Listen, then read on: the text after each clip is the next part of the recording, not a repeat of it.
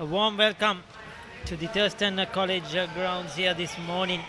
It's a beautiful day, the sun is shining, it's looking bright and sunny, and that is good news for cricket. We are here with you for the 8th Lawyers World Cup, which has been a very good tournament so far. It has been played over the last 10 days, and now we are down to the semi-finals. Today we have one of the semi-finals happening here today, which is between Pakistan A team taking on the England and Wales team, and I'm sure both teams are raring to go. They have played some good cricket. In particular, Pakistan have been outstanding, unbeaten team so far in this tournament. The Barristers team from England and Wales have fought hard, and they've had their good and bad times, but they are ensured that they have found a place in this all-important final here at the Thurstan College grounds. We have India taking on Sri Lanka in the other cup final, which is being played at the NCC grounds today, and also two played semi-finals happening, one between Bangladesh and the Pakistan B team, and we also have the Commonwealth team taking on the India B team as well. So those are very important games happening in this tournament. A lot of cricket being played around Colombo and in his suburb grounds, and things here at the Thurstan College grounds looking excellent, and we are hoping for a good day's cricket. As we say, a very good morning to Sam. Morning, ladies and gentlemen. It's a pleasure to welcome you all for this semi-finals. I'm going to be handing you directly to the pitch report. Thank you. Good morning and a warm welcome to the Thurstan College grounds here in Colombo. We are all ready and set to go for the semi-final of the 8th Lawyers World Cup. Well, conditions are looking really good here at the Thurstan College grounds. The good news is there is a bright sunshine. The outfield is well dried up. The square is in perfect condition, and the ground setting overall looks excellent. We'll take a look on what's offer today for the surface. Well, the surface looks overall a good surface. It's a bit dry, but quite hard as well. There is a tinge of grass, green patches here and there, which might not really affect much.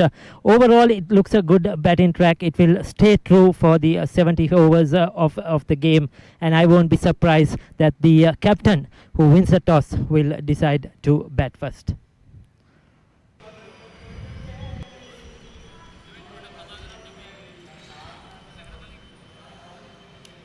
Now, I think that was an interesting pitch report there. Looking at the surface, it looks like a batting deck.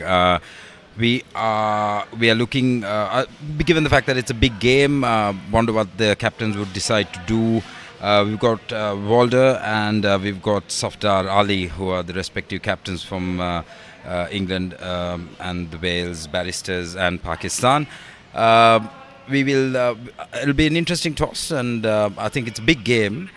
And now at this point in time, we are ready for the toss. The captains are in the middle. I'm going to hand it over to the toss moment.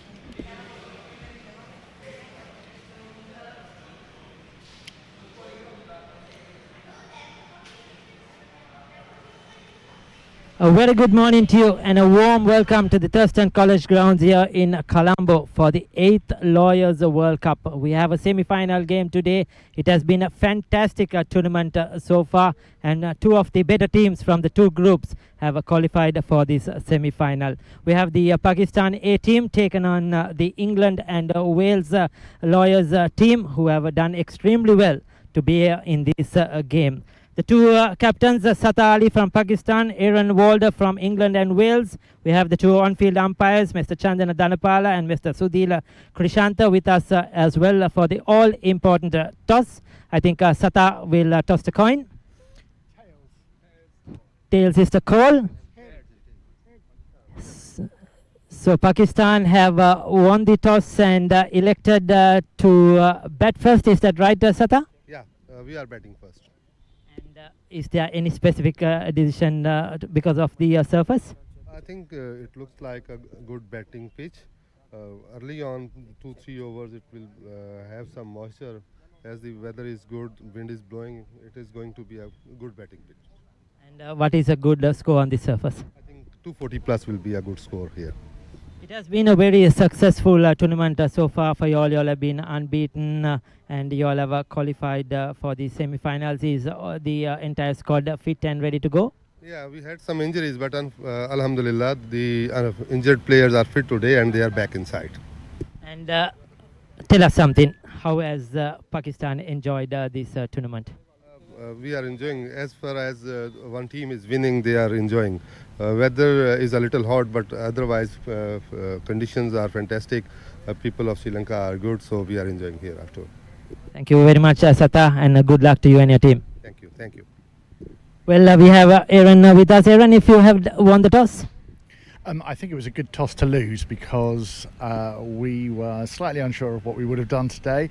We're very happy fielding first though because all of our wins have come chasing down. We've got a good bowling lineup, we've got a strong chasing batting lineup, but we would have been just as happy to bat. We've played a couple of games at this pitch, at this ground, so we know our conditions. We've got our strongest side out, no injuries, so we're raring to go.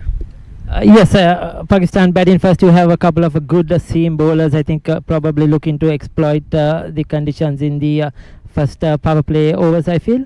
Yes, that's exactly right. That's the way our fielding performance has been going up to date, led at the front from the seamers, and then the spinners just come in, apply the pressure and get wickets.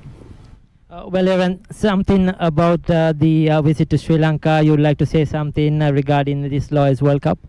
Yes, as I've said on a couple of occasions now, we're absolutely loving every minute out here. I will agree with my colleague that it is a bit hot for us, but everyone has been so friendly, and the accommodation and the grounds and just everything has been brilliant. We've really enjoyed ourselves.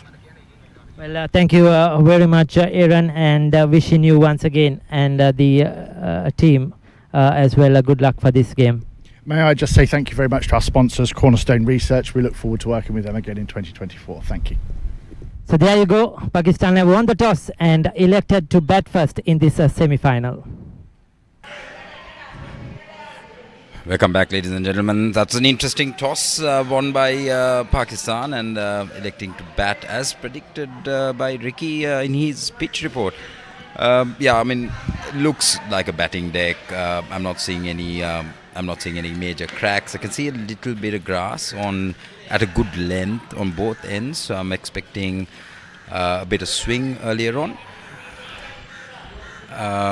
So what we're looking at right now on the screen is the Group A points table. Ricky would like to talk about it? Yes, very interesting. You see India on top of winning all 5 games. They are playing Sri Lanka in that other semi-final today at the NCC grounds. England and Wales, they just won the 2 games, but that was good enough to take them above Bangladesh, Pakistan B and Sri Lanka B with 4 games. And Bangladesh and Pakistan B will play in the plate semi-finals, with Sri Lanka B finishing at the bottom. Will have to play a playoff game against the Bangladesh team. So yes, England and Wales coming in second in this group, Group A. They'll be playing the table toppers in Group B, which is Pakistan. We can see the batsmen just making their way to the field as well. We got the points table for Group B. Yeah, Pakistan on top of it, as I mentioned, 5 out of 5. They've had an outstanding tournament. Sri Lanka A team won 4 games. They lost to Pakistan. So they will be playing India in that other semi-final. India B and the Commonwealth team have qualified for the plate semi-finals. India B looks a very strong side as well. They're a good team. So they will have a good game, I'm sure, against the Pakistan B team in that plate semi-final. So those are the 10 teams that have been a part of this Lawyers World Cup here in Sri Lanka. It has been a very, very a good tournament. And the final few games coming up. So Zia-ul Sabur, he's going to open the batting. He got a good 20 odd the other day here against the Bangladesh team. But he'll be looking to make a big impact for Pakistan at the top of the order. And we have Sajjaul Junaid Bhatt. Now he's one of the leading run scorers in the tournament. He's got 225 runs, Sam, in 5 innings, but he looks really good. at the top of the order, likes to take on the bowlers in the power play. So it's going to be a very crucial moment, this power play, because Pakistan can take the game away if England and Wales don't take a few early wickets, or at least try to contain these Pakistan batters. Yeah, as you said, I think Sajawal Junaid Butt is going to be a key player to watch today. As you said, has runs in the tournament at the moment for Pakistan, and him getting off to a good start will be vital for Pakistan to get in. Now, on the part of England, what they would like to have is a couple of quick early wickets in the power play, and that will get them in the game, Ricky, I'm pretty sure. Yes, Tahir Khan. He's been one of their best bowlers, the left armer. We have spoken about him before. He looks good. Bowled well yesterday too. Picked up 2 wickets in that game against the Pakistan B team. But early wickets from Tahir Khan. He will look to swing this ball. He'll get a bit of a support, I'm sure. There will just be some movement, a bit of moisture on the surface as well. And if he can get going early, it will be good for England and Wales. That's the first ball. You could see straight away the Pakistan batter doesn't need any siders. Didn't look to leave it alone, but just go hard at the ball with hard hands. Yeah, it's quite clear the intention from the Pakistani batsman from the first ball. It was a good ball, by the way, just outside off stump at a good length. Second ball coming up now. That's been hoiked over point there. The ball racing away to the boundary. Intentions are very clear here, Ricky, from the second ball. Yes, cannot afford to give any width in these power play overs to the Pakistanis. They are going to come at you hard. Pace on the ball as well from Tahir, and it was the width. Just let him free his arms, and he knew as soon as he got it over the infield, that was 4 runs all the way. Yeah, I mean anything full, anything wide, just lets the batsmen swing their hands through it, and that's exactly what we saw Zia do then. But I think it'll boil down to Tahir just getting his momentum back and landing it in the right places. But it's all up to Tahir to swing that ball off a good length. And what he needs to do is just drop that length a bit, Ricky. He has to drag it back and has to keep it stump to stump. I think that's what he needs to do. Just concentrate on that off stump. That's better. That's better. There you go. Much closer to the batter. You could see Zia is just going to go at everything. I think that's the intention. I think he's given the license, Sam. You go out and hit the ball. Even if you get out, it doesn't matter. But try to get maximum in the power play. Yep. It doesn't look like he'll be valuing his wicket today too much. Here comes Tahir again. Another good ball there from Tahir. That's what he wants to be doing every ball. If he can contain this over and finish it off, there's 2 balls left. And if he can leave the scorecard at 4, I think England will be pretty happy with that first over. I think England will be looking for early wickets.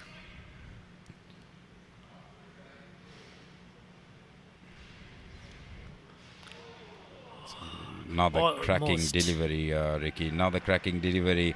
Unfortunately, the ball has actually gone away to the boundary, but it was bowled at a good length, and you could see the ball swing in. It was not off the middle of the bat. Zia is swinging at everything at this point in time. Yes, he's very lucky. A big inside edge, and the ball taking it towards that square leg boundary, because he's going hard at the ball. So even those inside edges or bottom edges are going to fly around. And we got to keep in mind the ball is brand spanking new, so it's quite it's a bit more harder at this point in time. So the ball does travel when it hits the bat. Final over. There's an appeal. It looks like it might have brushed the pad on its way to the keeper. But yep, and that's the end of the over. And at the end of the first over, Pakistan 8 runs for no wickets, and Zia is on fire. Yes, certainly there was some noise, but off the pads decides the umpire. If not, it would have been given a wide. But a good start for Pakistan. Zia-ul Haq, 8 of that first over. Zia-ul Sabur, beg your pardon.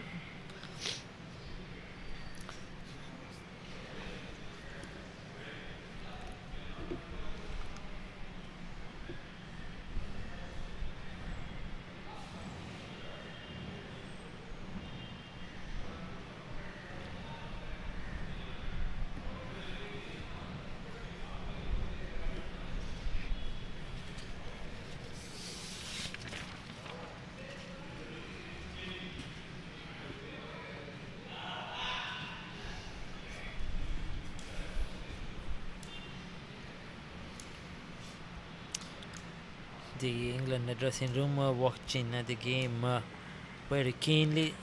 They are reserve players. A couple of them played yesterday as well. They have enjoyed their cricket. And starts off with a wide Da. Ramiz Da. He's been one of the consistent players. In fact, Ramiz Da, he's picked up 7 wickets in the 5 games he's played so far in this World Cup. He's also scored 120 odd runs with the bat. And that's a cracking shot to the boundary. So we've seen Sajawal getting into the action there. Nice, brilliant shot, beating the field. No real need to run there. Elegant stroke as well. Didn't try to overhit it. He timed it perfectly. That was a perfectly timed shot to the boundary.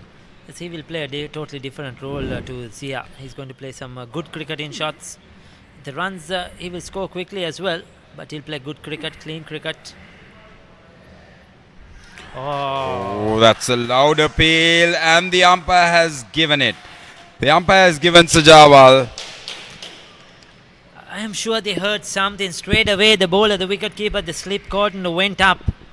That was a good delivery. It swung back at him. It was wide outside the off stump, Sam, as you see. Then it came back, and he was pushing at it. He was outside the off stump, chasing behind that delivery. I think he got a faint tickle, because I'm sure they heard something.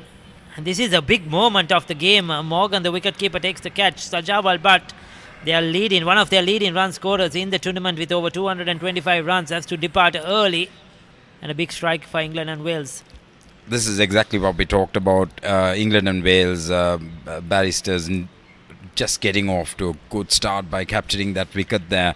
And Sajawal Butt has been in the runs right throughout. They will be pumping Ricky with that wicket. Certainly they will. They needed that early breakthrough. They have already conceded 3 boundaries, and Ramiz Da, once again, he's done the job for them. He has that knack of picking up wickets with his slow medium pace. He gets to swing that ball earlier on, and that has been his main weapon. And what's interesting to see in that particular ball was the ball actually swung in the air, Ricky. I think that's what deceived Sajawal. That was a good nut. He absolutely placed it. He had to play at it. It was just on 4th stump position, and the ball started around 5th stump position, and by the time it landed, it was on the 4th stump position. So, and then the ball kept moving from that point onwards. So the batsman had to commit to the shot. That was an excellent delivery by Da. So Muzaffar Hussain, he got a wonderful 100 here the other day against the Bangladesh B team. He looked in excellent form in that game. He's the highest run scorer of this Lloyd's World Cup, 247 runs in 5 innings so far. He's right at the top, and he's in prime form. So he's another big wicket for England and Wales if they are going to contain this Pakistan lineup. But I'll tell you, Ramiz, the last delivery, he was able to get it to hoop again. So let's see what happens now. Oh, he's moving it.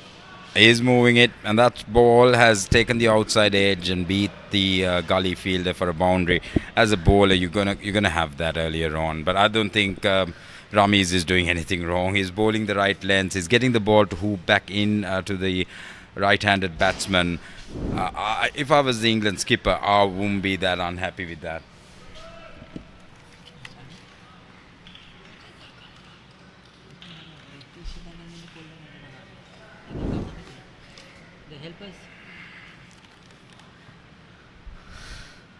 Oh, Ramiz Da is tempting the batsman outside the off stump, and the ball is hooping. England Barristers are right on top of the game right now. Yes, I would love to see another close-in field on that offside, Sam. Maybe another slip, a gully. You know, he's bowling wide outside the off stump. He's getting that ball to swing. He's making the batters play at it. And you could get in another fielder there, because this is the best time for the England and Wales team to pick up some wickets. Another loud appeal. I think, Ricky, they heard you. They've dropped second slip immediately there. That was an amazing over by Ramiz. Yes, The Barristers of England are 17 runs for 1 wicket after 2 overs. Their strike rate is good, but I'll tell you, any batsman waiting to come out will be aware that Ramiz Da is hooping that ball outside the off stump for the right-hander to come right back in. And it'll be interesting to see what the left-handers would do as well, because the ball will move away from them. It is medium-paced deliveries, but still very, very effective. So this is the Barristers of England and Wales full squad. We don't have 3 players playing today. That's Thompson, Waddington and the lady, Jane Dodd, is not playing today. But the others are, and they have quite a strong lineup in this game. And they all will be looking to make an impression and make a game out of it, not let just Pakistan dominate. Pakistan, of course, the stronger side, probably the better side. But I'm sure England and Wales will be looking to do some. That was a poor delivery by Tahir.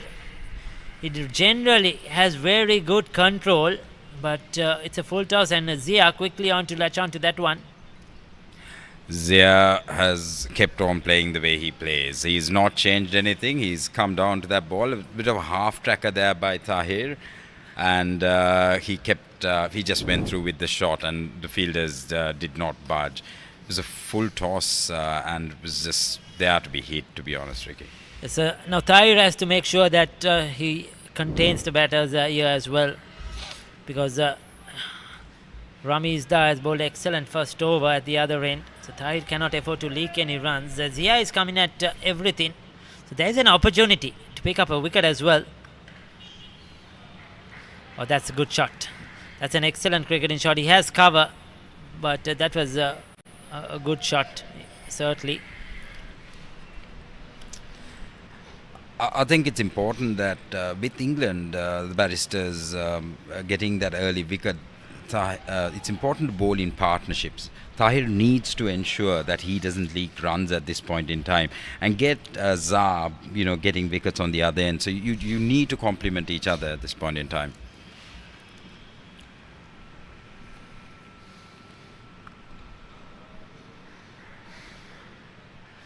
Tahir seems to have managed to get his length and line back in order. Much better delivery that time to Muzaffar. I think he's got 3 balls left. Just needs to land it on the right spot and build some pressure at this point in time and ensure that Da gets the batsman out.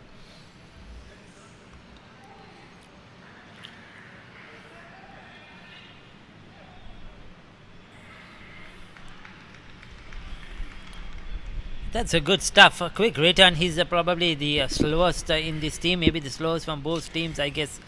Arif Rahman. We saw him yesterday. He bowled brilliantly. He bowled really well. His left arm spinners. We'll see a lot of him today as well. But generally a bit slow to move around in the field. But he got that return quickly enough to keep them to a single.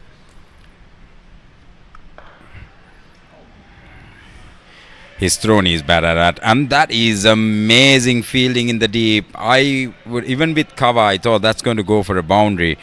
Well, that's great fielding there in the deep at point. He managed to just flick that back from the boundary. It was an absolutely cracking shot. Bob was short. It deserved to be hit for 4, to tell you the truth, and that's what Zia was trying to achieve. But we had deep point, just diving at the ball and just saving it just at the boundary. Yes, that was a good effort. This is a very good effort. I mean, the commitment shown there has been absolutely fantastic.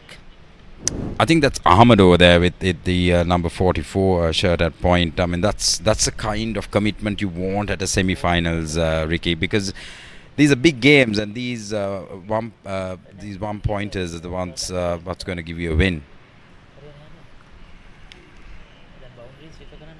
So that's a very good end to the over. So, sorry, there's 1 ball left. That's the end of the you're over. Right, yeah, spot on.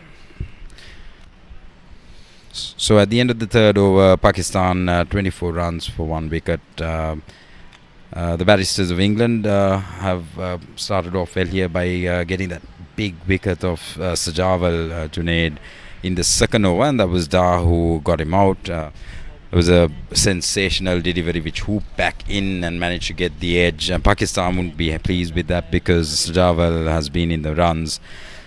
So you see the Pakistani scoreboard, and we see the batsmen waiting to come. We've got Irshad Naveed, Zoeb Hassan, Safdar Ali, who's the captain, and Mohammad Fazil, Kashif Sohail, Mohammad Abdullah. And then I believe we've got Haza Sheikh and Mohammad Usman. I think it's a big game. You see a little bit of nerves in the bench there, waiting to bat. I mean, every big game brings a few nerves in this game, I believe.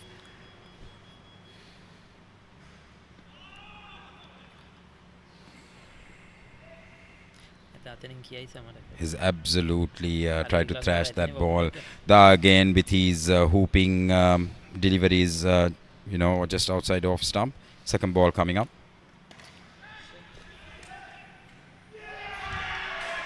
Is that a brilliant catch or not? Well, either way, he's got his wicket. And isn't Ramizda happy? Ziaul has to depart. Ziaul Sabur. Flash in bed, throwing his bat at that one. We saw in the earlier over two when he got the width. He got a couple of boundaries. Once again, he got the width. He went hard at it. And the fielder holds on to a good catch. I think that is just a brilliant catch. Brilliant catch by Sachinathan. I mean, that ball came to him quickly and it kept very low, Ricky. Reading his name is really difficult. Tushandan Sachinathan. Even yesterday, his captain, Aaron Walder, said, when I write the team sheet, when it comes down to his name, I let him write his name himself because I never can get it right, Walder told us. But that catch was fantastic, isn't it? Absolutely. I cannot, and this is what we're talking about, big game, pressure games, you got to show up. And right now the Barristers of England are showing up. They're doing the little things right. They're fielding, they're putting pressure on Pakistan. Pakistan, we are aware, are a heavy batting lineup. They've won the toss, they've got to bat, and they've lost 2 wickets for 24, Ricky. Yes, certainly I think a fielding in particular makes a huge difference. We have seen them throwing themselves around. We saw in the last over, I think it was Ahmad who stopped a certain boundary. They have been managed to keep the twos down to 1. And the commitment, the energy they have shown so far in the game is very, very important. And certainly their tails are up. And the important passage for them is these power play overs, because they are 2 fast bowlers, or the 2 medium pacers are the ones that really can make an impact. And Ramizda so far has done that with 2 for 9. And what will be interesting is this is going to change how the batsmen are going to approach the rest of the power play. Early wickets in the power play, we know can eat into how many runs you can make as a side batting first. Now, what is Kashif and Muzaffar going to do? Are they going to take a slow pace to the innings, or are they going to bat normally? Another in-swinging delivery, but this unfortunately started on off stump, and actually by the time it landed, it pitched on leg stump, and the batsman was able to, Kashif was able to use his wrists towards I think between mid-on and square, and managed to get a single there. This is the 4th ball coming up. Da is on fire, and those 2 wickets has given him a lot of confidence. He's bowling extremely well.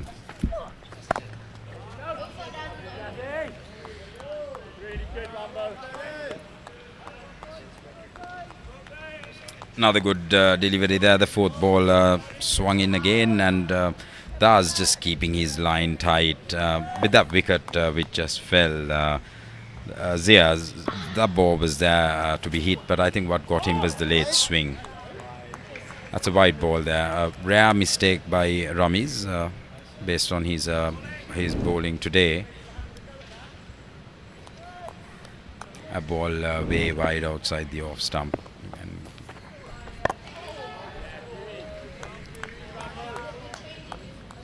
It's interesting to see that particular delivery, which was the 5th delivery. He was holding the ball cross seam, so he's trying to make a few variations with the deliveries there, and now he's back to with a seam up position. So I think what the batsman should be looking for is, if it's cross seam, you could trust to be able to hit the ball through the line. But when he's holding the ball with the same position, that's when he's trying to get the ball to deck in. It'll be interesting to see if the Pakistani batsman can pick that. Another good over though by Ramesh. The 4 overs completed, 27 for 2.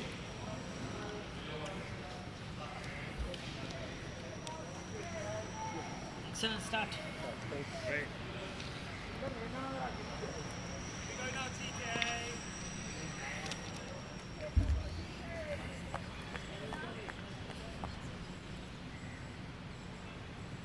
Join the party, TK. Come on.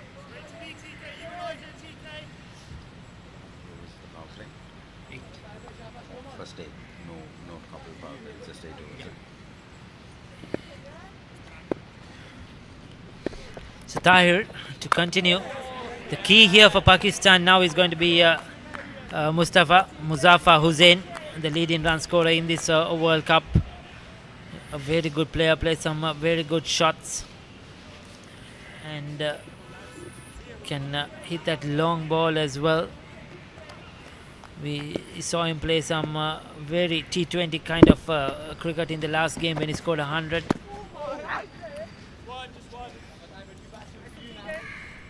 A ball just sliding down the leg there, but batsman was able to get some pad on that, and it's been given a leg bye.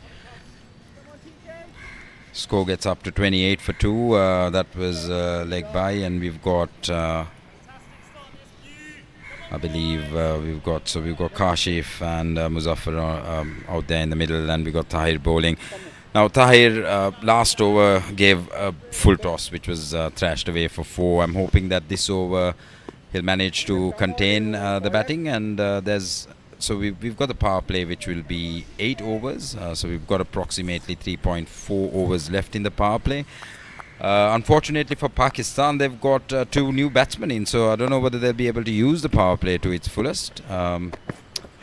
What's the next ball? Another good delivery here. Tahir is clearly following the strip. He knows that Da is able to get the wickets. He's trying his best to keep the line and length here. But we got to keep in mind, Ricky, that even Tahir is a wicket-taking bowler here. So, he needs to try to use a bit of that length and get some swing going here for himself.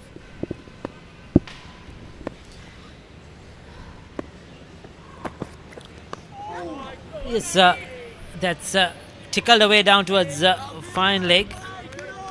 Even yesterday he picked up 2 wickets. I just feel that he hasn't got his line sorted out today so far. His line and length has been immaculate in the games we are seeing him bowl. He's targeted that off-stump line. He's kept it full. But today he's been a bit wayward. He's straight down the leg side a few times. That's where he's good. That's a much better delivery. That's what he wants to be doing. He wants to get the right-handed batsman. He reminds me of Chamin Nawaz, just the angle, a medium pace bowler who hits the right length, gets the right-handed to the forward, commit on the pads, and then hits the pad for a loud appeal. And that's what Muzaffar needs to be careful about right now.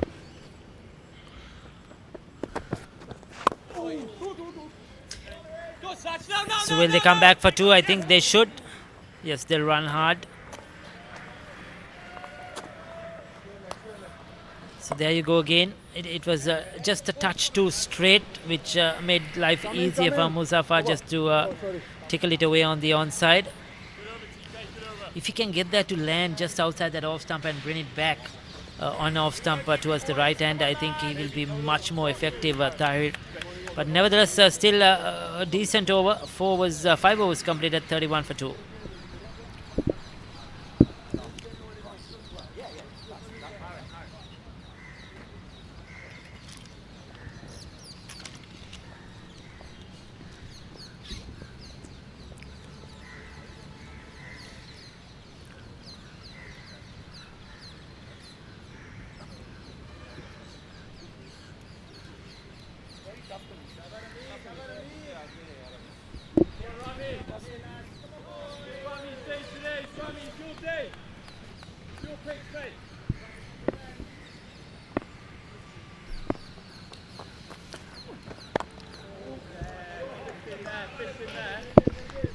He's continuing to get that in swing to the right hand.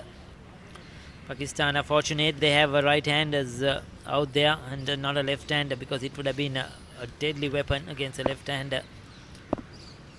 Yeah, that's on the money here. He's bowling his second ball of his third over there. Again, a lot of hope. Da has, apart from a couple of wides, he's bowled 2 wides today. Apart from that, every ball has been on the money.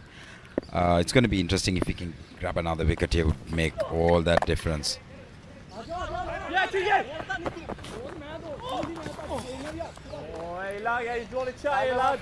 They went through for a single. There is a bit of a hesitancy between the two batters. Yes, no call, but deciding to go for the run.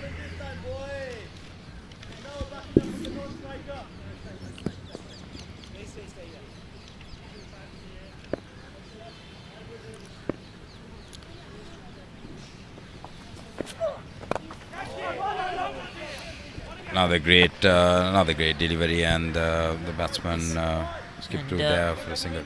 With these 2 wickets, Ramesh Da is also, I think, one of the top wicket takers now in the tournament. He's picked up 9.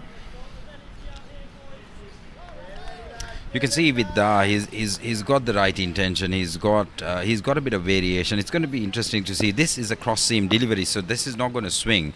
This is the ball you can actually go after. I was a bit, ball was down the leg stump, and the batsman was able to just flick it to the boundary. I don't think it has reached the boundary. But as it touched the boundary and stopped, or as it just stopped, Arif nevertheless will send in his return. They have taken 3 for that. So the ball did not carry the bit of a... What do you think about the outfield there? It was not the quickest, is it? A bit sluggish. Towards that part, isn't it? It slowed up a bit. Yeah. Certainly. That was a rare boundary against Da. That was a rare 3. We haven't seen too many 3s, I think, in this. Definitely not on this ground. So, running 3 was, other than if there was an overthrow. But this is certainly something we don't come about, especially at this level. Because once they take 2, it's enough for them. For some of these players, they don't want to run for the 3rd. I know. Sam. Yeah, we got to keep in mind. There's a lot of players here who are above the age of 32, and they're not necessarily spring chicken. Exactly. Okay. Exactly. And with these hot humid conditions, both captains mentioned that the top 6 overs have completed. 36 for 2. Even the Pakistan captain said that generally this part of the year, this time of the year, when they came in December, it was very cold, cool weather conditions even in Pakistan, and it's totally different here when they came, and certainly coming in from England and Wales, that is certainly the case as well. So it's not easy at all playing in hot humid conditions. Absolutely, and Pakistan, I'm not going to be too unhappy if I was Pakistan. They're going at a 100% strike rate. There's 2 wickets down, 6 overs. What's important here for Muzaffar and Kashif is to just come up with a bit of a partnership. They need to steady the ship a bit. They've got 2 overs left in the power play. If they can make, let's say, 12 to 14 runs out of that 2 overs, that'll leave them at a good with a good score. And then they just need to rotate the singles and get a partnership going is what's going to be important by Pakistan right now. This 6 overs 36. So Tahir has given away 18 in his 3 overs so far. That's a good shot down the ground. That's a cracking shot, and I think that has gone all the way. They are going for a... They might actually go and review that. That has been called a 6 by the umpire straight away. That's a beautiful shot. Or is he checking it?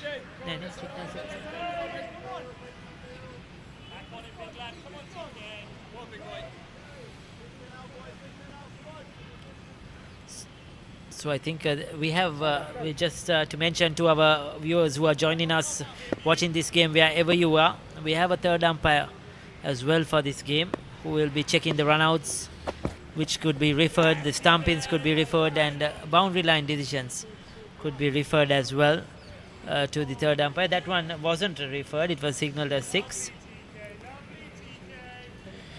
Yeah, we need to talk about the match officials. So the umpires on field are Chandana Dhanapala and Sudhila Krishant. The TV umpire is Ravinder Kottachi, and we also have a standby umpire who's Sanjeeva Fernando. So that's the match officials for the day, Ricky. Yes, 4 match officials today, and very senior umpire is the TV umpire Ravinder Kottachi, who has done a lot of international games as well for Sri Lanka, and is one of the up-and-coming umpires here in Sri Lanka as well. And Sanjay Fernando, another senior umpire, is a stand-in umpire, and Chandana Dhanapala and Sudhila Krishanta, they have prominent umpires when it comes to domestic cricket generally in Sri Lanka. It was a quick single there. Kashif had hit it to the short fielder there on the leg side, and but he took off immediately, which helped him. But I think if that was a direct hit, that would have been very close. Yes, probably we would have had a third umpire's review for that one if it was a direct hit. But this is good going. Pakistan, though they lost 2 wickets, they still kept the scoreboard moving and ensured that the runs are coming. 6.29. At the toss, the captain said 220 is what they are looking at. So they are certainly on target at the moment. Yeah, they don't need to worry about that strike rate. That's 6 at the beginning of the over. Takes off so much of pressure from the batsman, and that was a confident shot. That was Muzaffar, wasn't it? It's a loud appeal. We talked about this. We talked about the setting up of a right-hand batsman by Tahir. But unfortunately, I think that ball would have been missing the leg stump. The ball just swung a bit too much. But we talked about, getting the batsman to commit on the front foot. Yes, I think like I mentioned earlier, a bit too straight. Right throughout this World Cup, Tahir has been really good getting it on the off stump and getting it to come back. That has been his success. Today is bowled at the leg stump line, and he's gone for a few runs, and even when you bowl that line, it's very rare that you'll get an LBW shout going your way, which has just happened. So 7 overs completed, 43 for 2.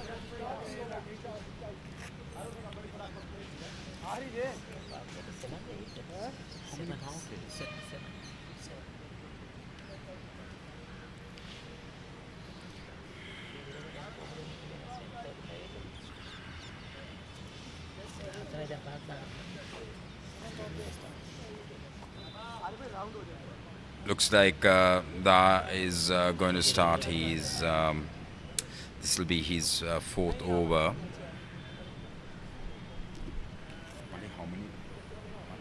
How many overs per ball? 7. So looks like the Barristers of England and Wales want to see whether they can grab another wicket here. I don't think that's a bad idea, because wickets are going to be the key here. Pakistan has a strong batting lineup. They need. It'll be important to see the Barristers of England and Wales try to pick up early wickets and put the pressure on the batting side earlier on. Yes,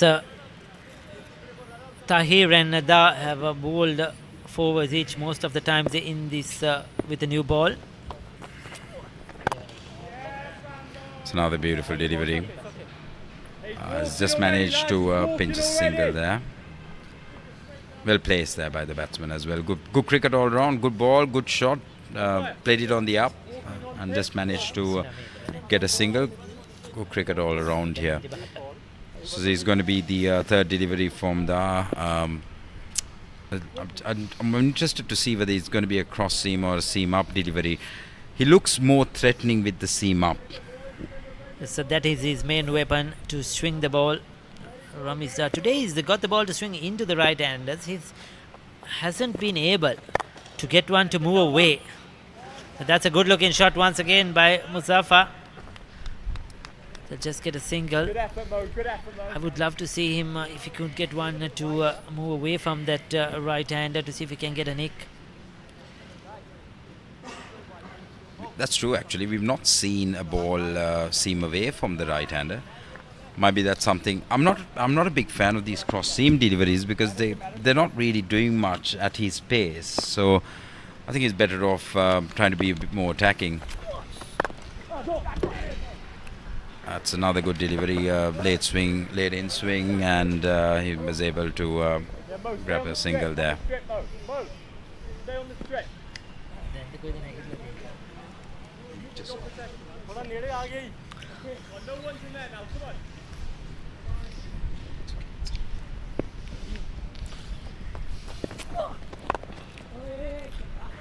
Hold on. Shoot that ballers.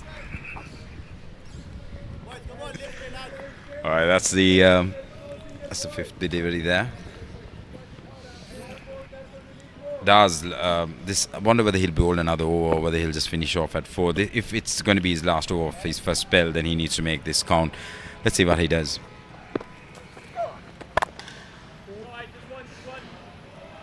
Outside the off stump. Good bowling, mate. I think that was pierced through a point there. And batsman crossover for a single to end the over. And at the end of that over, Pakistan are 48 for 2 after 8 overs. Cruising along here, though they've lost the 2 early wickets. The current batsmen in seem to be settling the ship, as one would say. So we got Muzaffar, who's obviously one of the top run scorers of the Lawyers Cricket World Cup, and we've got Kashif Sohail, Kashif is on 17 runs of 18 balls, and we've got Muzaffar, who's 10 of 17. Yeah, looks like Pakistan have managed to recover from those 2 early wickets. See what happens. Yes, Kashif Sohail has looked very solid since he's come in to bat. 17 of 18. Hit a beautiful 6 as well on the offside. But he hasn't been really troubled by the bowlers from England and Wales. So we have a bowling change, I think, now. Is it going to be spin?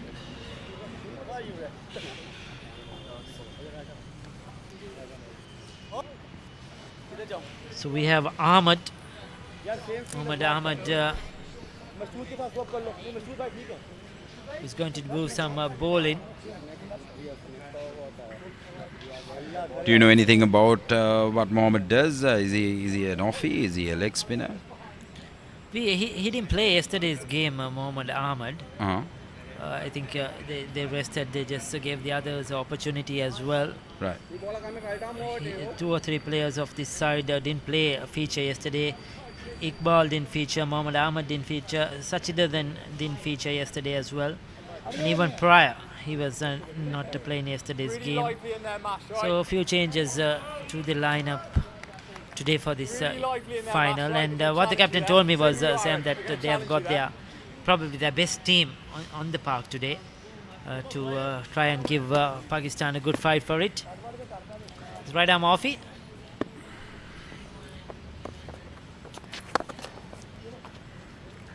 Just one side.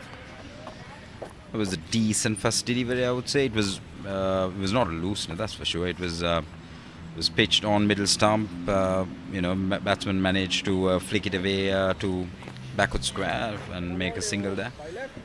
We've got Muzaffar on strike. It'll be interesting to see if Mohammad actually gets any spin earlier on. That kept a touch low.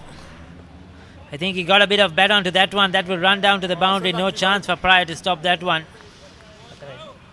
That is going to put a bit of doubt in the batsman's mind. If you saw that ball, the ball kept low, ball gripped, and the ball spun, Ricky. Now, I'm pretty sure there's a few spinners in the Pakistan side as well who'll be licking their fingers right now. Yes, certainly. Didn't expect it so early in the game. Generally, once the ball gets older and the game progresses, that might happen. But certainly that one did grip and turn. And what's interesting is that the ball did not bounce. The ball kept low, and that's a batsman's nightmare. You don't want, as you don't mind the ball spinning, but if you're not going to be able to, count on the bounce on the deck, that makes life even more harder as a batsman.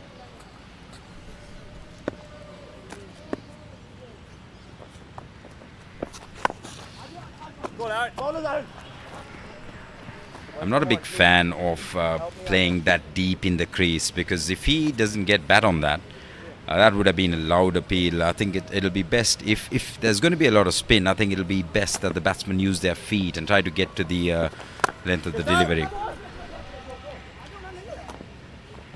There's protection on the boundary. Promisda sends in a very quick return. They're lucky there are no overthrows to that one. So 56 for 2. They're going well, Pakistan. England and Wales need a breakthrough here. They need to do something to try and just chip in back into this game.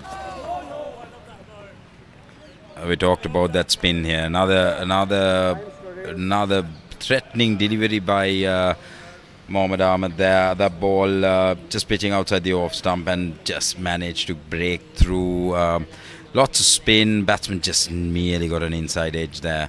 I think Mohammad Ahmed looks threatening at the end of 9 overs. The score is 56 for 2. We've got Kashif, who's made 19 runs out of 21 balls, and we've got Muzaffar, who's made 16 out of 20.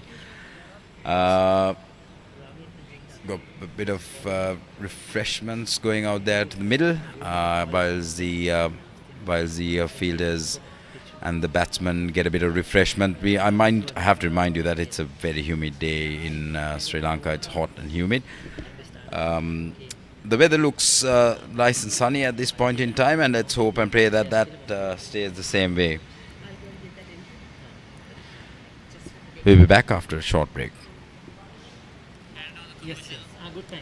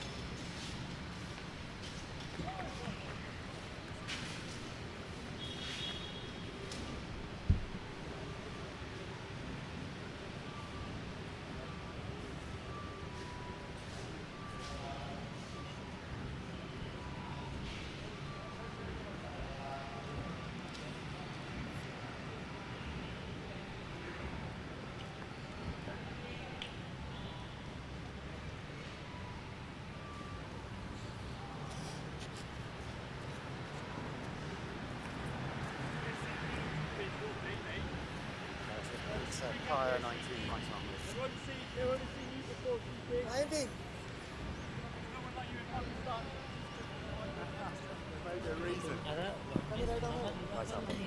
අපි දන්නේ Guy. ඒකලන් අපිට කියන්නේ Change bola kami right arm over.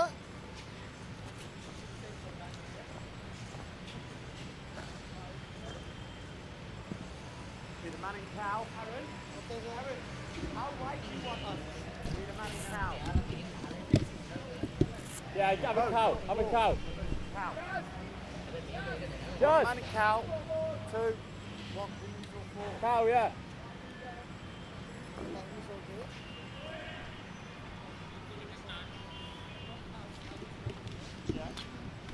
දිලීප මේ ගන්නවා bus එකකින් දැන් මේ boundary line ඒව චෙක් කරන ඒවා මේ අම්පයර්ස්ලා රිෆර් කරන්න ඕනේ තර්ඩ් අම්පයර්ට. එතකොට ඩිරෙක්ටර් අපිට කියන්න නැත්නම් Go on, quiet. Go CP. හරිද අපිට එකක්වත් කියලා නැහැ තුනක් රිෆර් කරලා කියනවා. ඔව් බවුන්ඩරි ලයින් ඩිසිෂන්ස් හතරේ වදිනවද නැද්ද කියලා ඒ වගේ රිෆර් කරනකොට දැන් අපි දන්නේ නැහැ මෙතන. We're back after the refreshments there. නැහැ ඉතින් ඩිරෙක්ටර් ඉතින් අපිට කොට කියන්නේ.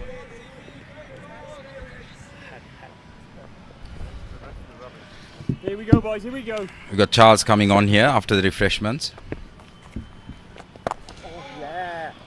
Managed to get his line and length there on the start. Ball has been driven to mid-off. Deep mid-off for a quick single. Beautiful start, CP.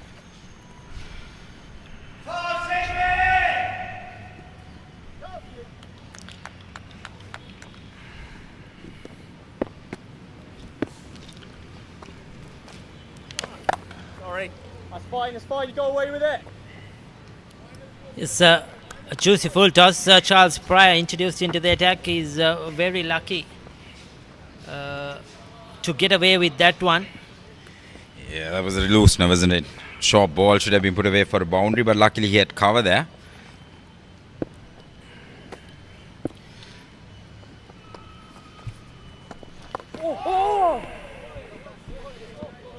Looks like the spinners are causing a bit of bother. The ball was Nothing like him in Pakistan. it was very lucky to not let that ball just roll back into the stumps there.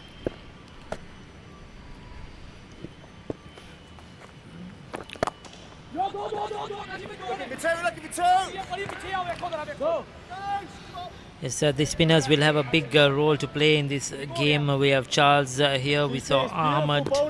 Sajinathan will bowl some off spin as well, and of course the captain, Walder. He picked up 3 wickets yesterday for 24 with his right arm leg spinners. So he has a big role to play in this innings as well. He'll come in to bowl probably towards the 20th over. I think he generally prefers to bowl when the ball is very much older because it's easier for him to grip. And I think Pakistan will not enjoy Charles Pryor's pace here. It's so slow that as a batsman you just you're not fond of that kind of pace. Coming back to Charles Pryor, yesterday I had a chat to him at the team dinner party which was organized by the Sri Lanka Lawyers Association, and he's a talented sportsman, has done a lot of sports during his time. He's played tennis as well. He's played a bit of rugby at competitive levels, and cricket, and so he's still involved with sports in many ways, and he says the sports is what keeps him going. He says it helps him in his profession as a lawyer too. Absolutely. I mean, we all know that we need an escape from our day-to-day grind, Ricky. And I think that's what even you and me, the reason we commentate and we want to be a part of the game is that unfortunately, when we're too old to play the game, we just want to be involved in it, and it gives you that vent from your day-to-day life. Ahmad definitely is getting some turn. He needs to land it in the right area, just outside that off stump. Let it turn back into the right hand. Certainly there's been a bit of assistance for him. We've got to talk about the organisation of this World Cup. It's such a big event, and it was really nice of them to invite both you and me to the dinner last night. It was a great event. I think it was done at the Foundation Institute. You had all the players rock up.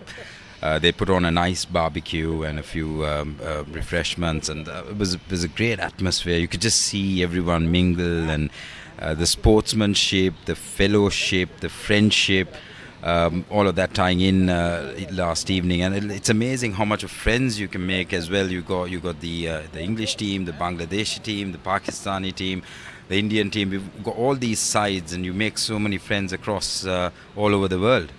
Yes, certainly it was a grand occasion, and we saw all the teams, especially the foreign teams, really enjoying Just one, Aaron, just one. the evening out, having a chat, having a dance, listening to some music, and well done. And credit to the lawyers of Sri Lanka for putting up a good show.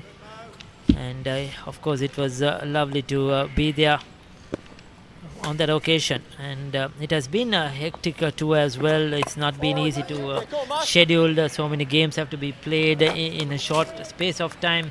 We have a cricket almost every day in 5 different venues, so it hasn't been an easy itinerary, but they have done a superb job to ensure the World Cup for these lawyers have run smoothly, and so far has been very successful. Mohammad Ahmed doing his usual. This is, I believe, he's here second over.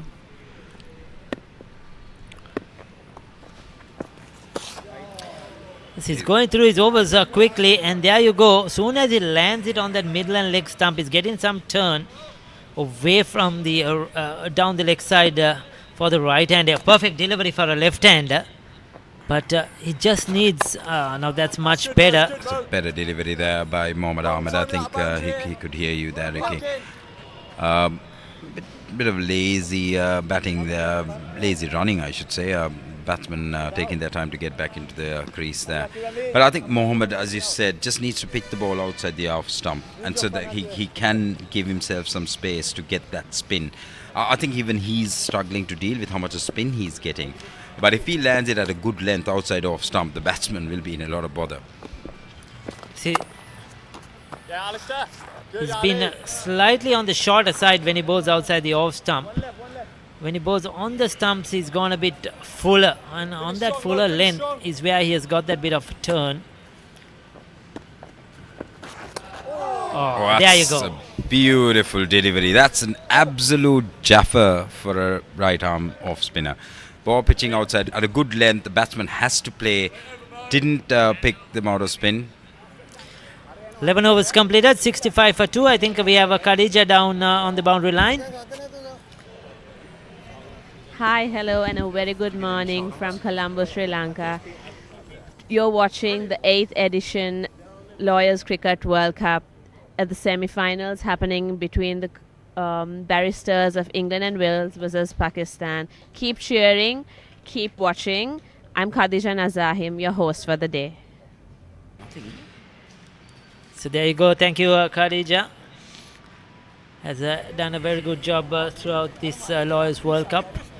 Very energetic, very enthusiastic, and has done some very good interviews with some of these overseas players as well. Once again, a warm welcome to whoever is watching this game, wherever you are, whichever part of the world we are, whether you're in England. I'm sure it's early morning in England and Wales, midday approaching in Pakistan as well. Family and friends of the players, colleagues of the profession of lawyers in the fraternity, all who are watching this game, past cricketers, and of course all those who are watching in Sri Lanka as well. A warm welcome to all of you, and we hope that you're enjoying the game on progress. Oh, well done, Pryor. I asked him, are you related to the former England wicketkeeper Matt Pryor? And he said, if you see me playing cricket, you will definitely know I am not related to him. I must say, but that last delivery, and at that space, there was a little bit of spin there on offer for him. But I don't really think he is intending to spin the ball. He's kind of bowling cross seam, Yes, medium he's pace. just trying to land it in that right area, isn't it? Yep. And let the pitch do whatever it wants, and hoping that the batters will make the mistake. Pakistan will be happy with the proceedings, considering they lost 2 early wickets. That's a loose delivery there, and that has been misfielded in the deep mid wicket. Yes, I think he lost his footing at the last moment. He had it covered. We'll take a look at that. Probably just lost his footing and missed that. But either way, that was a poor delivery, isn't it? That was asked to be hit. Deserved to be treated harshly. And you see the fielder got around it. Oliver, there you go. He went down at the last moment. Just think it is a body behind that one. I think he might blame the outfield for that misfield. Oh, now what's happening here? Toss. Another full toss, and that put away by the batsman, as that ball deserved to be put away for a boundary. So Charles Pryor, he's been steady so far with his dibbly-doubly, whatever you call it, off spinners, off cutters, but these last 2 deliveries, he's just overpitched and been treated for a couple of boundaries. So just taking off that pressure, the run rate had come down below 6 runs per over. With those 2 boundaries, straight away it has jumped up once again to 6.34. So this is where England and Wales have to be careful. They tend to bowl 4-5 good deliveries per over, but there's always that loose ball, Sam, which has been punished almost every over, and which hasn't helped them. So the third umpire has been referred to this one.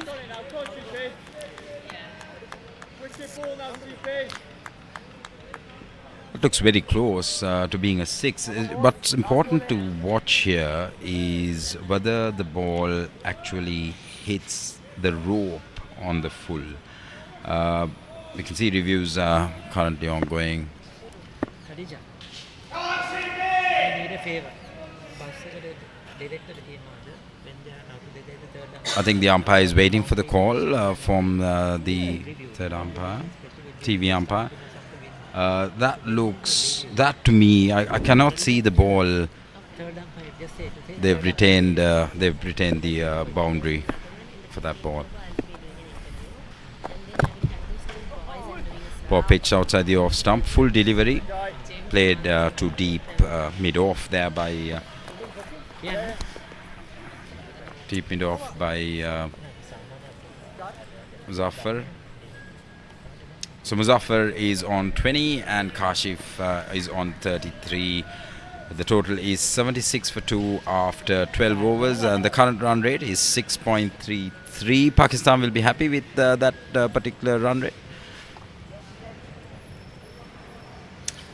So waiting to bat is Irshad, Naveed, Zoeb, Hassan, Safdal, Ali, the wicket keeper. Then Mohammad Fazil, Mohammad Abdullah, Hazza Sheikh, and Mohammad Usman. It's quite a deep batting lineup, I would say. And currently, it'll be interesting for these two if they can bat on to up until the 20th over, and then they can quickly shift gears at that point in time. Yes, it has been a good going, 6.33 after those 2 early wickets. These two have consolidated. Kashif in particular, he's looking really good, 33 off 30. Muzaffar just continuing his good form. He's not done anything big. Just pick the 1s and the 2s. Ahmad will continue with his off spinners. Oh, that could be out. That could be out. A direct hit by Wasim Da. I think the batter was probably just idling. He was sleepwalking. He was not expecting the throw to come in. He was not expecting. He was at the non-striker's end. And he didn't expect the Ramiz Dra to have a go. He had, and he's got a direct hit. And we saw this a couple of overs ago, where the batsmen were just not interested in getting to the getting behind the crease in the right time, and that's a direct hit. Oh, it's a direct hit. We cannot. Well, there you go. The bails are out, I feel. I don't know the if bails, you can see the bails go up, and the batsman, the bat is not behind the crease, and that could be actually given a bit. We need to wait for the TV umpire's decision. That's a very close run out.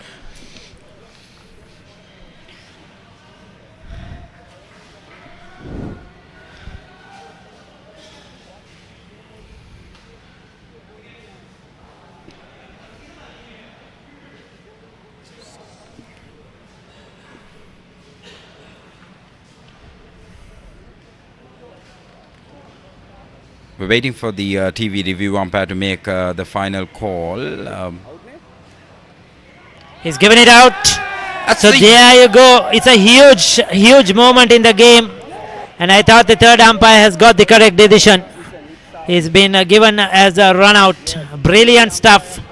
His bat was not beyond the crease when the bails went off, and that was the right decision there, and unfortunately Kashif only has to be upset about it, and he's got no one else to blame.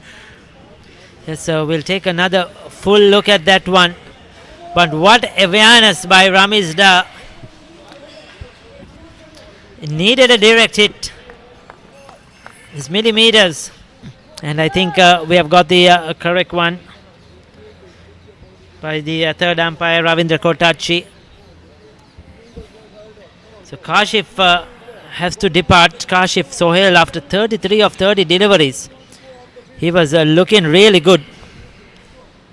He was looking comfortable at the crease, and this is what you needed. Something to happen in the game out of nowhere, and Ramiz Da has produced it for England and Wales. Ramiz Da, after his spectacular bowling performance, then coming on to get a brilliant run out there. And Kashif, as I said, lazy batting, big game, should have been a bit more game aware to get back to his crease. And that was an amazing throw. This could be the window of opportunity that the Barristers of England and Wales were waiting for. So there you go. Yes, in fact, I actually thought it was at the non-strikers, and in fact, he went for the single. And that was a brilliant fielding. He didn't expect the throw to come in. He had to dive in at the last moment. And I thought he was at the non-strikers end, but yes, that was brilliant. Nevertheless, brilliant fielding. But I think what happened there is Kashif at one point hesitated. He almost started the run. So we had Mohammad Fazil, who is the new batter. Mohammad Fazil is out there. He hasn't scored many runs. High score of 40. Good strike rate though. Probably hasn't got many batting to do because his top order has been scoring runs regularly. But these are small opportunities for England and Wales now to try to get into this middle order. You know, I think that run out could be the upset that England was waiting for.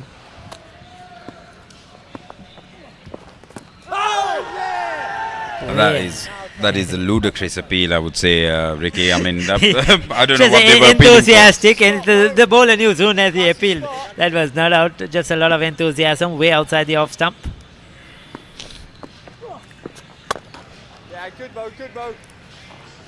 Mohammad Ahmed is bowling well here. I think he's bowled a couple of overs here, none for 14. Pakistan was cruising before that run out. Mohammad comes in again.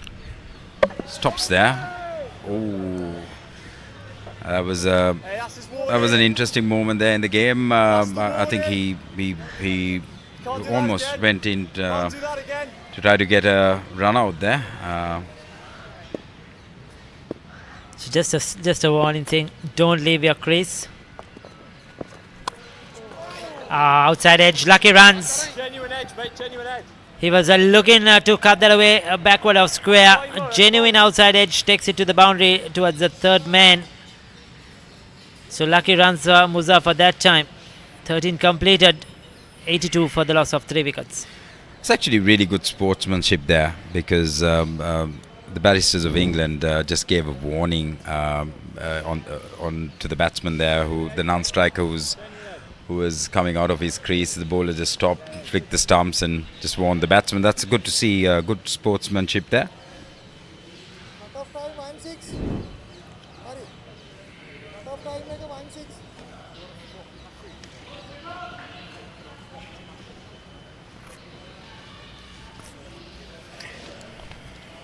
There's a few shout-outs that I would like to make here from which have been provided from the Pakistani cricket team. So I've got Kashif Sohail's family who are keenly watching the match. So big shout-out to them. Safdar Ali.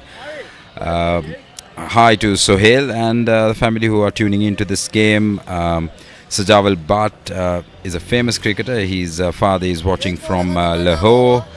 We've got Abdullah Bhatt. Is the brand of Gujarat apparently, and the whole city is watching. That's what they tell me, Ricky. I've also got Emuzman Bhati Chak from number 329 EB Burewala, and father Sagir Ahmed, and grandmother from 63 EB Arifwala.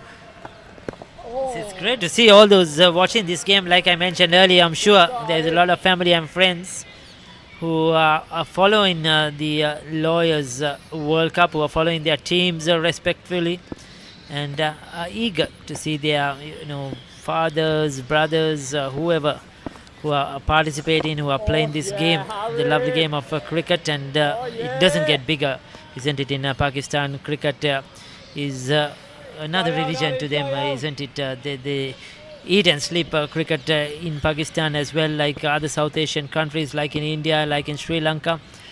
So yes, thank you to all those who are joining us on this live stream. Great effort, guys. Squeezed away for a single there. And the last shout out from the Pakistani team was for the city of Hafizabad, who are supporting Kashif Sohail. So that's a massive shout out to all of the Pakistan. They'll be disappointed. He's got a run out. I'm sure they would have wanted to see him get on to a half century, but he batted really well, Kashif Sohail. Unfortunately, out to a piece of a brilliant fielding.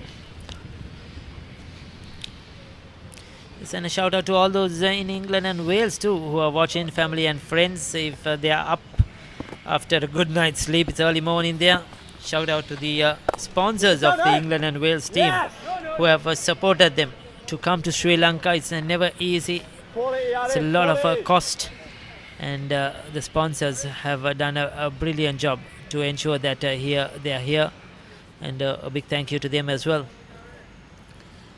Absolutely.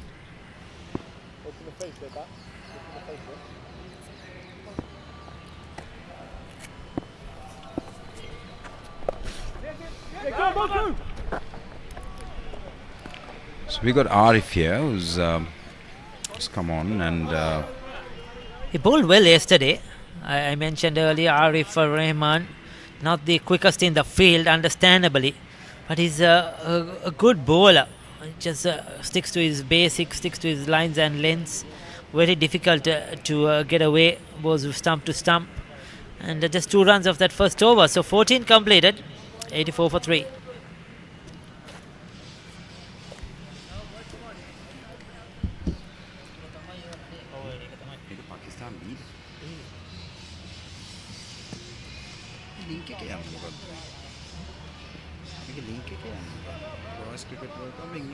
Come on, Murray.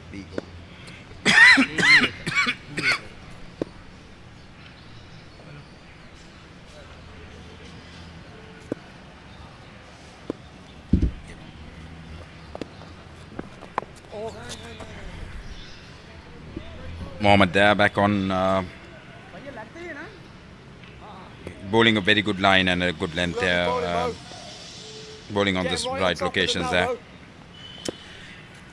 The Barristers of England and Wales will be looking forward to grabbing another wicket here shortly. Mohammad's on the money here, by the way, ladies and gentlemen. He's hitting a right length. Long time for a boundary, long time. Light length as well. You can hear the wicket keeper. Quite chirpy chap, isn't he? Yeah, just one, Judge. Slightly fuller there. Cover there coming in, and stopping the ball. Batsman able to get a single out of that.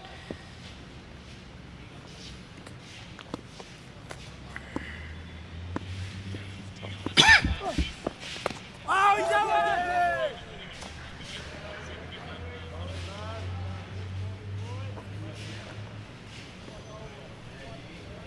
Big inside edge there, Mo.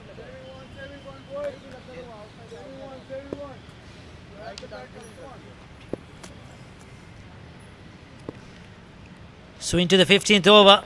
Ahmad doing a good job keeping things quiet. Another dot ball. He's done a good job. Ahmad he's into his 4th over, 21. That Cracking was a full delivery there. Another good delivery outside the off stump. Batsman didn't read that at all. It was full, spun. Managed to get us by's call there. Even the keeper didn't pick it clearly. As 15 overs gone, 87 for 3. That run out has brought the run rate just below 6 runs an over. I've got a shout out. Been given a team message from the Barristers of England and Wales, and it says to all those previous players for England and Wales who could not come to Colombo, yours is the satisfaction of knowing you have laid the foundations for this post-COVID resurgence. To toil and not to ask for any reward, just cricket for friendship. So that's the message that they would like us to broadcast from the Barristers of England and Wales team camp. And we have the dynamic James, isn't it? James Cartwright, full of energy, and giving his best in supporting the team.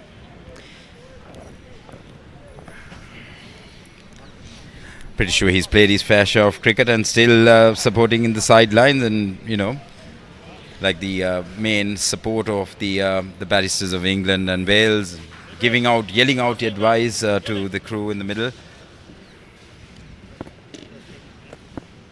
So Arif Rahman, that's well bowled, beautifully bowled. That's the correct speed. Even yesterday, his first couple of overs he was slightly too quick, but then he decided to adjust his speed, and once he got that right, it was difficult to get away. You get the correct speed on a surface like this, it always helps. We have said there's a bit of a spin and turn, so if you get your speeds right and if you get your length right, it will be very difficult for the batters, and Arif so far has done well. Oh, beautifully bowled, classical stuff. Arif, from the onset, I think he's managed to bring the run rate down there by bowling good wicket-to-wicket deliveries.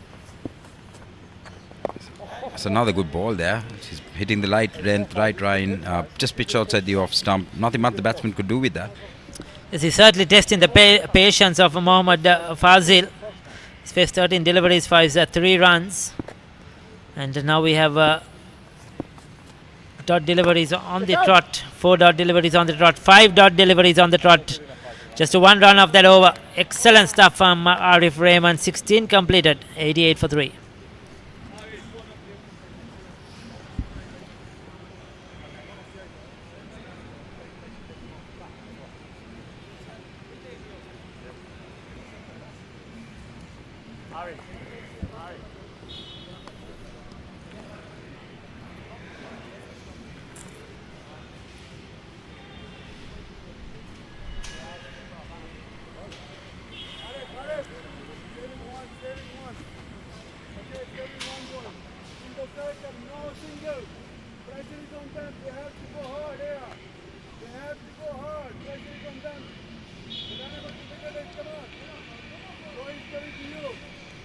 Here we go.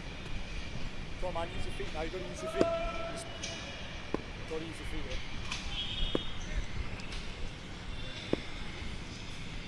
Some interesting live chats coming through the feed as well there, Ricky. So you got Mohammed back up. He's frustrated. Come on, Muzaffar, you're better than this one. Mohammed is bowling on the money here.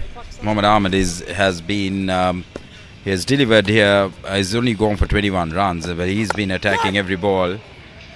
A ball was uppish, been driven uppishly. And that's a boundary there for Muzaffar. Muzaffar going on here is very important for Pakistan. Was well picked. It was a calculated risk, and then put away to the right of mid-off, to the left of mid-off, I should say.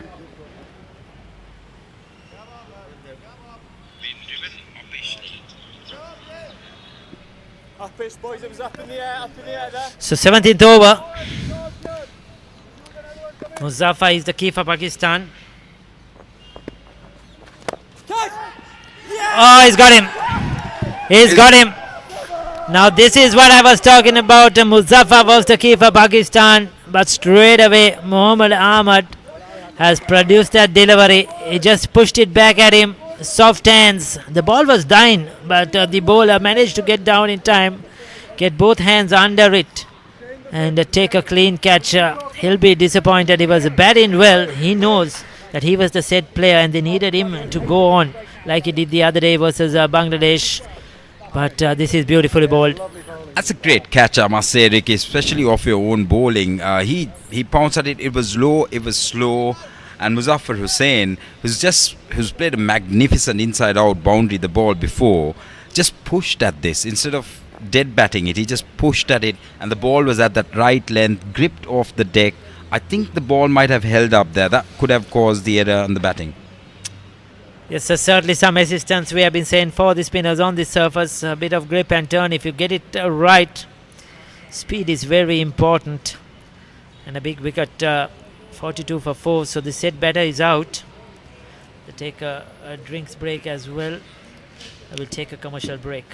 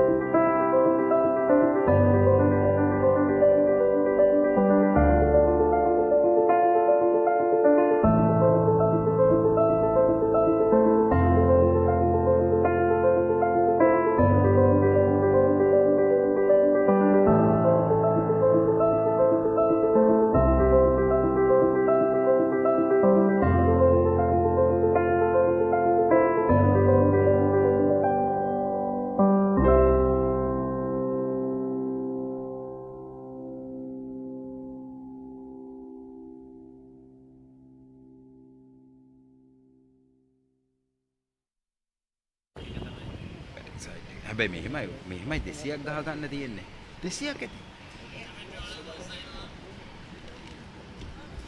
So 92 for 4 as we come back. Who's going to score their runs out here, lads? 17th over in progress. Umpires deciding to take a water break at the fall of that wicket of Mustafa, the set player. So now we have Irshad, who is walked into bat. Irshad Naveed. Muhammad Fazil is just faced 14 deliveries. So two relatively new players at the crease, and opportunity for the Barristers of England and Wales to try and price out another wicket. They have been picking up wickets at regular intervals. I think ever since the spinners have come on, the Pakistani batsmen, every time you see that they're building a partnership, they lose a wicket. That run out was criminal, to be honest with you, because they were just cruising at that point in time, and now you find yourself with two new batsmen having to face Mohammad Ahmed, who's actually getting a lot of grip and spin off the deck. Play. Get down. Yeah, it's good, it's good. Irshad there with a confident shot to deep mid wicket. It's a confident way to get off the mark, but that was a short delivery though. See whether Mohammad Ahmed can grab another wicket here. Slightly too short. Now the wicket taking delivery, now that was the perfect one, isn't it? Just gave it a bit of, not too much, let the ball pitch and grip, get a bit of turn. That made it difficult. This quicker stuff is just sitting up and way too easy for the batters. What's key here is what this ball. It's another beautiful delivery. Mohammad Ahmed is landing the ball at the right spots here. And that's the end of the over at 17 overs done. It's 94 for 4.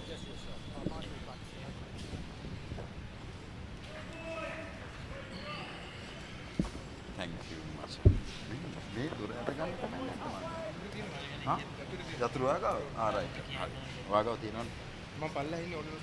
All right. Thank you, Malli. Come on, lads. Massive chance here. Here we go. Oh, a lot of pressure.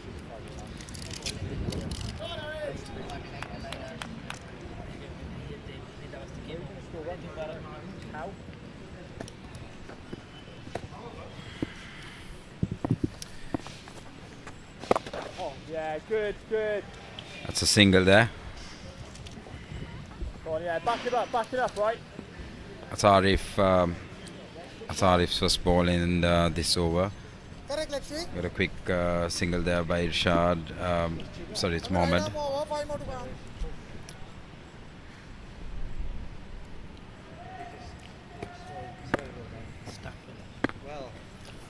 So we're in the 18th over. In fact, at the moment, just a slight technical error in our scoreboard. Will be on soon. Rahman is the bowler. Arif.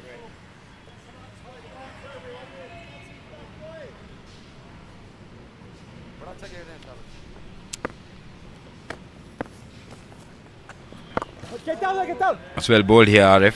He's bowled.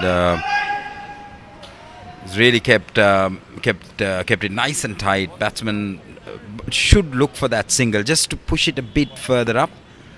That would be the best way. They need to rotate the strike, and Pakistan should not lose that intent. That's been put away. That's a good shot there. I don't think that was a bad ball per se, but the batsman was able to just get down on his knees and give it a good sweep, actually.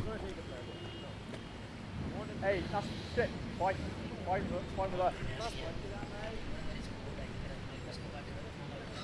Keep as is, yeah.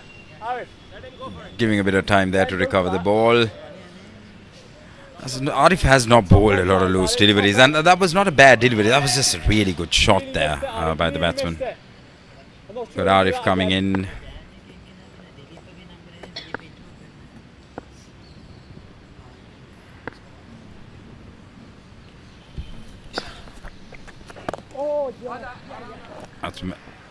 That's just gone for a single there, just to between. So it's 100 on the board with that single as well. 18 overs. So there you go, 100 for 4 for Pakistan in 18 overs at 5.56. Though they have lost 4 wickets, they have done really well in this first period of play. Well, Khadija is down there. We'll see whom she has with us this time. Thank you, Ricky. 4 wickets down. What an impressive fielding performance by the Barristers of England and Wales. I have James Waddington with me. James, what do you have to say about this performance? Well, I'm very proud of my team. It's very hot out there, and as you probably know, us English and Welsh people aren't quite used to that. But it's been 100% commitment, and the wickets that we've got so far have been earned. They've been really earned, particularly in the field, as you say. There was fantastic run out where the ball was thrown in from the deep, very fast, hard, direct hit, and we got the pleasure of having this review system. So for the first time in the competition, the umpire made this sign, and we all thought it was fantastic. And we had the review, and it was just out. It was a great bit of cricket, that. And then down here, young Sachin caught a brilliant catch diving forward. So yeah, they're doing really well, actually. They're doing really well. On the other hand, Pakistan are keeping the scoreboard ticking over, and it's about taking wickets, I think, for England. So we'll see how it goes in the second half of the innings. We look forward to the second half of the innings. James, how has it been playing in various grounds in Sri Lanka? Well, I've never been to the subcontinent before, and I think it's been a very well organised competition. We've had the pleasure of being at very good grounds. This is probably my favourite ground of the lot, but all the grounds have been great, and it's been a very well organised competition, and we've been looked after very well. We had a nice party last night where the Man of the Match awards got handed out, and one of our boys got one of those. Everybody's got a smile on their face. I've only been on one of these World Cups before. I've been so impressed about, on the one hand, the competitive spirit in which the games have been played. On the other hand, everybody's got a smile on their face, and I think it really has been played in the right spirit by all teams, and that gives me a very good feeling, because that's how I like to see the game played. So I've really enjoyed it. My only regret is I haven't had more time to actually see Sri Lanka, because it's quite full on. Game, and but I went to Gaul, which was good. Went on the train, so I really enjoyed that. And we've all had a great time.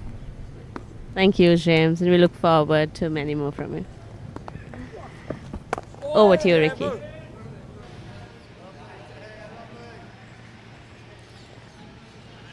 So 109 for 4. We are in the 19th over. So far 9 runs off this over. Slightly expensive from Mohammad Ahmed. He's considered a boundary as well. Yeah, just one. Irshad Navid, he looks really confident and really looks good right from the start, right from the first shot he played. It seems that he's come out there with a purpose. He scored a 13 so far of 11 deliveries. 19 completed. It's 110 for 4. Yeah, Navid and Fazil here need to form a partnership, and hopefully bat around still about the 25th to the 30th over to give Pakistan a reasonable score. Current run rate at 5.79. That was an expensive over by Mohammad Ahmed. He had a couple of wides in there as well. A boundary, which is a cracking shot. Massive shout out to Khadija as well for all the interviews that she, the insightful conversations that she brings to this broadcast. Yes, she had James Waddington with us. He played yesterday's game. One of those senior players from this England and Wales side, who has been around, who enjoys his cricket, and of course giving his insights, thoughts about this Lawyers World Cup. All those lawyers, professionals in their respective countries who have come together to enjoy the game they love.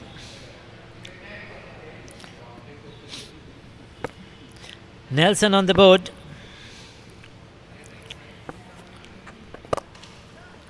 Oh, that's powerfully struck. That could be 4. Soon as he hit that, you knew that would go down to the boundary. Straight as a dice. Irshad Navid.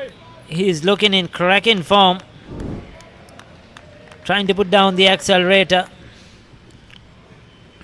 Geez, he nearly took out the non-striker then, didn't he? Like, hope he's, I would hope that I've got my health insurance put in place for that kind of a shot. And if I was on the non-strikers end, now it's looking solid, as you said, Ricky. Just picking that length and giving it a good swing at the bat.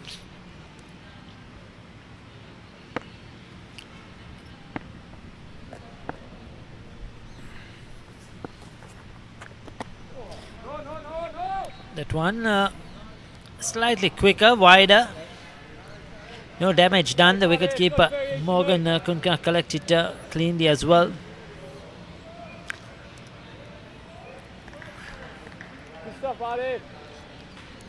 See what Arif is going to do with his fourth delivery here. He's conceded 5 runs thus far. Full delivery there. Sloppy fielding there by the bowler. He should have stopped that. That gives the batsman an opportunity to cross over for a single.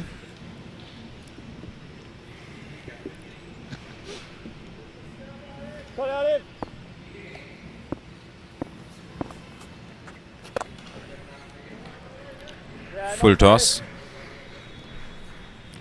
Say to mid-off for a quick single there.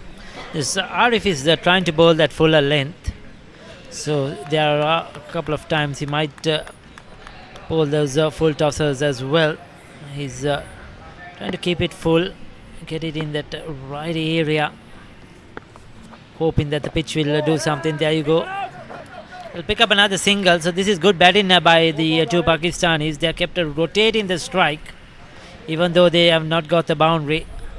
20 completed, 15 overs to go. It's 118 for 4. That's perfect. That's what we talked about, Ricky. We talked about rotating the strike, and with these slower bowlers, you just need to stop thinking that you need to muscle every ball for a boundary. You just need to get the single, and suddenly, without your knowledge, you've gone through the middle patch where you made 100 runs out of 15 to 20 overs, and that's what Pakistan should be looking to do. You've got to keep in mind they're 4 wickets down, so if they really want to accelerate, they should be looking at it after the 25th over. Yes, another partnership building up between Fazil and Naveed. Naveed has been the aggressor. Fazil taking his time. Irshad Naveed, probably that's his role. Come get the quick runs. Pakistan, they had their target set 220. So certainly they are on course to get to that the way they are going. Change of ball in Tahir back into the attack, the left arm seamer. So that is looking for wickets. I think that was a good call there, Ricky, because we just found that Ahmed and Arif, the batsmen were starting to get comfortable. They formed a partnership, and Irshad Naveed has just come in with the right attitude at this point in time and made 19 runs out of 15 deliveries. I think that has forced the Barristers of England and Wales to make a change in the bowling attack. I'm going to take a brief break, and we'll be back in 10 minutes. Ricky, I'll leave the commentary to you for a quick 10 minutes. Of course, Sam. Much needed break, I'm sure. Run 18 for 4.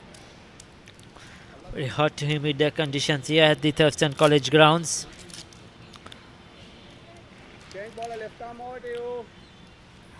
So Tahir, left arm over, is their option to try and break partnerships in the middle before we see the likes of Wald and Sachitharan come into bowl.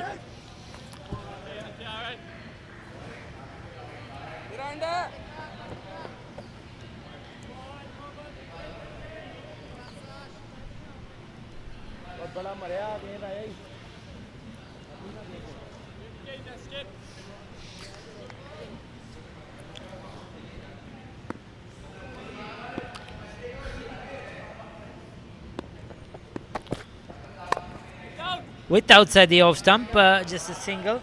Is it a no? Unable to get it past the wall. He's like a wall out there, the captain. We haven't seen him in the attack as yet with his right arm leggies. 3 wickets yesterday.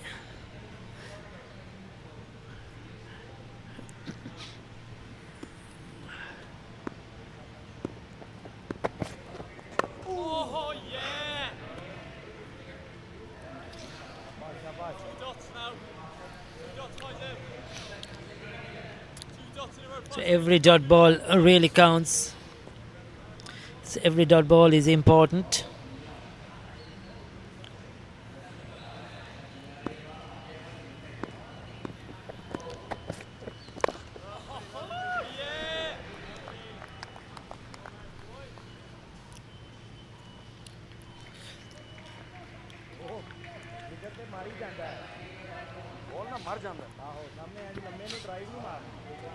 Go, TK!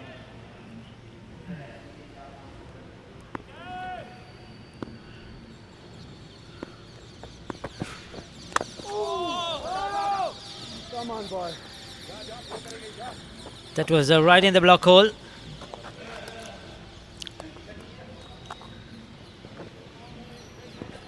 Well dug out by Fazil. He'll pick up a single. But a good over so far for England and Wales. If Tahir can keep this down as well and not concede a boundary.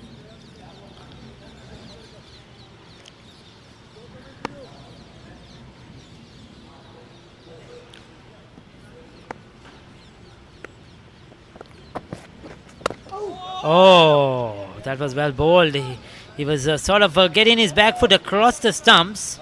He was in an awkward position, manages to get his bat down in time. If not, he would have been plumb in front. 21 completed. It's 120 for 4.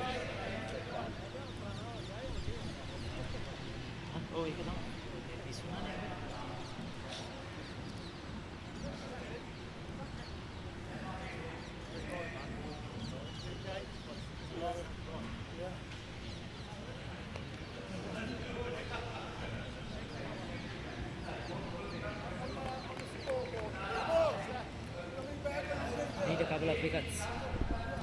Need a couple of wickets, yeah.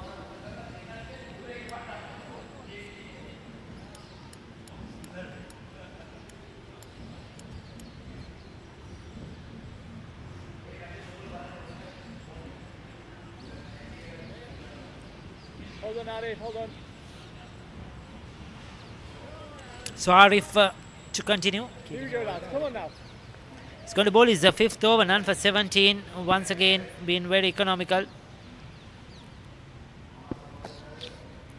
I'm sure he's done a lot of fitness regimes in the last 1 week or so and leading up to this World Cup to be able to run about for 35 overs. Not easy, but he's very good with the ball, no doubt about it. Knows his game really well, what has to be done. Reads the game well, reads the pitch well. This one.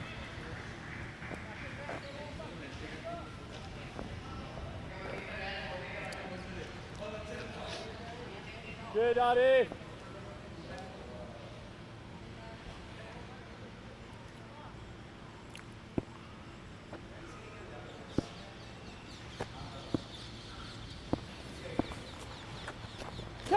That's a top edge, but Beludes the field. They'll get a couple of runs. Drags it in. I think that was Ahmed. Probably we'll have a look at that one at the third umpire. So unlucky, Ari. So unlucky, mate. Proper top edge there, lad. He's not going to sweep again. The other one hasn't swept. This one isn't going to sweep again. I think he got that in time. We'll wait for the signal.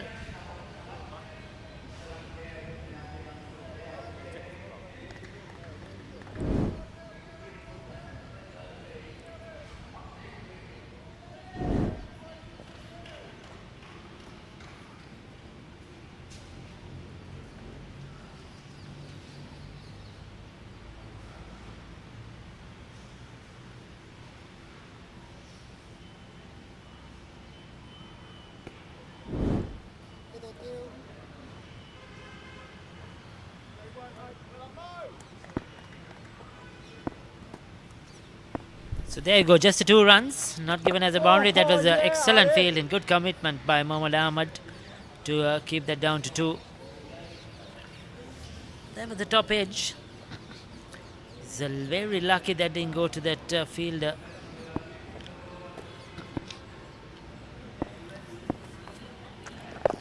Beautifully bowled. If he can keep doing that, Arif, is going to make life very difficult for the batters. Can just get that line and length and at that speed. There you go. This time width. Now that's where he faltered. That's 6. Beautifully struck by Mohammad Fariz, by Mohammad Fazil. But what Arif did wrong was give the batter width. This was floated way outside the off stump. You cannot do that. The earlier delivery was straight on the stumps and the batter is hesitant, but this time just freedom to free his arms, and he goes straight through with the shot, clears the boundary. So 22 completed, 130 for 4. 51 new bowler.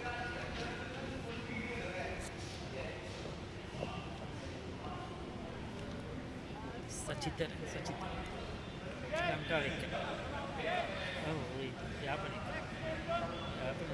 51 new bowler 51. Give me the ball, please. So we have Tushyadan, Sachinathan, Tushyandan,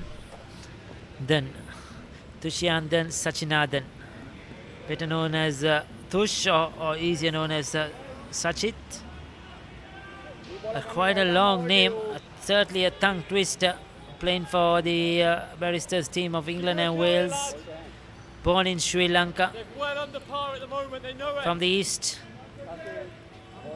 and Your day, Sachin. has migrated to England. And it's wonderful to see him, Sachin, as is known to his teammates, come down here with this team, come back home to Mother Lanka and play some cricket. Been chatting to him, he's been enjoying the game, enjoying the World Cup, enjoying being back in Sri Lanka.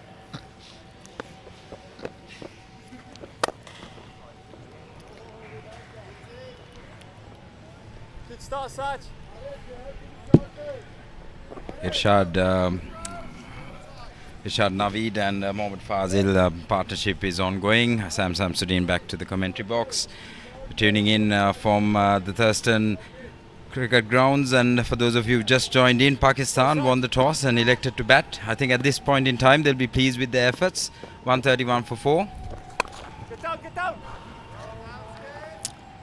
So he has a big role to play here. Tushyadan, he's taken over bowling from Mohammad Ahmad, who did a decent job. Cannot leak too many runs. Yes, Sachin. On that border in that wide line, gets away with it. But he too must look to bowl much straight. As soon as you give these Pakistanis a bit of width outside the off stump, they love to free their arms.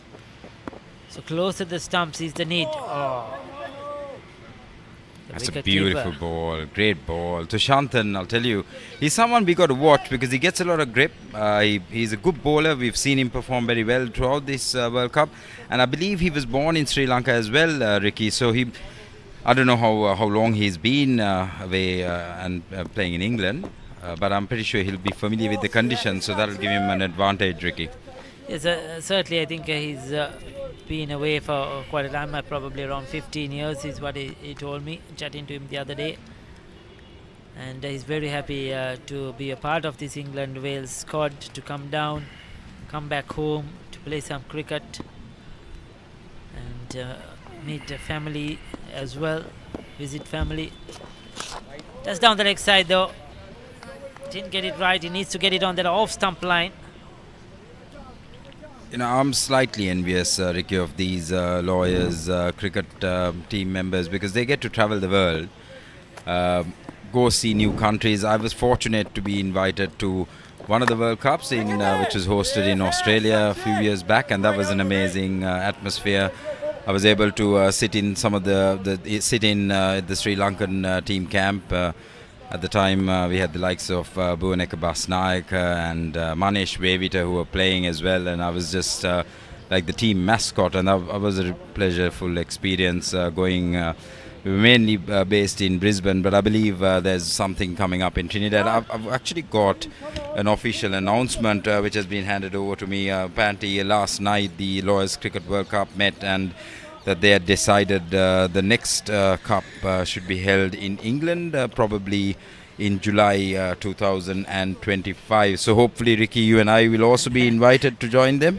Yes, hopefully so. That would be very interesting, isn't it? A very good World Cup, I'm sure.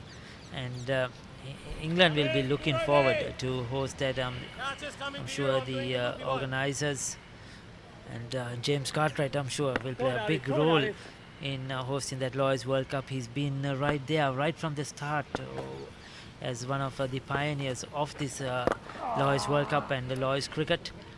So I'm sure he'll give his all to ensure that England hosts yet another good cricketing World Cup. I've heard that there's a massive shortage of commentators in England, so hopefully that will give us an opportunity to fly over there and enjoy a bit of cricket in English weather, as they say. Yes, certainly. Hope the Lawyers will remember us. Yes. This is good by Arif, though, coming back to the cricket. Last ball of the last over, he gave width outside the off stump and he was hit for 6. I think he's learned from that, and now he's again bowling on the stumps. This is where he needs to be. Soon as he's bowled this line, this length, but not that length, he's lucky to get away with that. Oh, how lucky was he, Ricky? That was just a rank full toss, which should have been put away further, finer behind square, would have gotten him that boundary. Fielder seems to be in a bit of pain there. I believe that yes, probably with his throw. As soon as he sent in the throw, probably just a muscle pull. Now there. Oh, he's lucky again, isn't it? Arif has got luck in these last 2 deliveries. 2 balls off the over, lads. Is it possible that he's getting tired, because you can see his arm is dropping, and that's leading the ball to just drop short, and the lengths are just all over the place. It's either too full or that ball that should have been punished. So the batsman just teed it straight back to the stumps and the non-strikers end. It's not easy to bowl many overs on the trot on this humid. Oh, that's a beauty. Now that's where he's looking to land. Soon as he bowls it in that spot, he's been almost unplayable. They haven't really got any runs off him. Soon as he lands it correctly, gets his lines and lengths correctly. And there you go again. That middle stump line. This is slightly too short. I think deep into wicket's going to cover that. Managed to stop it with his legs there. I don't recommend that for anyone, because it's very easy to just do your ankle. And we have seen Ramiz Da, bat right hand. He bowled the right hand, as you saw. The throw he sent in was a left-handed throw. Interesting, isn't it? And it was quite a strong throw as well. So 24 was completed, 136 for 4. Who has Khadija got this time? Here, Ricky. I have Hamza Naveed Sheikh from Team Pakistan. Hamza, what do you have to say about your team's performance right now? Well, now we're on our way to build a partnership. I think we've unfortunately lost a few wickets untimely, but we're looking good now. We have a couple of our most experienced batsmen. They're playing right now, and they seem to have now built up a good partnership. So we're looking to sort of cash this in and have at least another 50 runs from these two. Then we have a few big hitters coming down the line as well. So we're looking at a target of, say, over 250, hopefully. And I think we're on track. Hopefully we don't lose more wickets. These guys are looking good. And I think the weather is also going to start taking a toll on the English team in a bit as well. So I think that's when we can really cash in. Nice, Hamza. How has been the preparation gone for today's semis? We've been preparing for the past 6-7 days. It's been a hectic schedule, but we've been sort of powering through. We got a day's rest yesterday. The English team didn't, but we did manage to. Unfortunately, the I think the weather wasn't really kind to the English team, but we've gotten a rest day yesterday, so where we sort of took the chance to actually just chill out a bit. But this time, I think we are in a position to, go all out. We have sort of built a strategy where we want to bat deep, and we have the batting order to sort of take care of that. So the idea is to hold on to wickets right now, and that's what the plan is. And we did strategize yesterday regarding how we will take the batting towards the latter end, and then we can, go for the big hitting towards the latter end. So, yeah. Thank you, Hamza. All the best for that. Over to you, Ricky. With one of the Pakistani players and another player behind him, of course, pulling his leg. They're having fun, isn't it? All the teams, all the players enjoying their cricket. Tushadan. Tush, as we know, or Sachin will continue. Full toss, gets away with it. They managed to get away with a few loose deliveries in this last couple of overs, the England and Wales side. Yeah, get down, get down, get down! Yeah, Mash, great work, Mash. Mash, great fielding. Top fielding, Mash. The wicket keeper Morgan cheering his team members, giving them support as maximum as possible. Morgan quite loud out there, as all wicket keepers are. Right across the line, Sat. That's a good bowling. He had to play that on the onside. Right across the line, If he missed that, it would have been a close call. Risky shot for one. That's very well bowled.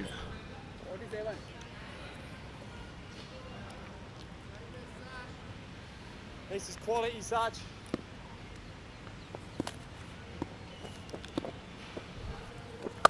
Yeah, get down, Mash! That's well bowled again. So just a single so far of this over, or 2 runs off the over. 2 dot balls. So this is a decent going.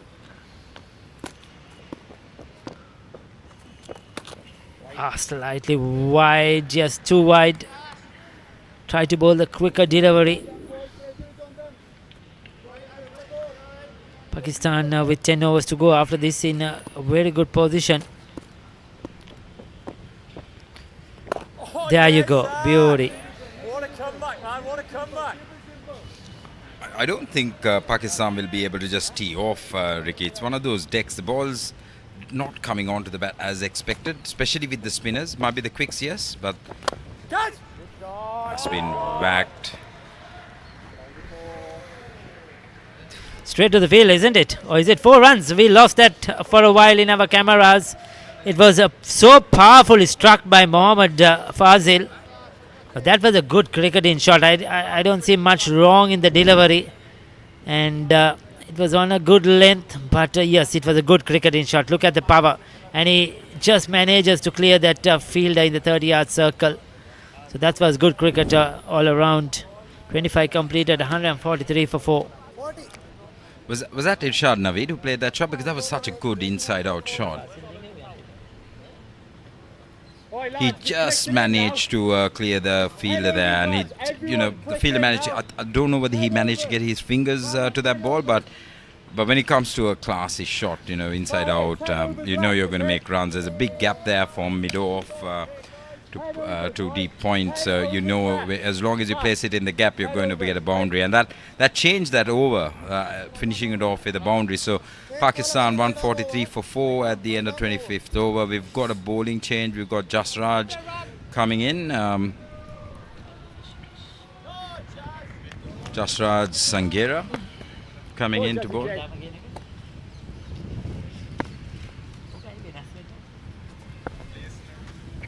Looks like a spinner there. First ball was a wide ball.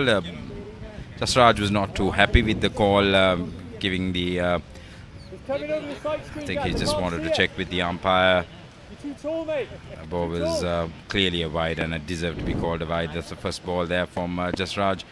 Looks like he's bowling right arm off spin. Was absolutely whacked there to the right of mid-on. He picked it up early. Looks like the Pakistani side has decided to shift gears here. Irshad Naveed and Mohammad Faisal. A good partnership here between them. The projected score at the moment 206.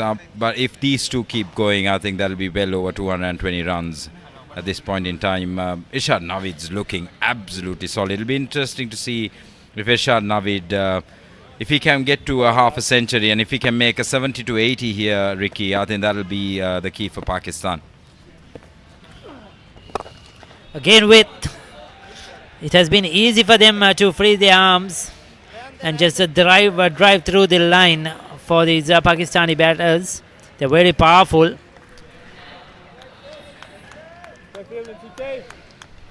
You can see the current run rate is slowly creeping towards 6 here, and the batsmen have clearly shift gears. Just Raj there, another full delivery outside the off stump. Should have been punished, to be honest, but luckily he had a fielder there. He had cover.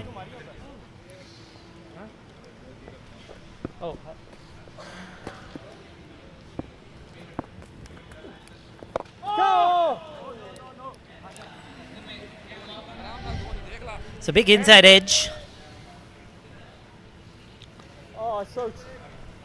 Pakistan 150 on the board now in the 26th over. They're really looking to power their way to the 220 they were looking for at the start of the innings. Jasraj, who has been one of their consistent players, Singhara, is into the attack.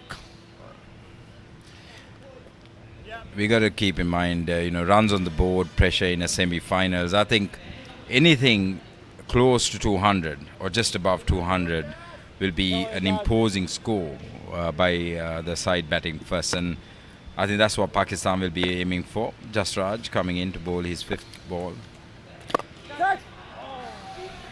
Once again over the infield and has the legs to take it to the boundary. So this has been a very good innings by Irshad Naveed. 35 of just 27. He's really motoring along now, and he's a powerful player. So once he stays hit, they won't stop in that one.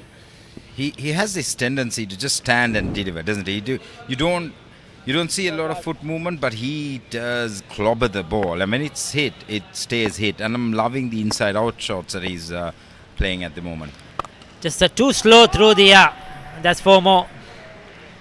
In this over, Jasraj has bowled too slow. He has not got his rhythm right. He's not got the speed right.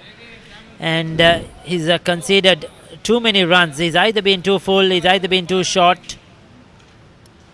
I also have to say that it's been a good batting performance from Irshad Naveed, because when he came into bat, they were 4 for not many, and at the time you would have thought they'll take time to get a partnership, but Irshad Naveed's come in and he's had the right mentality coming into a semi-finals. You've got to keep in mind there'll be nerves with a lot of these players, and that's given Mohammad Faisal a bit of time to get himself in. He's made a 25 out of 43 and contributed towards this partnership, and Pakistan is looking like they're ready to catapult in the last 9 overs here, Ricky. Yes, certainly they have the batting depth, that they have the players to cover up each other, unlike some of the other teams who depend on probably 4 or 5 players to take them through, while the others make up the numbers. But this Pakistan lineup, they are all highly talented cricketers in their own right, and they know exactly what their role is. Oh yeah, that's great, Sach. It's great ball. Go in hard. At this point in time, it's a clinical batting effort by the Pakistani side. They lost wickets at different times, but they've managed to keep the partnerships going. They've managed to pick those quick singles. They've managed to keep momentum in their direction.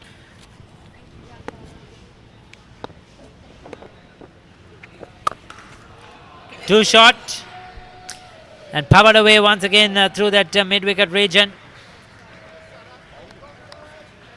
So Irshad is really cantering along.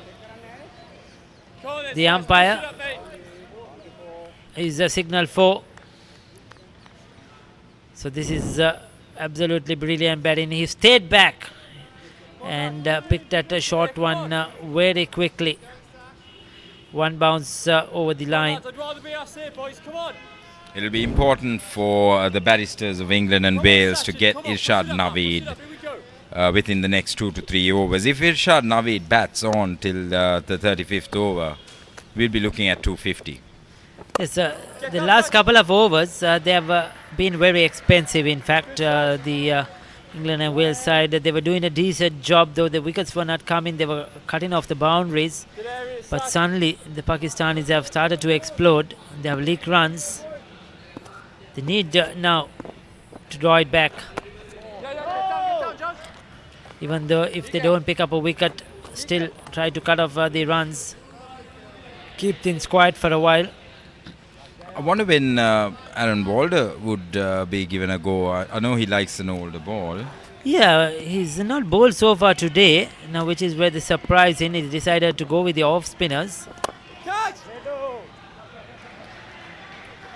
That's another beautiful shot there, and well fielded in the deep. I'm pretty sure the umpires would want to go to check the boundary there, because I'm unsure whether the fielders' legs would have been touching the boundary line, so they might actually look at a review there. I'm unsure. Unreal, Rami. Unreal fielding. Come on, let's follow his lead now, lads. Body on the line, man. I think he's okay. Seems to be okay. I think it's Rami's Dow once again. Come on, boys. Come on, come on. Seems he dragged it in just in time. They're tired now, man. They're tired. So just given as whatever couple of runs. You could hear Morgan saying that the batsmen are tired. I don't know whether that's a true statement or that's a wicket keeper just chirping away. I'm sure all are tired. The fielders are more tired than the batters. Get down, Aaron. It'll be important to see Thurstan's spell here, because Thurstan's key for the Barristers of England and Wales. He needs to get his spell in at an economical rate. Now this over here alone has gone he's already conceded 7 runs. So this middle patch here of bowlers, we know the openers have approximately, I believe Da has 3 overs left, and we've got we've got another guy who's got 2 overs left. So I'm going to hand over to the commercials right now, and just quick refreshments for the fielders. Thank you.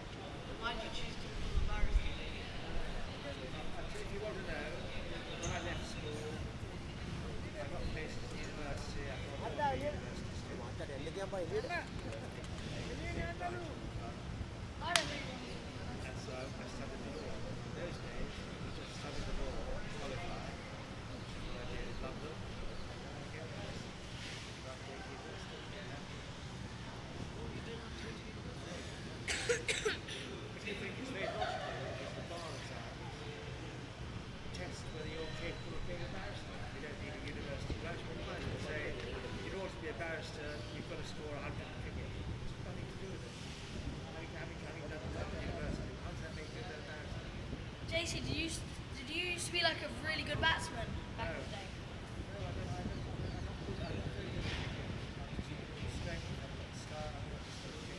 No, like back in the day. Really? How is he so good?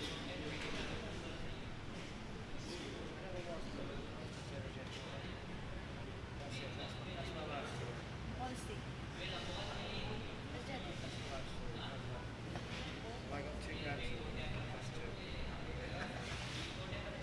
That's enough. I got 4 grandchildren. My 2 boys, same age as you boys. They play cricket. One of them does, the other one, they're like How old fighting. is your children? My children. 50.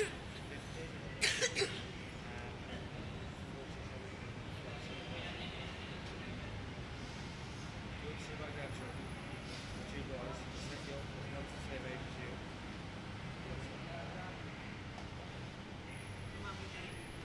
How old is he?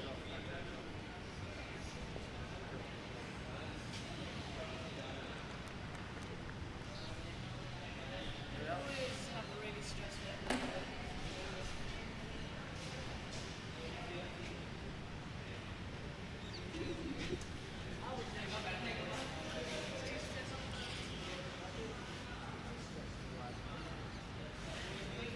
So a very useful life. I mean, to have good lawyers in a society is very good. To have good laws makes the job of misbehaving also simple and makes sure that people are fairly treated. It's terribly important. It really is. Why do you think England is such a happy place to live in? You live everywhere else, you have civil wars, people get murdered, robbers. Who's the bowler? Hurry up. We have to do a murder down South London. Bowl, you're bowling. Hurry up, please. 4 or 5 number. 4 or 5. After next one. This over. After this over. After this over. 27 now. Only like 4 at the moment.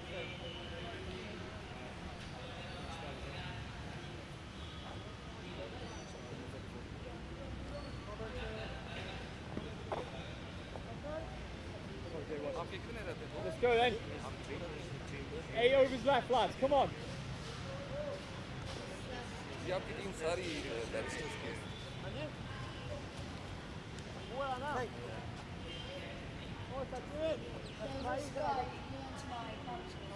There's number 44, last over.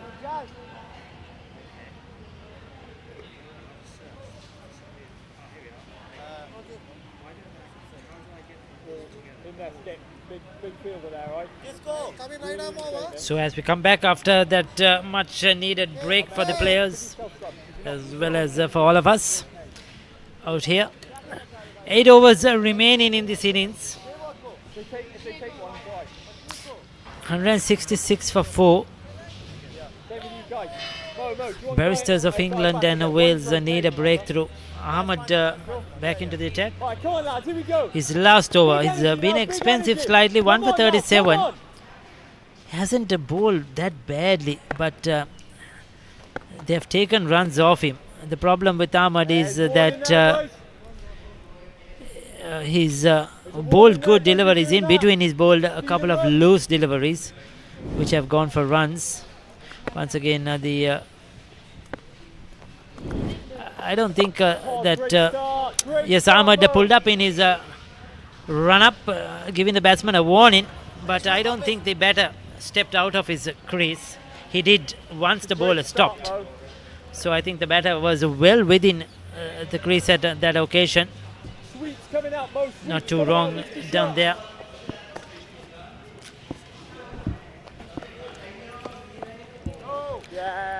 Goes for the sweep, touch risky.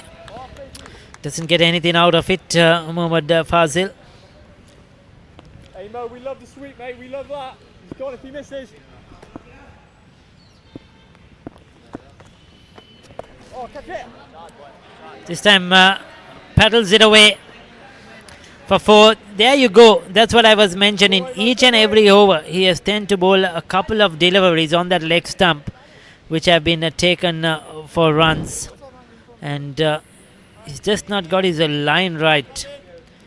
Mohammad Ahmed bowled extremely well in the first 2 to 3 overs that he bowled today. And then after that, he, like as you said, he's slipped a bad delivery every over. And the Pakistanis have been able to capitalize on that. At 171 for 4 at 27 overs. And you can see the run rate has creeped up above 6 now. So current run rate at 6.22, and Irshad Naveed and Mohammad Faz are just going really well here. Yes, against good players, you cannot afford to give them any freebies at all. You will get away at sometimes against some teams.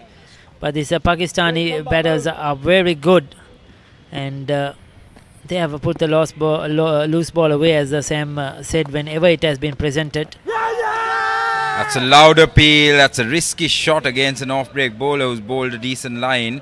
This is Mohammad Ahmed's last over. He's got 1 wicket already. He's 1 for 42, and we've got a big wicket as well. Outside the off stump, hitting him as well. Hitting him on the pads, but outside that off stump. Naveed on strike. Last ball to come. Last ball of his allocated overs for the day from Mohammad Ahmed. Oh yeah, J1. Looked like he was trying for the quicker delivery there. No damage. A bit of misfeel in the deep there. But it doesn't cost the Barristers of England and Wales anything. So that's the end of his 7 overs. And Mohammad Ahmed, 1 wicket for 44. I think he'll be pleased with that performance, given it's a short form of the game.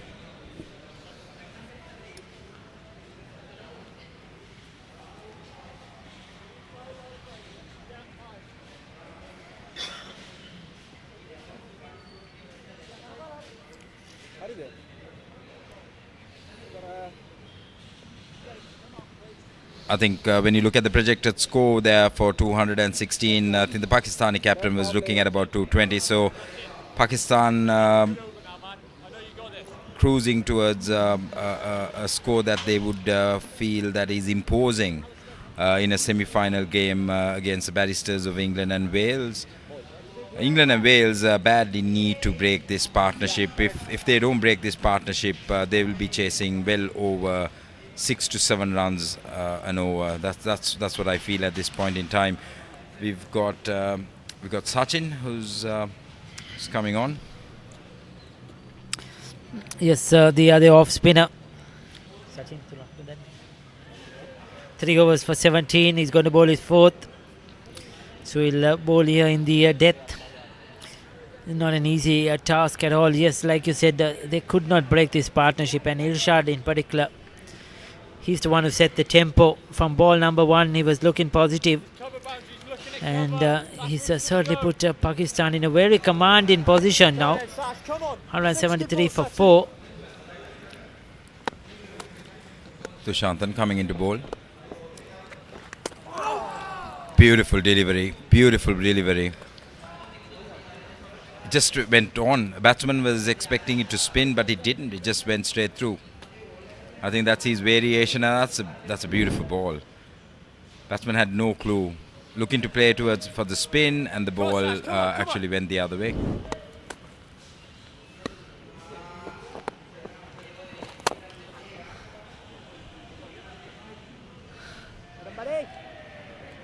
Manages to keep that in play, Ahmed.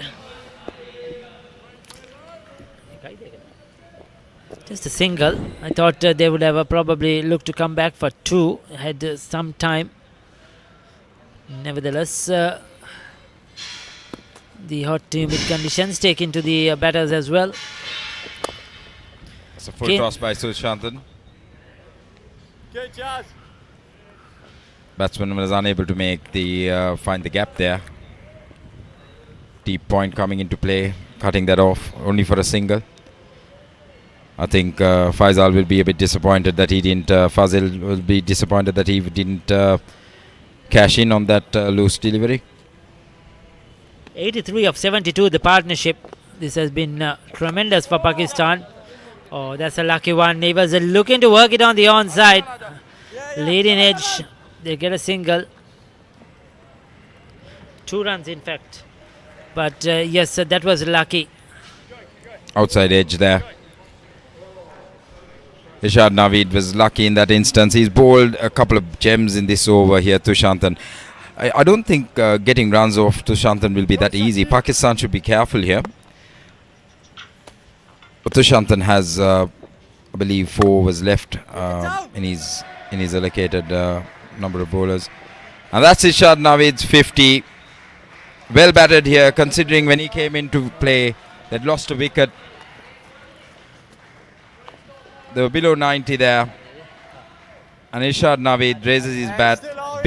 Big runs considering the context of the game there. Naveed's performance has to be highlighted. Run a ball and ensured that Pakistan going into the final 6 overs are in a commanding position. They could get to 220 if they go at the current run rate. But with 6 wickets in hand, they'll probably look to try to get over this current run rate as well. Certainly they have the corridor to open up now.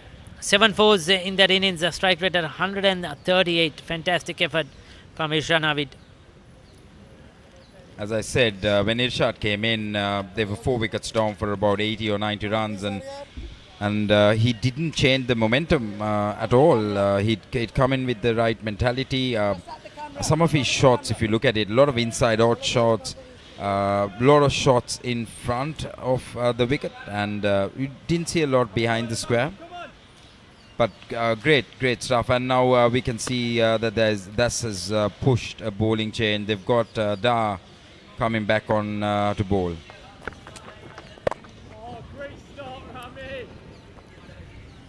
Yes, bowling those slow medium pacers. Straight away you could see that ball just swung a bit in the air into the right hand. He's been able to do that consistently throughout today. He's picked up 2 wickets earlier on.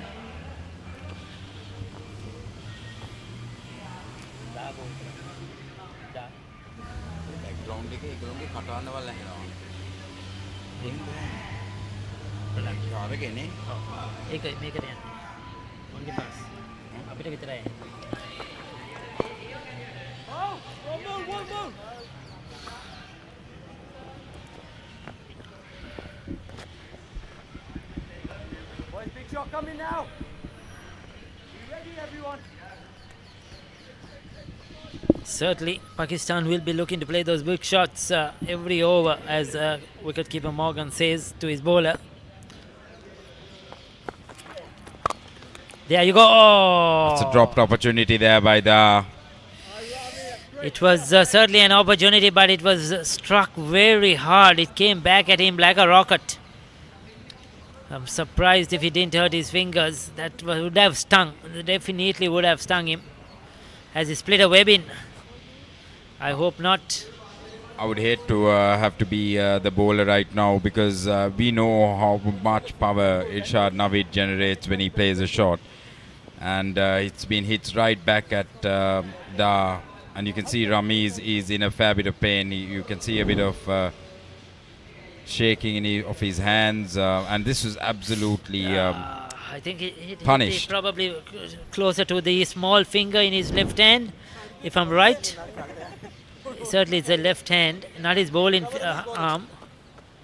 He's going to continue, but he's certainly in a bit of pain. He's lucky that was his left hand in a way, because if not, he would have been very difficult for him to grip the ball. You can see he's in a fair bit of pain. I wonder whether that will impact his bowling. He's got three balls left in this over.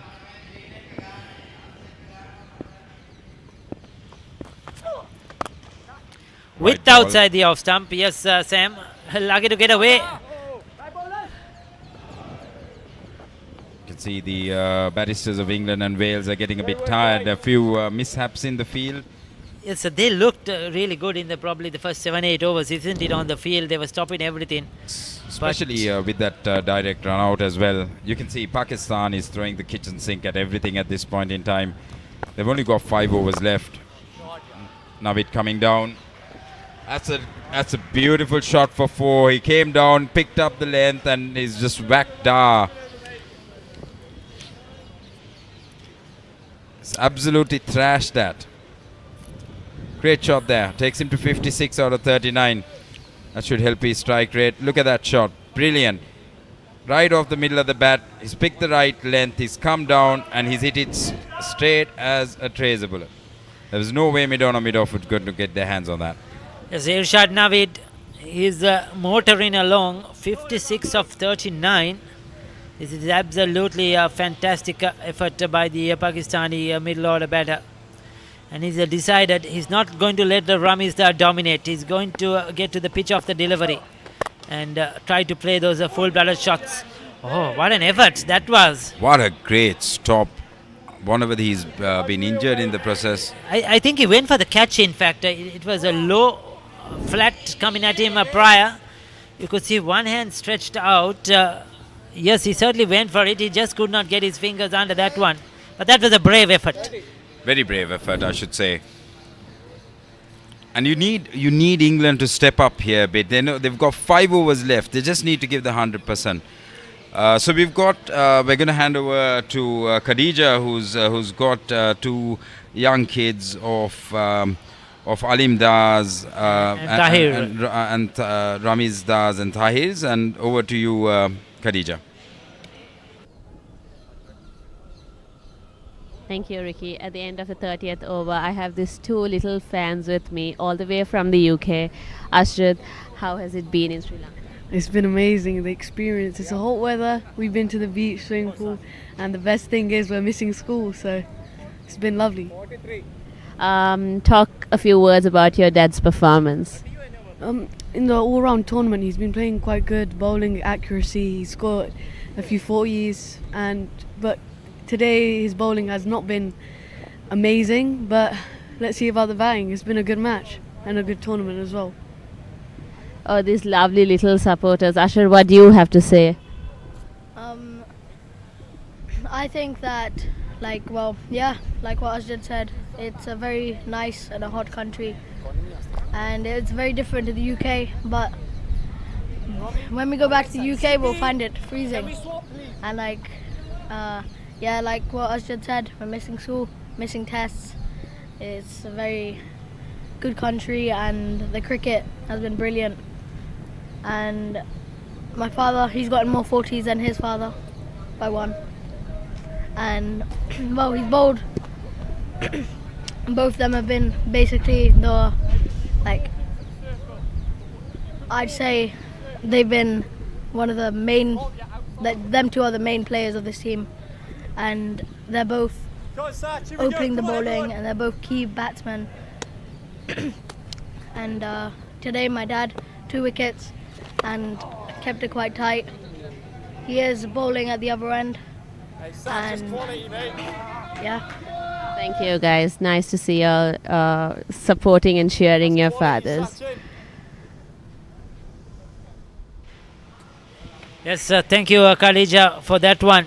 We had the 2 kids who are very enthusiastic, who are very keen, who have been with us over the last several days, watching the cricket and supporting their England and Wales team, the sons of Tahir Khan and Ramiz Da, and they have been so good. They have kept us going, kept us alive, and kept their fathers and the team members very active, kept them on the run as well, and bringing their input in. So it's good to see the families of these players from England and Wales to over here in Sri Lanka enjoying themselves. Yeah, it's great to see family getting involved and the kids, and at least they know what to aspire to when they grow older and have a profession. Oh, that's a good ball there. That's a beautiful ball. The keeper didn't read it either. It's a ball that goes the other way for Thurstan. Thurstan's not too happy about the fact that he's conceded runs on a good delivery, and I fully understand his pain. Yes, every run counts, every run matters now for this England and Wales side, that they could stop, because they have to chase all those runs when they come out to bat. It's not going to be easy at all.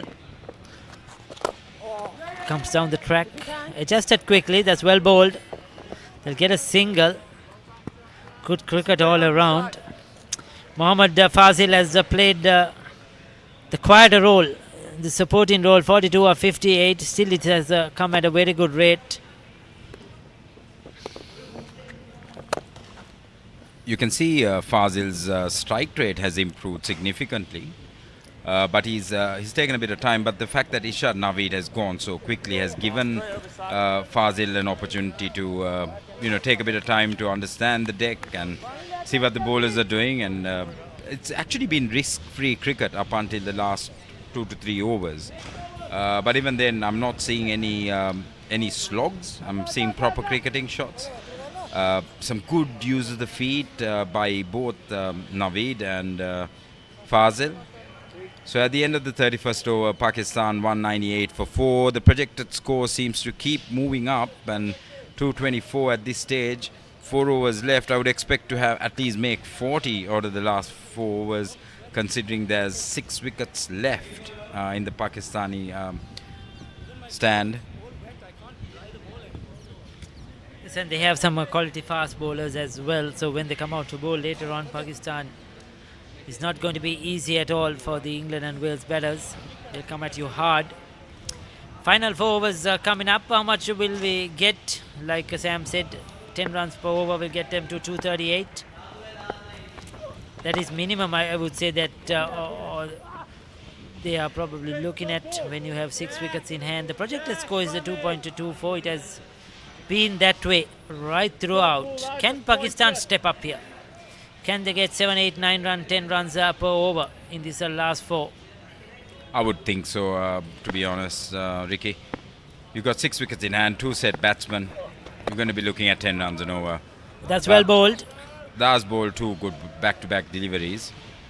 There's a right in that block hole. Those are difficult to get away. Doesn't matter how long you're batted.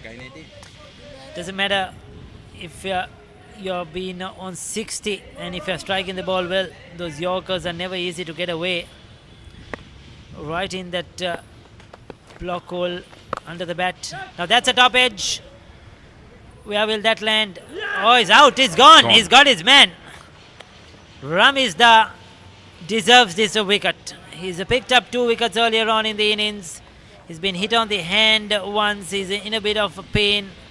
But his comeback, he's just stuck to his basics. He's just stuck to his line and length. This is probably a slow one off his hand. I've got a feeling that might be a cross-seam delivery there.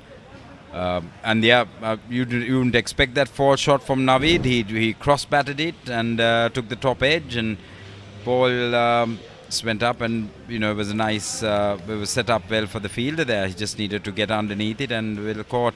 And that's going to, I believe that will cut short another 8 to 10 runs for Pakistan. Good innings though, Sam. Irshad Naveed caught by Iqbal. A wonderful hand by him.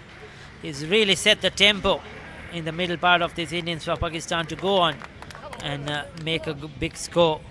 But yes, there's something for England and Wales just to try and pull back much as possible. Because you've got to set batter. Never easy for a new batter coming in. And this is an opportunity for them, probably, like we said, from 240 to come and restrict to 230 maybe, 225. And that's what they will be hoping for. So we have Mohammad Abdullah now, who is out there in the center. 2 Mohammads.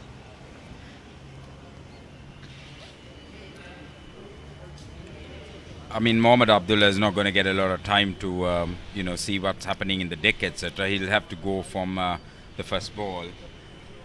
But that wicket was huge, and that was a good wicket for the Barristers of England and Wales. At least they might be able to restrict Pakistan to a score which is less than might be 250, because Naveed was teeing off at that point at a strike rate of 133. That was a great knock on his part. Huge performance from him to ensure that the momentum had been held by the Pakistani cricket side. So Mohammad, now a lot will fall on Mohammad Fazil and Mohammad Abdullah. It'll be interesting to see what he plans to do. There's 1 more over left for Ramiz Dar. Ball wide, a lot of weight there, is punished as it should be. One of the few bad balls bowled by Ramiz Dar today. His figures are excellent today. 3 wickets for 35. I think that would be the bowling highlight today. Yes, certainly. for England and Wales, but that was a fantastic shot again. Good cricketing shot. Full reach. Good way to get off the mark. The intent. Straight away. Oh, that's outside. Caught the outside edge. That could be 4. That was not intentional, but does not matter how they come, as long as the runs come for Pakistan now in these death overs.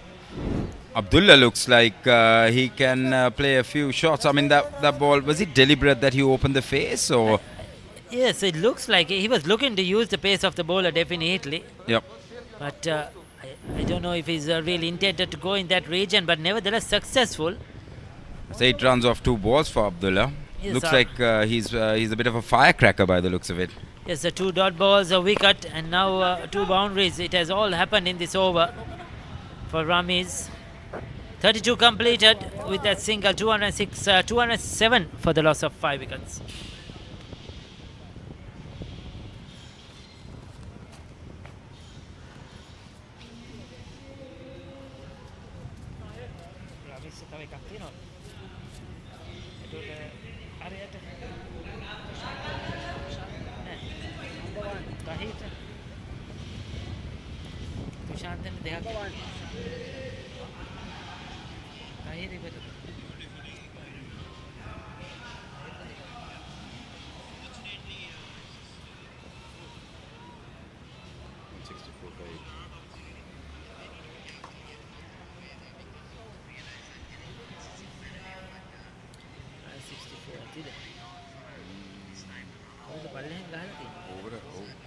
අසෙල පටමැණි ගහලා තියෙනවා.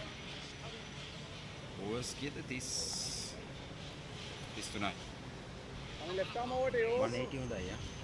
Decent score. 80 decent. Bowler. Fielder वेली हो रहा है.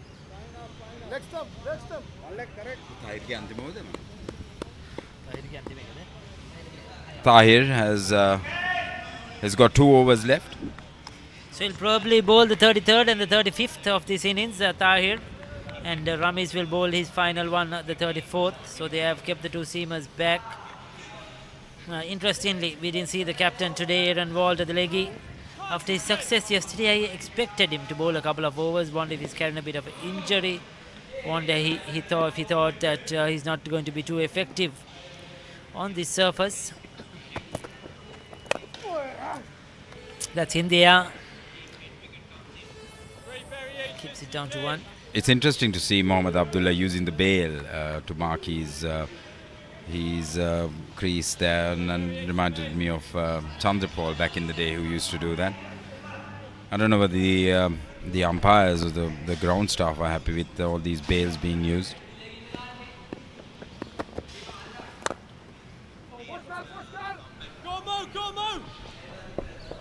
They won't mind the singles at all, long as they don't concede the boundary. The England side, 1s and 2s, they will take that at this stage of the game. But Pakistan, they'll be looking for the 4s and the 6ers. I know Tahir has not got a wicket. Earlier on, you noticed Tahir bowling. He was a bit too straight with the in swing in the first spell. That's a much better delivery there. Length. Batsman's looking at the umpire for a wide, but I think that was a legitimate delivery. Certainly. Got well within and out-thought the batter. Mohammad Abdullah is going at 200% strike rate, which is tremendous. And he's just throwing the kitchen sink at everything ball that comes his way. He's done the same here. Deep mid-wicket comes into play. Throws it back to Dar. Is that overthrows? No, it isn't. You can see the intensity has increased here. Abdullah and Fazil have got one intent, is to hit a boundary or a 6 every ball at this point in time. They've only got a couple of overs left here at the end of this over. There's 2 balls left in this over. Another slow delivery, but he picked it up early. This time he was a wait-in fight. I think Fazil knew exactly what Tahir was hoping to do. He just sat back in his crease, waited and waited for it till it arrived. miscalculation there. That was too slow. That was too slow. And asked to be hit. He's obliged with a 6. So he's taken that pressure off. He was bowling well, Tahir. I just don't understand why he went for that delivery. Because he was bowling full, he was bowling straight. And he just tried to. I think he was trying too many things at this point in time. He had just conceded only 3 runs before that. So he was a good over. And Mohammad Fazil is on 49 now of 60 deliveries.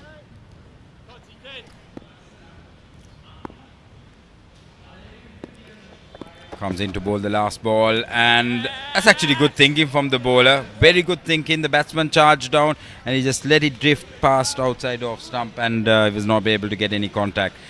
And we got to remember here, Mohammad Fazil's contribution in this game is also significant. He's made 49 runs out of 61 balls.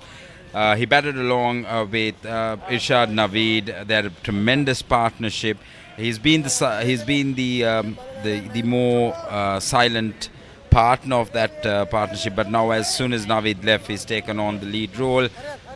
Fazil is on 49. He's hopefully will make his half century, and it well deserved half century, I would think. Let's see what happens in these games. It's the last few overs. Value for wicket is not something that they prioritize in the last 2 overs left. So we got Ramiz Dar, who's coming in to bowl his last over on the 34th, and I would expect Tahir to come and bowl the 35th over. Ramiz Dar had, I hope his pain bodies have been resolved coming in. Ball at a decent length. And that's 4 runs. Beat the fielder. He clobbered that just using sheer strength and muscle. That seems to be Mohammad Abdullah's formula for batting. He's made 15 runs off 7 balls. He stands and he swings. Yes, certainly. Packs a punch, has the power. And that ball totally confused the fielder. Oh, that's a big one. That's coming. He hasn't got the distance. He's got a lot of height on it. Just hadn't got the distance.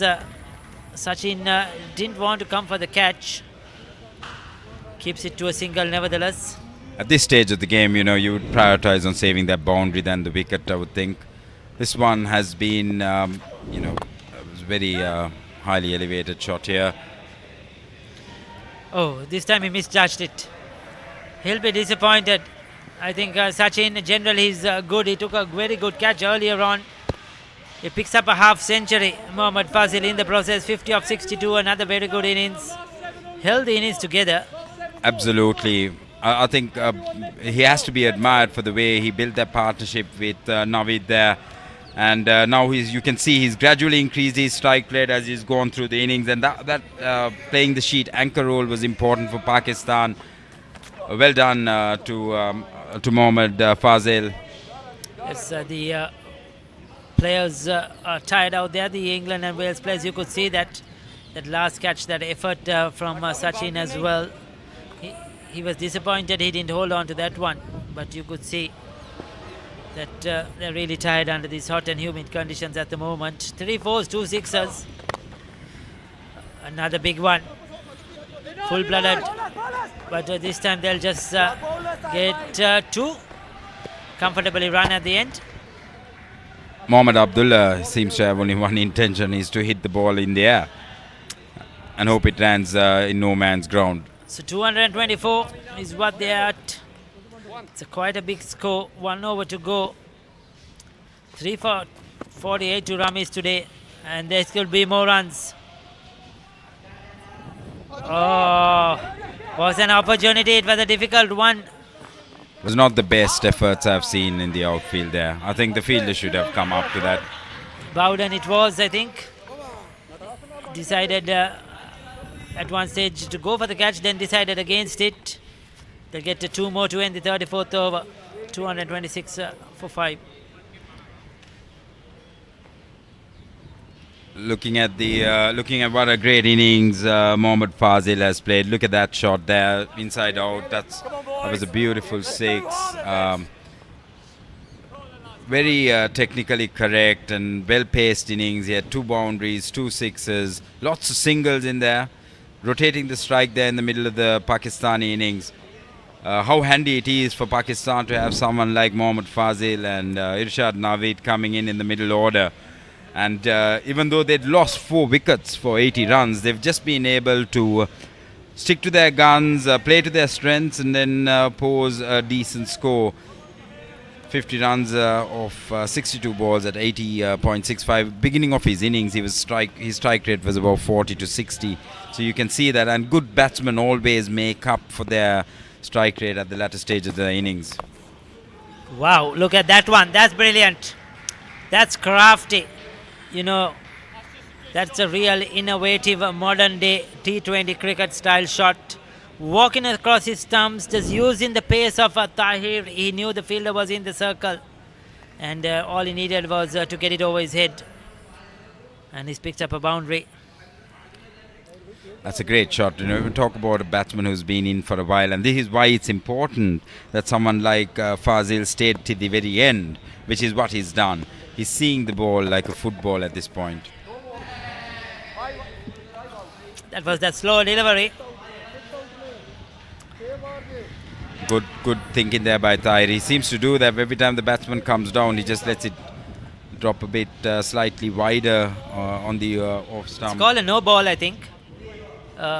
From the square leg umpire, I think one fielder outside the circle extra.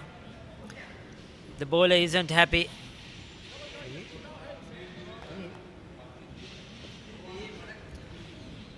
So there you go. Now this is not good for England and Wales. They have a free hit as well,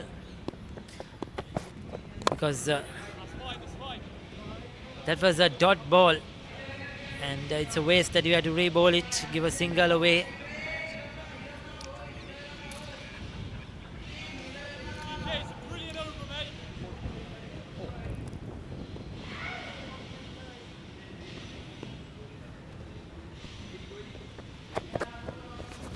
That's well bowled, beautifully bowled. A very good slow delivery. Mohammad Abdullah trying to whack that out of the ground. Was totally deceived by Tahir, using all his experience, skill. He's got three balls left here. One thing Tahir has is a lot of wisdom, and when he comes to bowl, he's just able to make those late adjustments if he sees the batsman pouncing down. 4th ball here.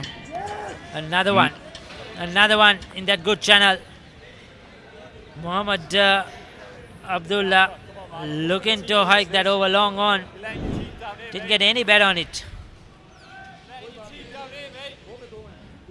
You can hear the wicketkeeper saying that the batsman's letting his team down by letting a ball pass through. But apart from that no ball, which is not a fault of his, I would have thought, this has been a good last over. Slow ball picked early by the batsman, and that's a huge 6. Once again, I thought that Tahir, when he's bowling really well, he's a bowl that slow ball too slow. It happened in the last over where he was picked off over square leg for 6, and this time you could see Mohammad Abdullah waiting. He knew it was coming. He had to wait for it. It was right in the slot, just back in his power. This is a great cameo by Mohammad Abdullah. He's come in, he's made 26 runs off 14 balls. He's come in after a long partnership, so he was obviously idling, and you know how it is, you know, just sitting there with your pads on without coming into bat. You know, sometimes you come out, you're a bit rusty, but that's not the case with Abdullah today. He's come in and he's been on the money from first ball. Good striker down the ground. Get a couple of runs because it's the last ball. No, they decide against it, just a single. So there you go. 35 overs have been bowled in this Pakistan innings by England and Wales. Pakistan won the toss and elected to bat first. 239 for 5. They were looking at 220, and they've got well over that 19 runs plus. And England and Wales will feel slightly disappointed with their performance today. They got off to a good start, a decent start, but the thing started to slip away as the weather really hot and humid out there, and the Pakistanis they just took on the England bowlers. And they kept coming. They never really laid back. Right from the start, they were looking to be positive, looking to score runs. All the batters who came out there really went hard at the England bowlers. And at the halfway mark, you would say that Pakistan will be the happier side. 239 on the board, runs on the board in the semi-final. At a 6.83, it's certainly defendable. They have a good bowling lineup as well. Absolutely. Well played to Mohammad Fazil. 55 of 65, supported by Mohammad Abdullah. 27 of 15, applauded by the English team as well. Well done. It's good to see the sportsmanship there by the England side, applauding Faisal off. And Fazil's innings and Navid's partnership there was tremendous.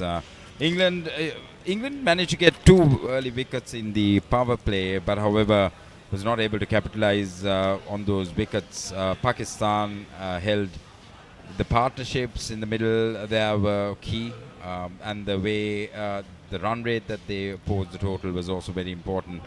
They've got, you would think that score 239 is a very, very huge task here for the Barristers of England and Wales to chase down. We're just looking at a few of the highlights of that innings here. Yes, this is how they started off. It was Ziaul Sabur who got a couple of boundaries earlier on. And then that wicket, all-important wicket, the big one of the set batsman Sajawal Butt. He went early at that time.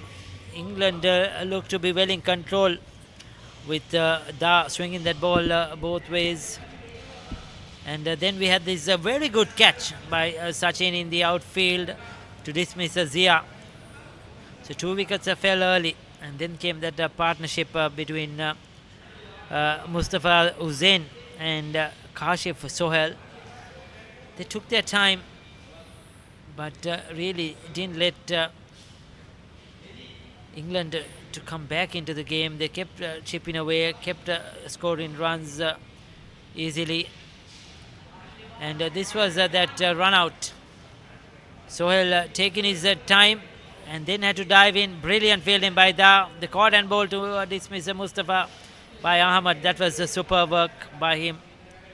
They picked up 2 quick wickets, got rid of the 2 set batsmen, and this is where that partnership started. You mentioned it, Sam Irshad Navid and his colleague Mohammad Fazil put up a brilliant partnership in the middle period. And what was good to see was it was not only boundaries and sixes. Like if you look at Fazil's innings, he at the end he played a couple of extra boundaries, but it was all singles a majority of the time in the middle. And I think that's what made the difference. It's important for sides to come out and remember that you can still make 6 runs just by turning the strike over, and that's the important thing. And Pakistan have done extremely well to put up 239. England, on the other hand, will have to review their bowling performance. As Raz said before, there's been a couple of times that it happens so often that they bowl a loose delivery every over, and Pakistan were able to capitalize on that. Looking at the highlight reels, you can see at the very end there Abdullah's contribution. What a cameo from him at the very end there. He came in and he whacked the ball all around the park, and sheer brute force on his part. I think great score here for Pakistan. It'll take a huge effort from England and Wales Barristers to chase this score down, Raz. Yes, sir, definitely.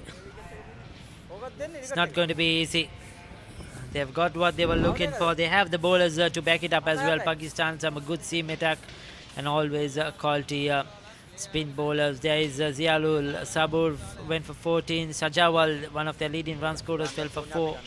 Mustafa Hussain, 32 once again. Kashif Sohail, I thought, batted well for his 33. Mohammad Fazil, 55 of 65, held the innings together. Irshad Navid, he was in splendid form, 60 of 46. And Abdullah doing the finishing touches, 27 of 15. 14 extras, so they were fairly good with the ball, disciplined.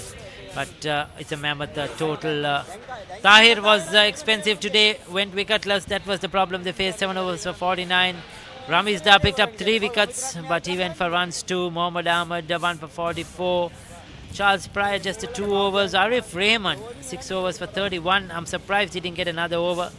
Tushantan Sachi Dhanan 5 overs for 31, and Singara just a 1 over. We didn't see their skipper Aaron Walder bowl today at all. 2 big partnerships, one for that 3rd wicket, one for the 4th wicket, bigger part in the 5th wicket.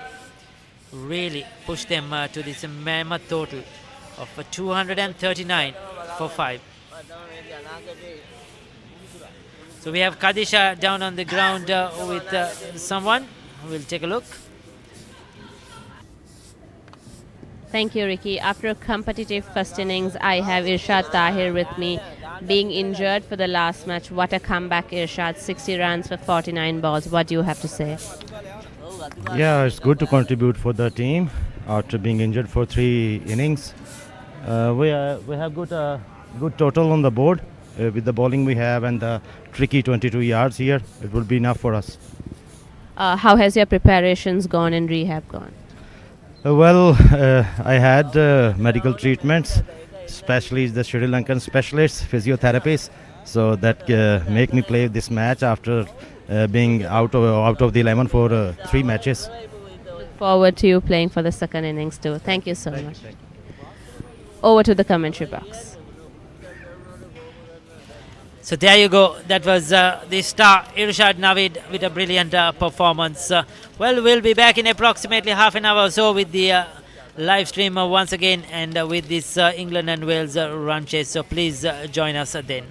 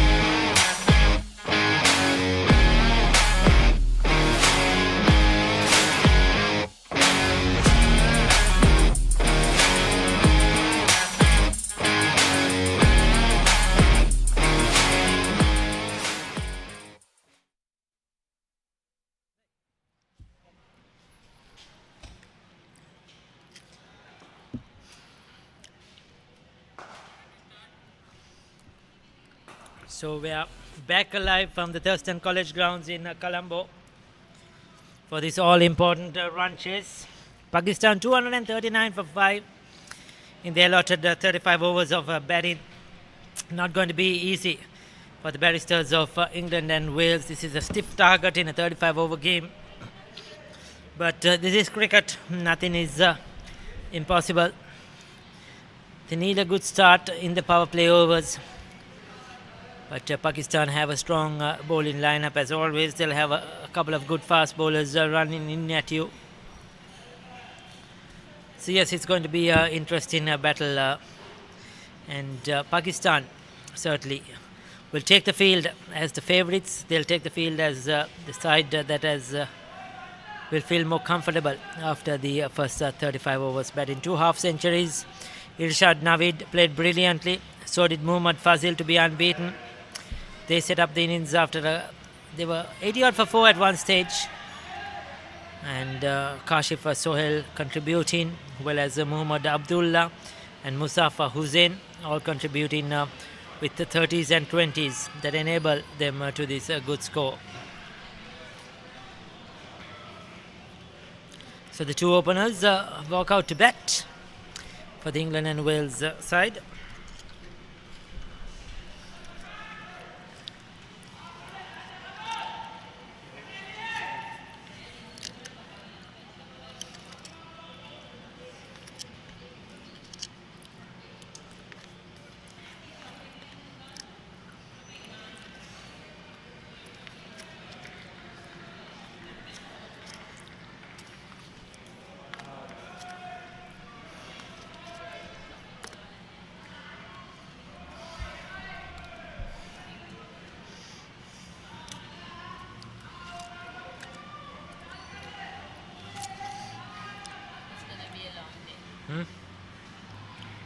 Long.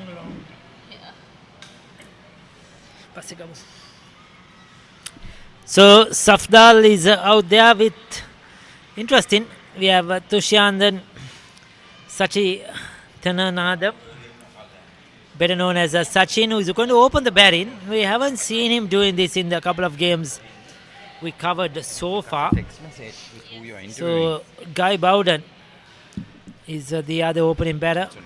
Safdal Ali, the captain, will take the new ball.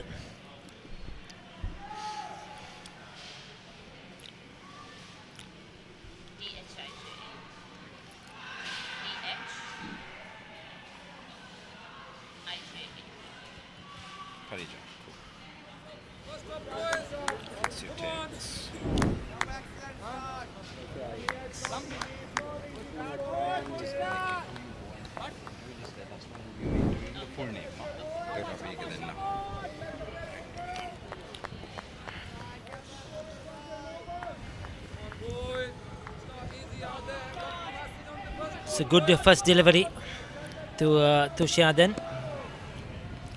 They certainly will have a bit of a pace in them, these Pakistan bowlers, as always. Doesn't matter whatever cricket standard of cricket you're playing, Pakistan always keeps producing those fast bowlers. He's been on target so far. Good start to Safdal. Good afternoon, ladies and gentlemen. Sam here, joining in for the second session of the semi-finals between the Pakistan and Barristers of England and Wales. For those of you who are just joining in, Pakistan won the toss earlier on during the day and put up a mammoth total of 239 runs, and now it's the role for the Barristers of England and Wales to chase it down. Clearly the intent is to make the runs, but Safdal has been on the money here for the first 3 balls. No looseness from him. Looks like it's going to be a good afternoon of cricket, Ricky. Yes, Thurstan then. He'll be looking to get on with the game. I think he's been promoted up the order to try to get them off to a start.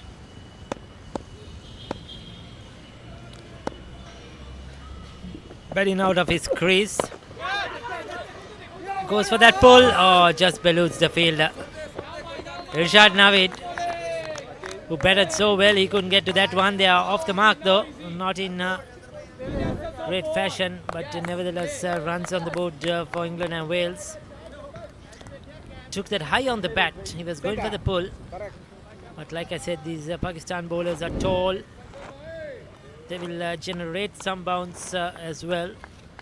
Safdar looks like he has a bit of experience behind him, more middle-aged, and looks like he's got a lot of cricketing experience, and to be able to bowl a good length ball 9 out of 10 times. So it's a guy on strike. Early seam movement in the air for Safdar. Reasonable pace. I think he might be bowling at about 90 to 100 k's an hour. It's a Guy Bowden. Didn't play yesterday's game. Took a rest. Is out there opening the batting.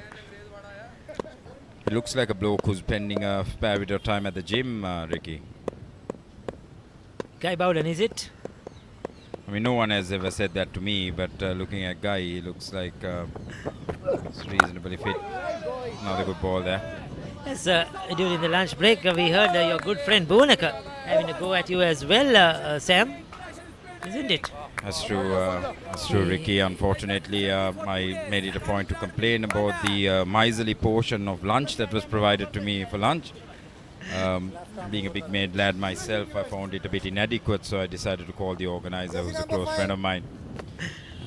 And he said he was looking after my health by giving me a smaller portion. Good on him, isn't it? Those are those tactics used by the lawyers, isn't it? Absolutely. You can never win an argument against the Lawyers Cricket Association, let me tell you that. I just hope that Bhuvnekar is listening to those. I'm sure he's going to treat us well after the games are over. Absolutely. Hoping so, isn't it? I must say he put on a show for all of the presenters and the interviewer as well, Khadija. Last evening we had a tremendous night at the foundation. It was a great event organised by the Sri Lankan Lawyers Association. Yes, everybody enjoyed themselves. So did the teams who are here for this Lawyers World Cup from around South Asia, England, the Commonwealth team. We have some left arm seam. Oh, fishing outside the off stump. It's Mohammad Bhatti. Mohammad Bhatti, by the looks of it, left arm bowls in. So it's Mohammad Usman, yes, who's operating.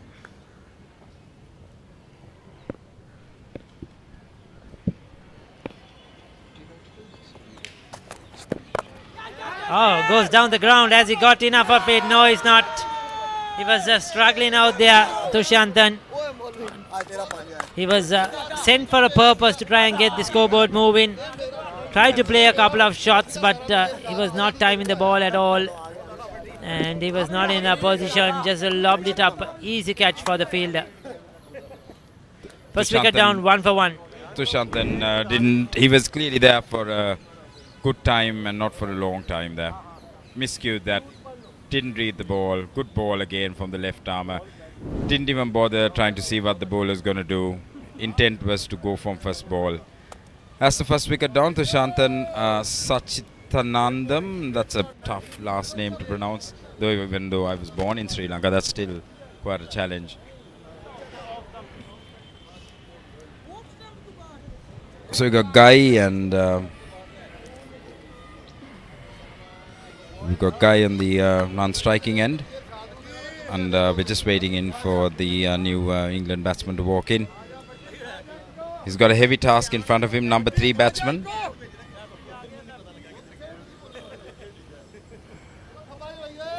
It's Khan. It's Tahir Khan who's coming into bat at number 3. Required run rate, well over 6. Mammoth task in front of the 2 batsmen and the Barristers of England and Wales. The early wicket there for Pakistan would, I'm pretty sure, will pump the bowlers up. Yes, Tahir again coming up the order. Yesterday we saw him batting at number 6, if I'm right, number 5 or 6. But today sent up the order. He's one of their better players. And they need somebody to bat long, somebody to play that sparkling innings. If they had to challenge this total, get anywhere near it, they need 1 or 2 batters to really come good. And Tahir, of course, has to be one of them. Ramiz Da is the other. You know, those players have to come good, probably Morgan. And so Tahir is in at the second over. He's walked into the centre. It's going to be a real challenge. Absolutely, and I think the key is going to be the power play. You want to keep wickets in hand during the power play and get off to a flyer. That's going to be important. Let's see what Mohammed can do. That's a beautiful shot. Great cover drive there by Tahir. Well played to the boundary. That'll do his confidence a lot of good. Picked it up on a full length. Went through the cover drive. Magnificent stroke to watch. It's a beautiful to the eye. It was a foolish delivery. It was in the slot, but still you have to hit it and hit it into the gap. And Tahir did that to perfection. The key there. Sorry, Ricky. Confident looking shot, isn't it? Also, Sam. Absolutely, and the good thing there is he didn't overhit it. He timed it and placed it right in the gap, and the ball carried through to the boundary.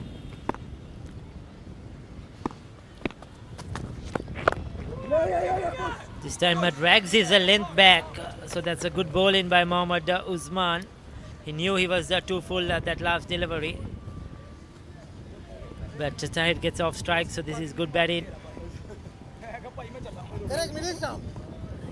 England and Wales have to keep going. You know, they cannot afford to just lay back. They have to ensure or have to make sure that they make a challenge of this total, the 6th target. Well over 6 runs per over.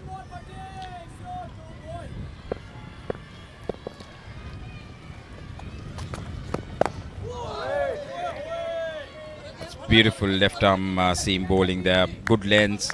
See, that's where Tahir, who's actually facing, was not able to capitalize with his angles. Is that he was the guy who's facing the non-striker Tahir, who's also a nice left arm quick, but was not able to bowl that off stump line.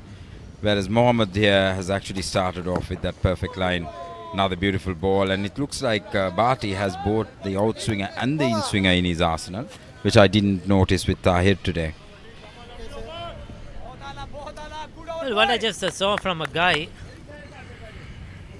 Bowden, he holds the bat pretty low, and just wonder is he able to, when I mean low, not low down the handle, is sort of his bat is very low towards the ground. 234 needed of 198. We'll take a look at that when he comes on strike next. He's almost hunched in his batting stance. Exactly. You're spot on, Sam. He's not upright. So he's sort of hunched, and his bat was pretty low. So it's very difficult to and also get any power behind the shots as well. Absolutely, and then there's a risk of you falling over, especially if you're trying to play the leg glance or something. Your weight is going against the direction of the shot. So I think that's going to be a challenge that he'll have to work on in the future, Guy Bowden. Safdal Ali, the captain, with the new ball.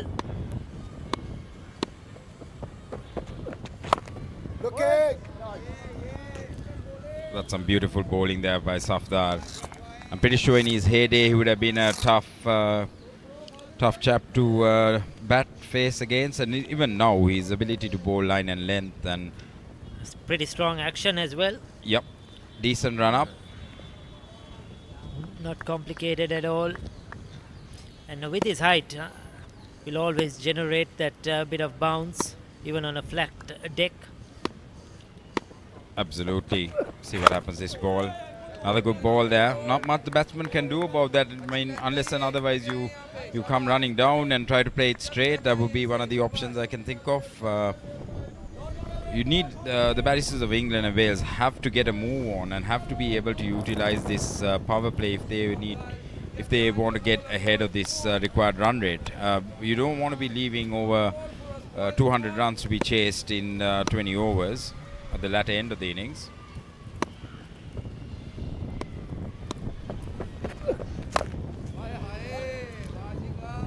This time it's a foolish length, but he was hanging on the back foot, Tahir, and that's the reason was because of the previous two deliveries were just short of a length. So this is good bowling by Safdal, keeping the batters guessing. And when you're tall and you get your length right, it's very difficult, it's very awkward. We have seen that from tall bowlers. See, it becomes very awkward. One that comes to mind, a tall bowler who didn't have a lot of pace but was world class, was Glenn McGrath, you know, who just bowled that nagging line and nagging length, you know, didn't try to do too many things, and he was unplayable. Absolutely, and especially being subcontinental cricketers, we do struggle with that awkward length which is chest height. And if the ball moves, then it just creates a further complication. So I think that's where Safdar will come into play. His height, and even at a decent length, the ball's passing by at the chest. It's a full delivery there. Great shot there by Guy Bowden. He's managed to find the gap to the right of mid-off. He's absolutely pierced that through. Yes, it was in the slot, and he's proved us wrong with that shot, Guy Bowden, though. That was a sort of a shot in anger. And beautifully played at the end. Full-blooded drive. They need a lot more of those. Great, beautiful shot there by Bowden there. He comes across as a bit unorthodox at this early stage. But as you mentioned, Ricky, he's the way he holds his back, it's at the very end of the grip. So a lot of players, is it fair for me to assume that he's more of a bottom hand player? It's hard to say. These days in 2020 cricket, you find a lot of batsmen holding the grip at the very top so that they get more leverage when it comes to their shot making and the ability to build some thrust throughout their bat speed. At the end of that over, so 3 overs bowled, 11 runs for 1 wicket, Barristers of England. Hurry up, batsman. Batsman, hurry up.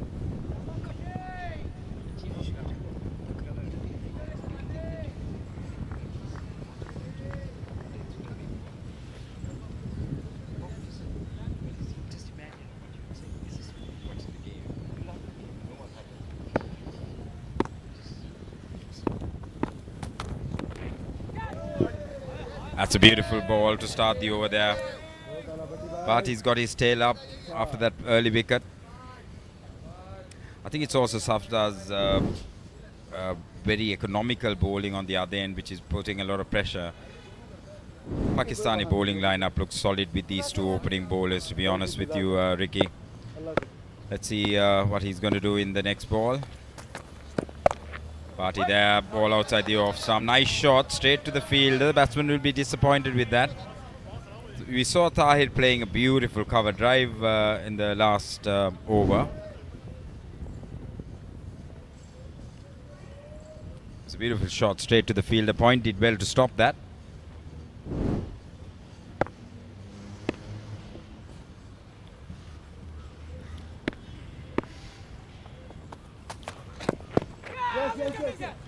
Pick up another single. So Mohammad Usman doesn't have the height as Afdal has. Depends on that, a bit of swing, bit of movement. We'll look to bowl that fuller length. They just got those 2 boundaries so far. And to the 4th over. They need to go well over 6 runs per over. So it's mandatory that is a power play. The first 7 overs. That they go on to get around 50 runs. That is very, very important without losing any more wickets.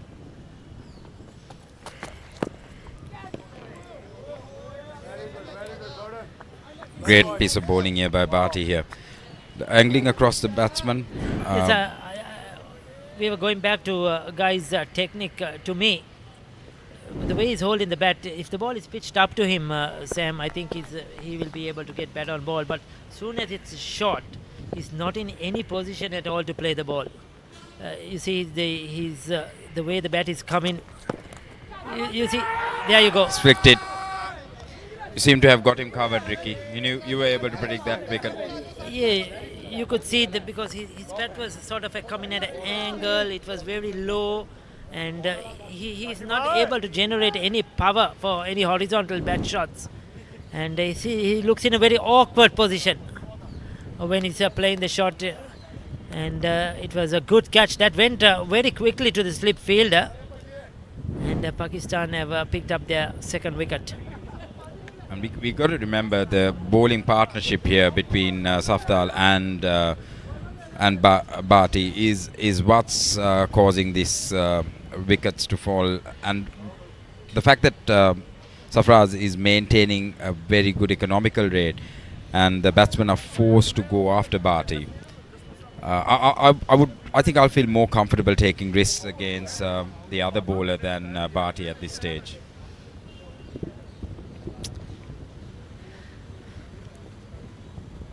Two for six for him at the moment. For Mohammad Usman Bharti.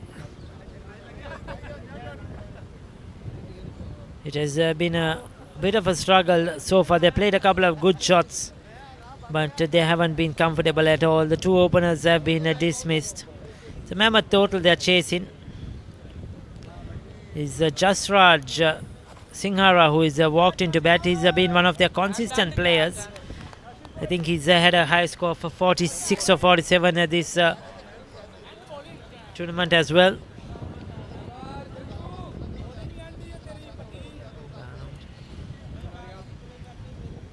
Quick update from the other semi-finals, which is happening at the NNCC cricket ground against Sri Lanka and India. Sri Lanka posing, I believe, a score at 190 odd, and India chasing that at the end of 5 overs are 48 for 1. That's a quick update from the other semi-finals game. So Jasraj Singhara is a new batter. Yes, the two semi-finals happening today in this cup segment. And we would like to remind you the finals will be played tomorrow at the SSC grounds, the Sinhalese Sports Club grounds in Colombo. International venue for this all-important final of the 8th Lloyds World Cup. Who will it be? Will it be Pakistan? Will it be England or Wales? Will it be Sri Lanka or India? Who will be in that finals tomorrow? It's a much look forward, much anticipated match for these Lawyers. 4 overs completed, 12 for 2.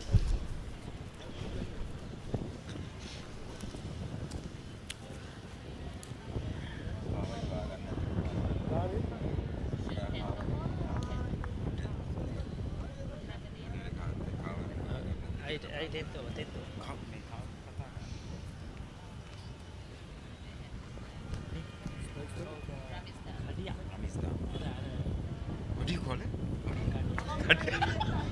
It become like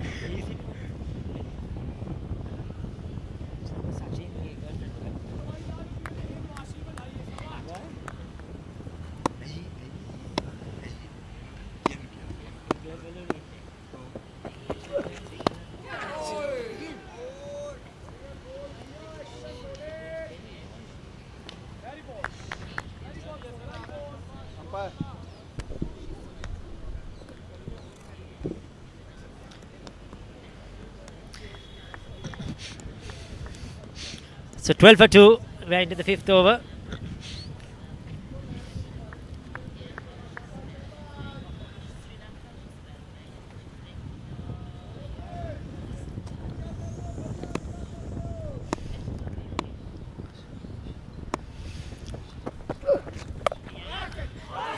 Oh, that's gone. This is an important breakthrough.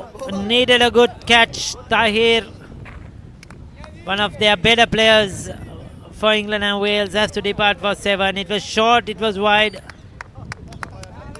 It was asked to be hit.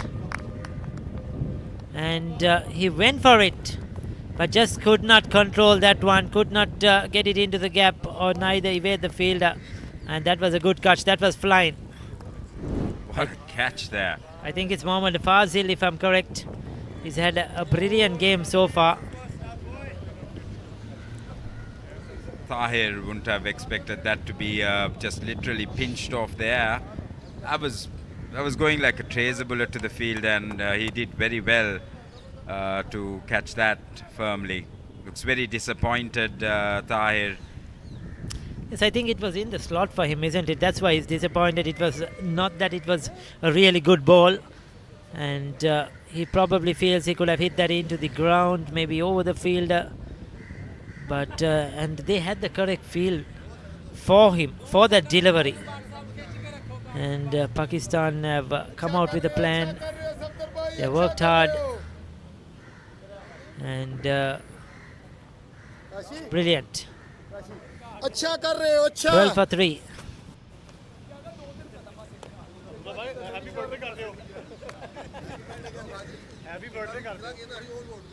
So the next batter isn't ready. I wonder if it's going to be timed out. No. Let's not bring up this timeout conversation, mate. We have had that quite a big impact in the recent past, and I'm sure the Pakistan fielders won't even think about it. But yes, he's way past the time that he should come out. Seems to be coming out, but there's no helmet in. He doesn't seem to have a helmet on. This helmet issue. It's again the helmet, isn't it? It is the same topic. He just decided to not wear a helmet. He just didn't want to have to deal with this whole strap fiasco. I think that's Morgan who's coming out to bat. I might have my reservations about coming out to bat without a helmet when I've got two quicks bowling at me. Yes, so the helmet comes. There it comes, I think, from another part of the ground. This is interesting. I'm pretty sure the Pakistani fielders are, laughing about the whole timeout prospects. What are they? That was for cricket. First time international player to be timed out. Angelo Matthews in that game.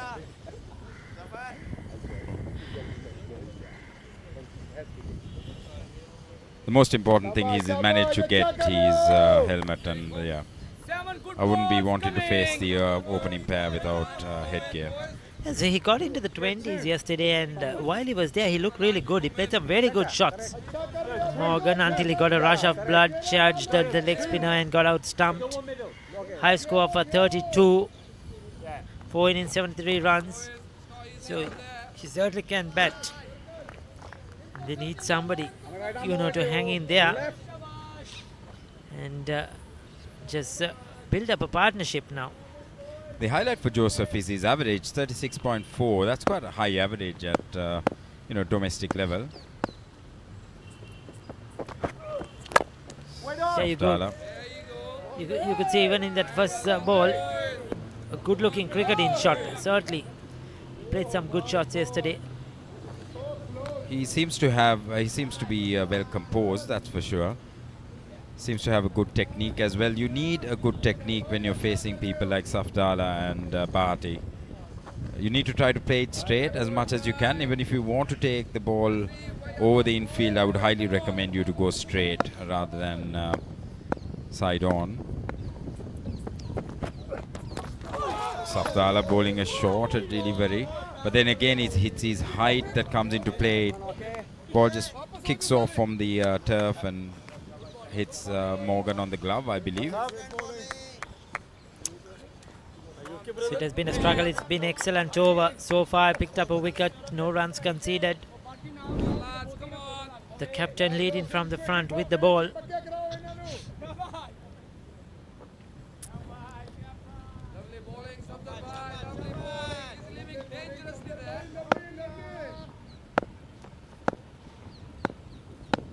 Morgan on strike, Safdar coming in. Oh, that's a peach of a delivery there by Safdar. Midon has his hand up, thinks he's sneaked it up, but I don't think there was any bat involved in that ball. But look at this delivery. Swinging it in the air, ball hits, might be fifth some position and then moves away further after it lands. That's just beautiful, beautiful fast bowling here by Pakistan to start off their defense.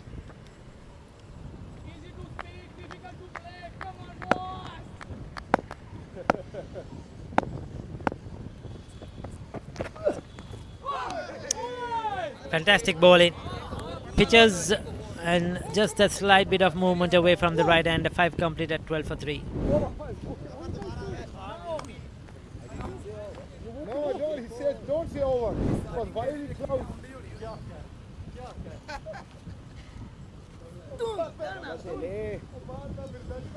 खेल match देख रहे हैं कि नहीं चले match देख रहे हैं कि नहीं तांजी दियो इन्हें चमका अबे काशी ने कैसा वाला कैच फड़े हैं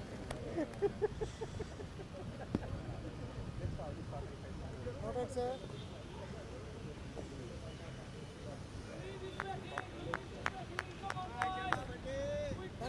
Ball. Cut get in. Come on, guys.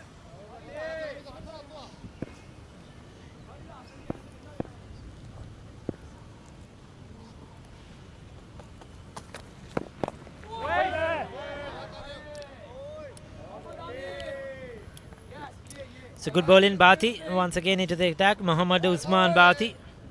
Welcome to the party. The birthday party.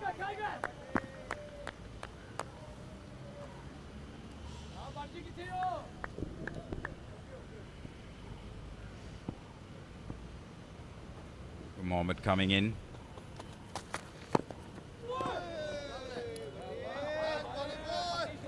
Beautiful there, Bhati. Beautiful.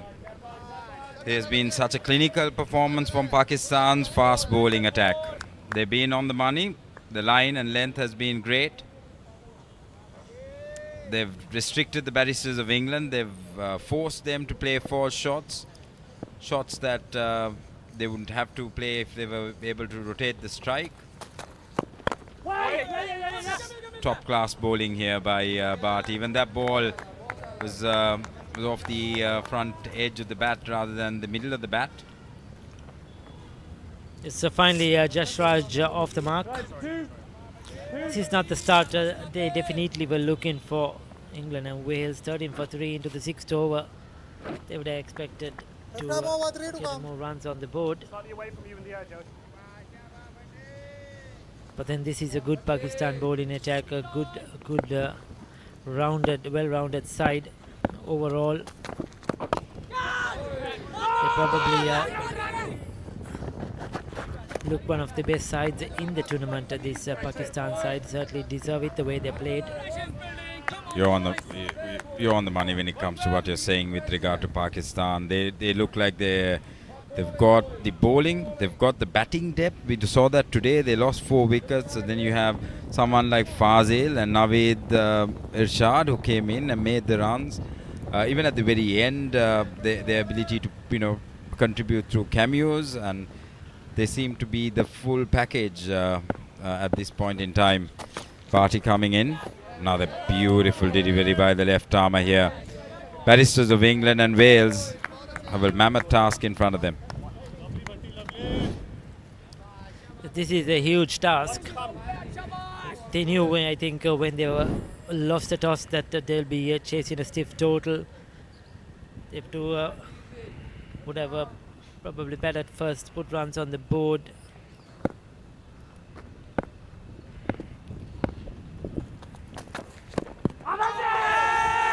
Pitching outside the leg stump, even though that would have been hitting the stumps.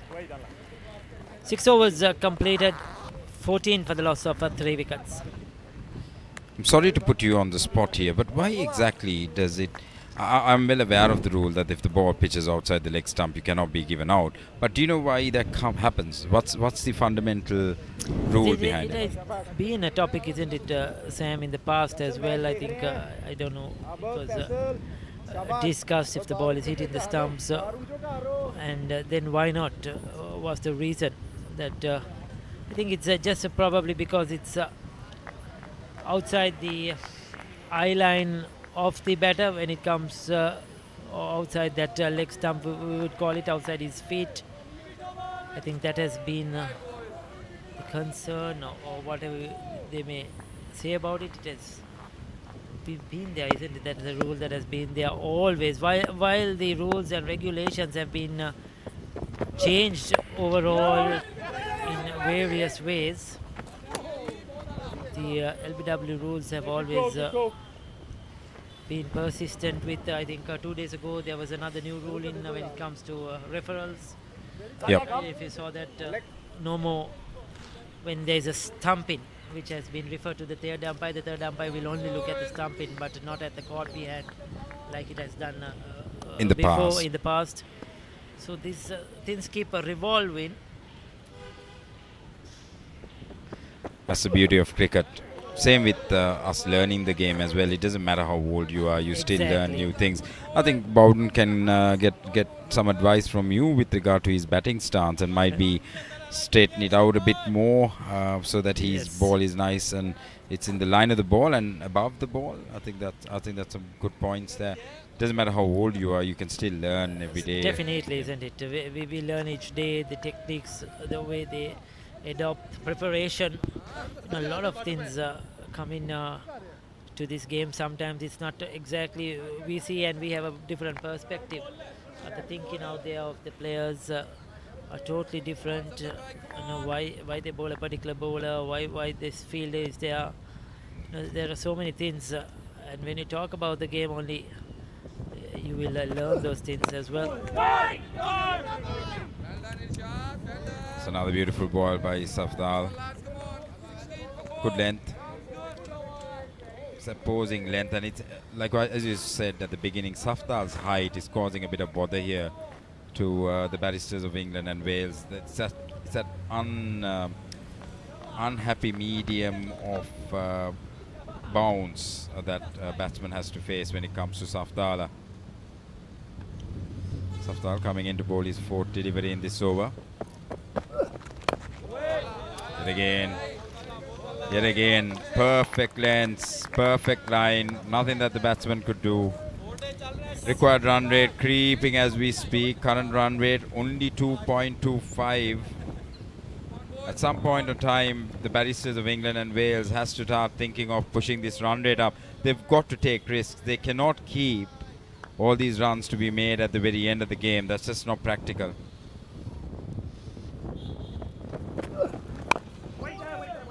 It's the Just Raj taking his time. He's not really timed the ball sweetly so far. He's faced 8 deliveries still to get the measure of this surface. He seems unhurried at the moment. Both batters have in fact have spaced 8 deliveries apiece. Just Raj reminds me of myself, a bloke who bats with his spectacles on. These days a lot of players opt to get contact lenses. Safdar coming in. That was possibly one of his more loose deliveries. The ball was drifting towards the leg, but the batsman was not able to clip it for a single there to deep fine leg. Would have been ideal there, Ricky. Yes, certainly. Another good over for Pakistan. A lot of successful cricketers there have been in the past. Played with specificity even at international levels. One that really comes to mind for me is the great Clive Lloyd. I mean, what a player he was. And he used the spectacles, I think, right throughout his career. There was Anil Kumble in the start of his career. He used to wear specs until, I think, the latter part he shifted to the contact lenses. Daniel Vittori. I was thinking about that name actually, Ricky. What a left arm, one of the greatest left arm spinners of all time. I remember in the early days, when I was a kid, I remember Sri Lankan player Asanka Gurusingha, a World Cup winner. That's correct, yes. He wore spectacles quite a lot as well until he shifted to the contact lenses again towards the latter part.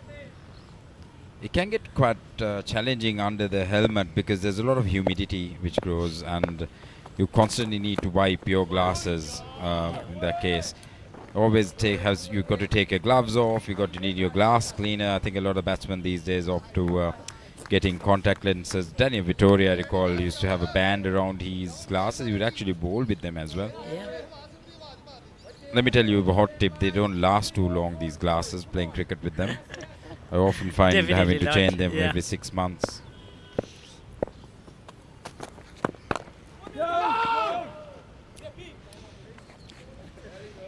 Enough about glasses, let's concentrate on the cricket again. Nothing much happening there. So we need some topics to chat about as well, because England unable to get away. Morgan and Jashraj, because these bowlers have been on the mark. Mohammad Usman, Bhati, skipper Safda Ali.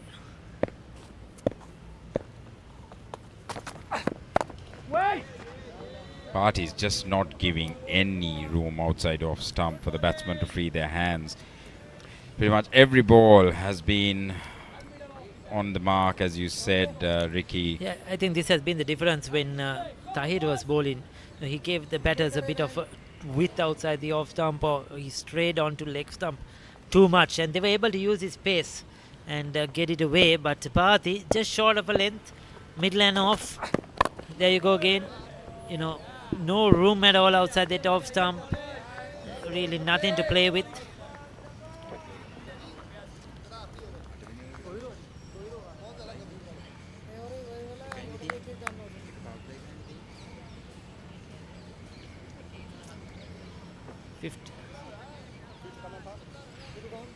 So fielders change the number of fielders outside the circle.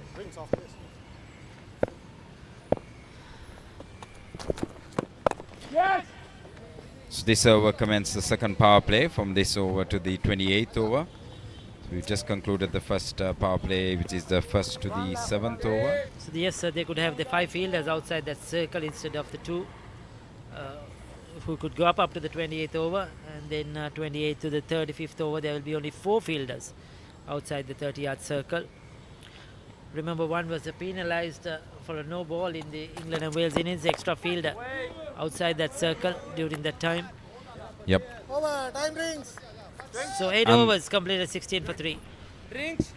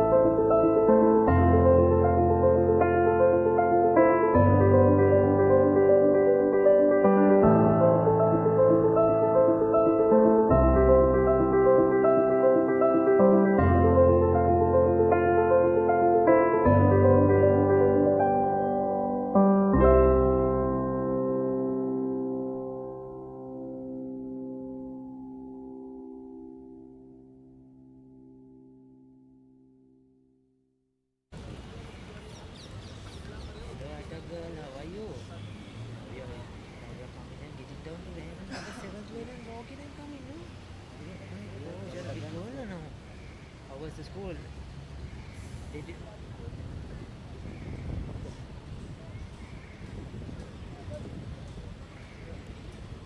Oh, alone. Okay, you come alone. But it is. Ahmad क्या हाल है? Ahmad match देख रहा है? हुरैन, अहमद, मुआज, क्या हाल है आप लोगों का? सुहेल, फैसल, खुरम, आप लोग सब ठीक हो? मैच देख रहे हो, एंजॉय कर रहे हो? देखी बॉलिंग कैसे हमारे दोनों बॉलर बॉलिंग कर रहे हैं। हैदर इब्राहिम, उमर आ रहा हूँ भाई अगला ओवर करवाने। है ना बेटा, रेडी हो जाओ। Okay sir.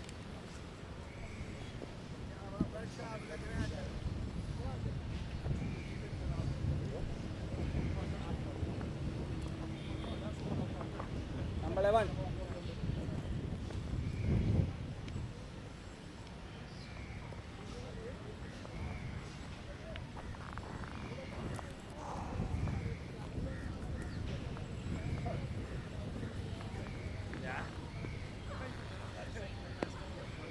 मेरी मैडम ने शर्त ला दी पर नहीं वो बहन पूरा पैकल ले आंदी नहीं बहुत निकल आंदी शाबाश शाबाश 140 140 ए जनाब फटना दो उठे आ You ball coming right arm over to you. So as we come back after the drinks break, we have a bowling change. Safdar Ali taking himself off after a brilliant spell. 4 was 1 for 7. Play.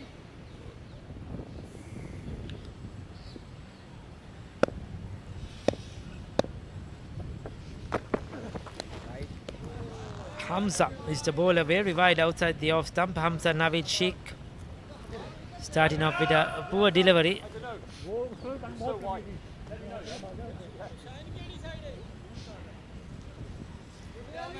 Just probably wrong footing, maybe lost his bit of rhythm.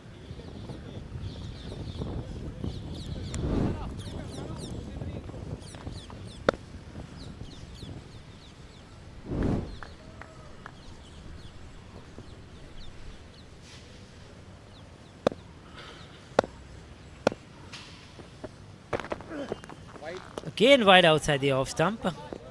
2 deliveries, he's not got it right at all. He's probably looking to angle it into the right hander. But at the moment, he's bowling too wide outside that off stump.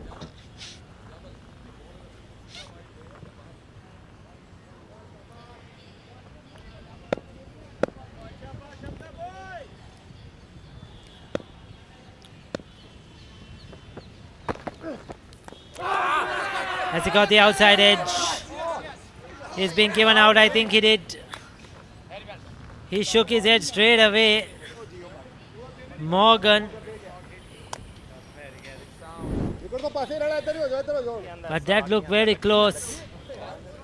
I think they heard a noise. Certainly did. There was nothing else other than bat. Morgan wasn't happy. There is not a big deflection as such. Must be a faint edge. He isn't happy with the decision, but definitely there was a noise. I think the wicket keeper, the bowler and the umpire heard a noise. There was nothing near ball other than the bat. And 18 for 4 at the moment. This is tough going for England and Wales because Pakistan have a good bowling attack. He started off with the 2 wides, Hazma Sheikh, but then produced a good delivery.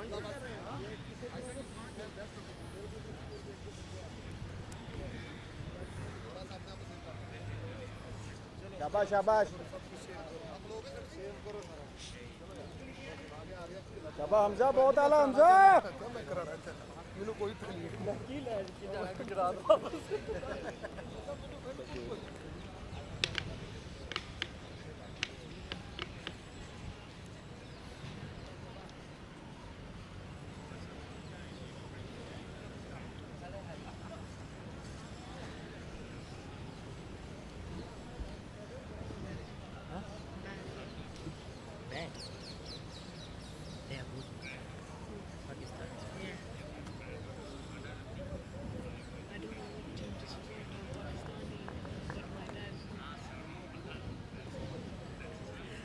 Center.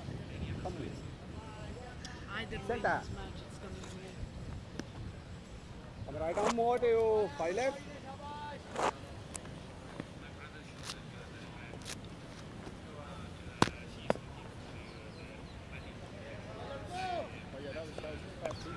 How many left? 5 left. Oh, first ball.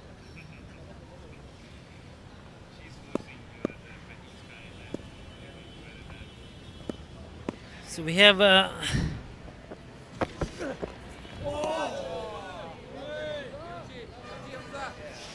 Ahmad, is it who is out there to bat?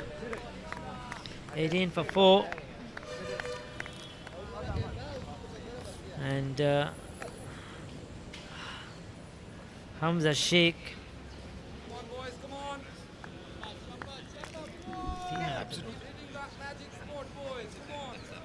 Keys.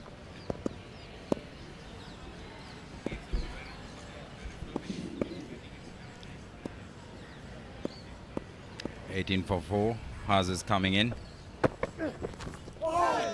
He's beaten the bat again, 2 wides, and since then he's got a wicket and beaten the bat twice. Has that open chested or front arm action. Hamza Sheikh. Hamza looks like he's built to bowl quick, doesn't he? He's tall, runs in, lot of sunscreen on his face. Looking very relaxed too. Even though he bowled the 2 wides, he was not really bothered about it. He knew he didn't get his rhythm right. There you go. You see, right in the block hole. I'm definitely sure he's another player that has played a lot of cricket during his time, during his younger days. Maybe still does. Hamza Sheikh, you could see that with his action, with his run-up.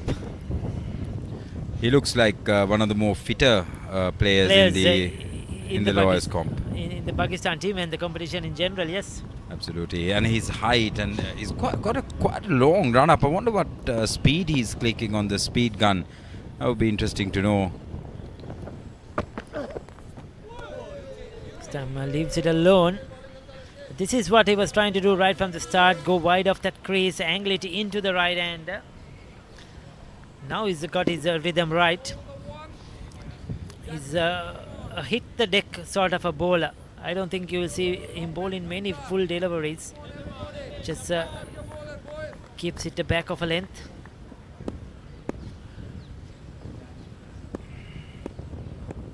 One thing you come to expect from the Pakistani squad is a bit of movement. We did notice a bit earlier on, but this white ball does not really give you a lot of swing. That was a full toss, should have been put away, straight to point. It's these kind of deliveries that the Barristers of England and Wales has to put away for the boundary, because if not, this required run rate is going to bring them down. Yes, certainly. That should have gone through that cover region. They have missed out on a couple of those so far. This is where, when Pakistan were batting, that was the difference. They punished the loose ball. They blocked out the good deliveries, but they made sure that they capitalized on anything that was in their zone. If there was width outside the off stump, they just went for it. If it was on the pads, they played it on the onside, and they kept the scoreboard moving, and played some intelligent cricket right throughout that innings.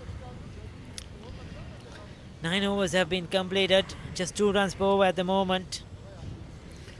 England and Wales need something special. One of these players have to just keep going. You have to take the risk as well. They can't afford to, but you have to. You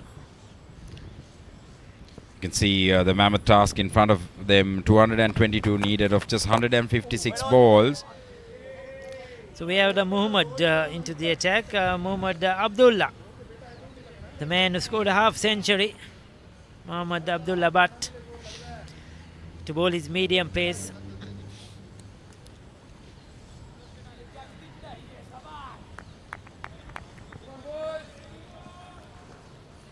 That was a great cameo at the very end by Muhammad Abdullah in the batting innings. Let's see what he can do with the ball.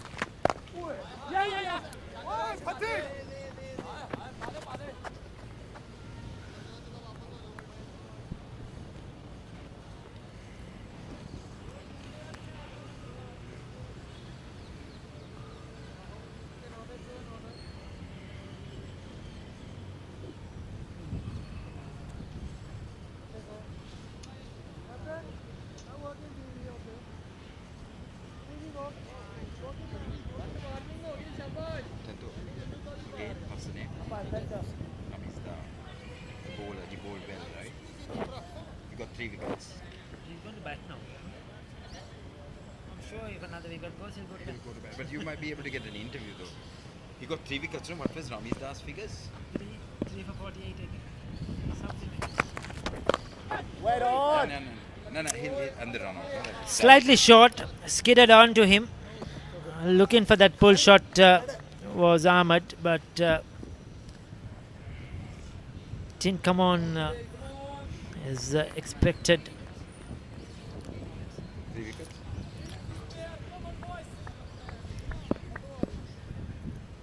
And a run out. Direct hit.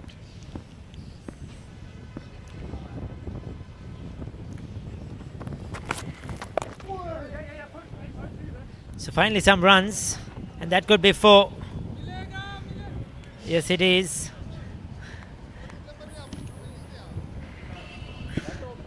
There were a few juniors in the boundary line, and the fielder was afraid to put a full stretch dive in there.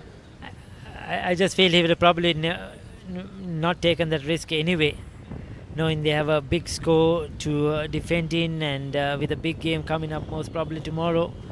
You can see the future of Sri Lankan cricket being coached there. Yes, the youngsters, the under 13s, under 15s going through their drills, the Thurstan College boys. Vicky, do you remember your junior cricket days going in for training? And that was a good excuse to stay away from some of the subjects during my time. Definitely, yes. Good old days, isn't it? And it was, I think it was different back then as now, Sam, as you brought it out. No, we didn't have, I don't think the luxury these boys have now. In those days gone by, you know, it was much more harder, much more tougher. And I need to highlight one thing: cricket is not a poor man's game. Loud appeal there. Abdullah was very animated with that appeal. I think the ball might be drifting down the leg stump, called leg buys by the umpire. You know, one of the cutting back to that image of the juniors getting ready. Everyone had a bat. When I was playing cricket, it was only the opening batsmen who had their own bats, and we all shared bats. And exactly, and the school used to provide us. They had a few bats as well. I remember we had to share those bats to play cricket. And the funny thing is, I see the 2 kids, Tahir and Ramiz, as kids listening to the topic as well. You know, nowadays they could select whatever bat they want to play their cricket, isn't it? Absolutely. I was a number 6 batsman, so I would hope and pray that the guy who was holding my favorite bat would get out, regardless of how well he was batting. Those were the times. But yeah, it's good to see though, and I should say bats have become a bit cheaper and bit more affordable than back in the day. They used to be an imported product, and I believe Sri Lanka now manufactures their own cricket bats as well, so that might help reduce the cost a bit. Yes, but if you just take a look at, and you wanted one of those good branded or whatever good bats, That's gone. A fortune, and there's another one. That's another wicket gone. 5 wickets. Upish. Short cover. That was in the slot, and once again played upishly, not to the pitch of the ball. And the Pakistan catching has been good. You know, their fielding has been outstanding. There you see, he got the toe end of the bat, didn't time it at all, straight to the fielder Muzaffar Hussain. And it was gleefully accepted. 5 down now for 24. Half of the side gone. We always knew it's going to be a challenge for England and Wales against a quality Pakistan side. But they would have expected to bat much better than this, because their batting is much better than this, to be honest. But scoreboard pressure has just created that this thing. 24 for 5 into the 11th over. Yeah, it looks like there's going to be England, Barristers of England and Wales would require a miracle from this point onwards, being 24 for 5 after 10 overs. Just going to try to do a quick score check of the other semi-finals, which is happening at the NCC grounds. That is played between Sri Lanka and India. I've been informed that there's a tight contest happening at this point in time. I've just requested a score update from the scorers. At this point in time, India looks like they're 84 for 5 after 13 overs. Let me repeat, India are 84 for 5 after 13 overs. They require 109 runs from 122 balls. So that should be 132 balls. So that should be a tightly fought contest. Sri Lanka managing to capture 5 early wickets. India is quite a strong side. They are currently, we've got Kaushik, who's made 40. Aman Sheikh 9, Aditya Kumar Acharya, who's their best batsman, is out for 2.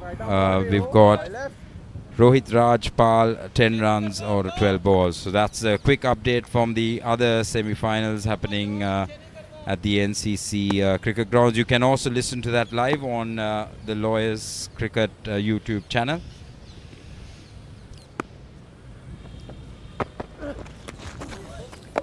That was quick. Quick on to him. He's in a bit of discomfort, Ramiz. Probably hit his midriff. Going for the pull shot.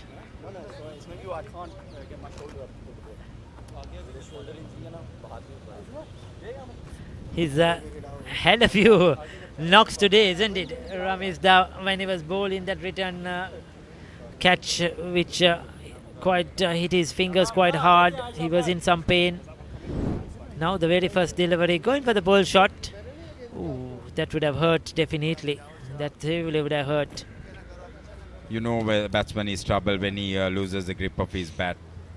And that was very awkward. As you said, he's not had a very comfortable day in the field, Ramizda, but he was an excellent, he had an excellent direct hit to get Sohail out, which is brilliant.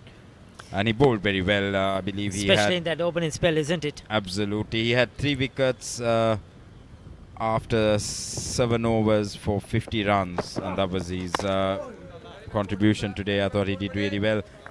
Still, looks like he's in a bit of discomfort there.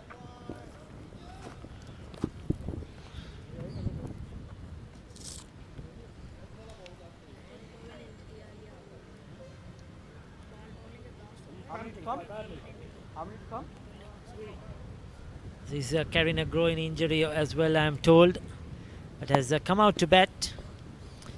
Probably the last of their real recognized batters. It's a tough task. This Pakistan outfit looks really good. You know, they have the bowlers to back up their batters. Coming to you live from the Thurstan College ground.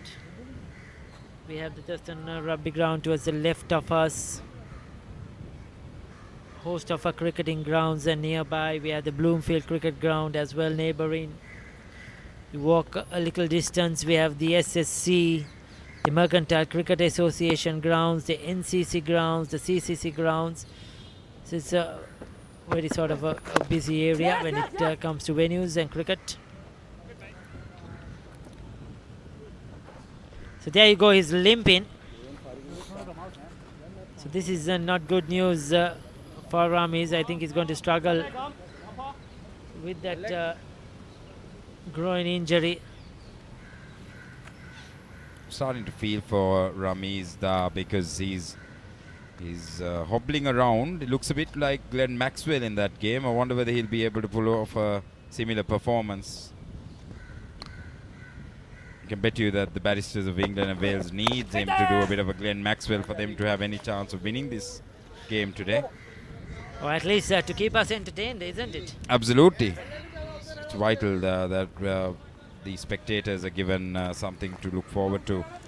I must say this, I don't recall ever playing in this ground in my junior days. I believe this ground has come to being in recent times. Games that were played against and I must commend the ground construction with regard to the facilities.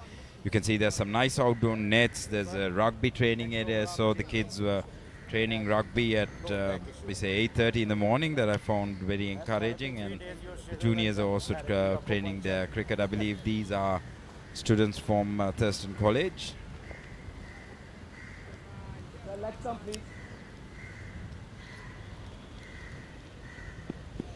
right arm over.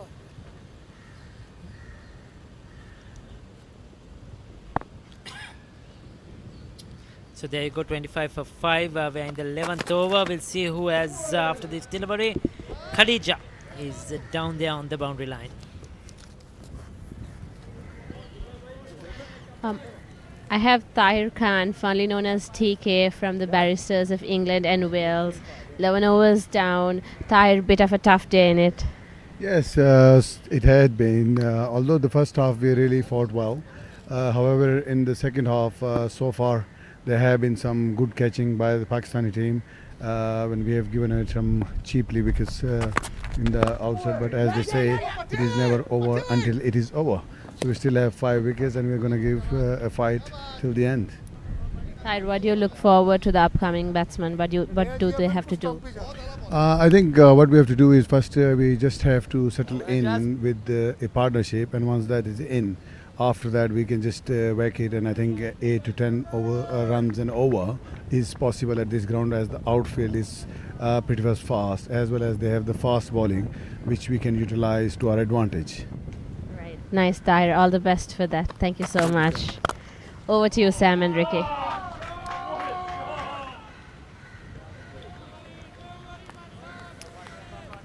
So that was a fantastic shot. Beautifully played. It's taken a while. It's a long while coming, in fact.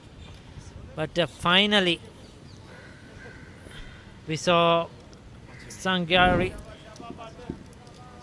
Jashraj,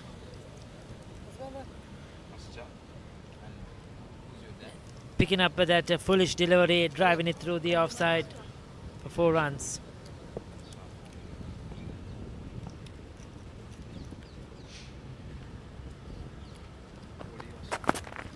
Wait there! Lovely.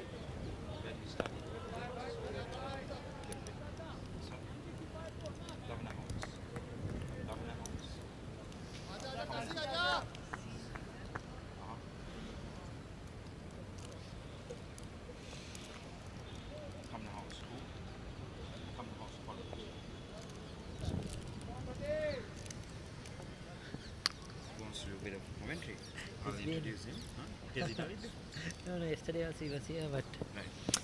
So 30 for 5 into the 12th over.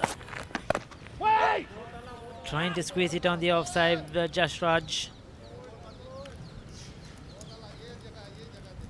It has been all Pakistan so far in this innings.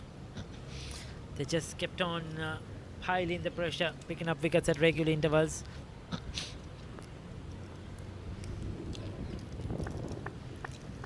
So I've got a young man named Asjad who's been loitering behind us all day in the commentary box. I've been told that he's Tahir Shah's son, who's 11 years of age, is from Colombo House School in England, down to watch his father. I've asked him whether he would like to have a little spell in commentary, Ricky, and he's kindly obliged and said he'd be interested. So he's Sam Samsudeen handing over the microphone to Asjad. So thank you, Sam. So there you go. This was the first wicket to fall. That of Sachin. He was out caught, trying to just play some unorthodox cricket. And that was the first wicket to fall. Then we had another one by the dust, caught behind. That was a brilliant catch of Tahir. That was a game-changing moment. Then that outside edge, Morgan wasn't happy, but a faint nick. And another one caught at the cover region.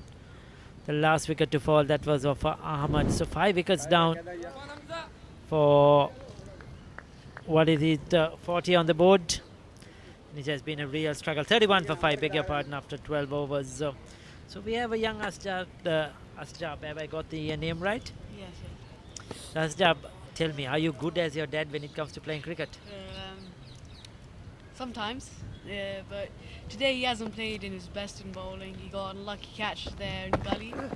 Yes, of course, just to once again remind you, this is Tahir Khan's son from England and Wales. Yes, a certainly hitting ball as well as he has done in the other games, isn't it? I too was a touch disappointed. Probably He was bowling both sides of the stumps, isn't it? Yeah. So tell us, do you play some cricket down at school? I do indeed. Under 13s, is it? Under 11. Under 11, okay. And so are you a bowler or batter? All rounder. All rounder. There you go, following the dad's footsteps. And come back to that after this delivery. Touch low, gets an outside edge. Don't make a single there. So are you a left arm bowler as well? Right arm. So you're right arm. Yes. There you go. And tell us, Anjab, how have you enjoyed, or how has the tour to Sri Lanka been with the England and Wales Lawyers cricket team and your parents as well? How has the experience been for you watching from the sidelines? It's been amazing. We've seen a lot of amazing games with the Barristers of England and Wales, especially the one that we won against Bangladesh a few days ago. That was lovely. Came right to the last over. So, yeah. Have you been able to walk around Colombo? Have you managed to squeeze in some free time? A lot of cricket, to be fair with you. But one day, we went to the beach, and yeah, a lot of cricket these days. Yeah. So there is a bit of a 2 days probably free time after today. The finals is tomorrow, and where things are going, it seems England and Wales are struggling. You never know, but where things are going, so probably you have a couple of days to just relax and see more of Colombo. And hope so that one day you will be back in Sri Lanka, probably again with the Lawyers team. Or maybe you yourself a part of some England side to visit Sri Lanka and play some cricket, isn't it? Yeah. Another good delivery. Beaten outside that off stump. And he's bowling excellent, to be fair. He's bowling excellent, isn't it?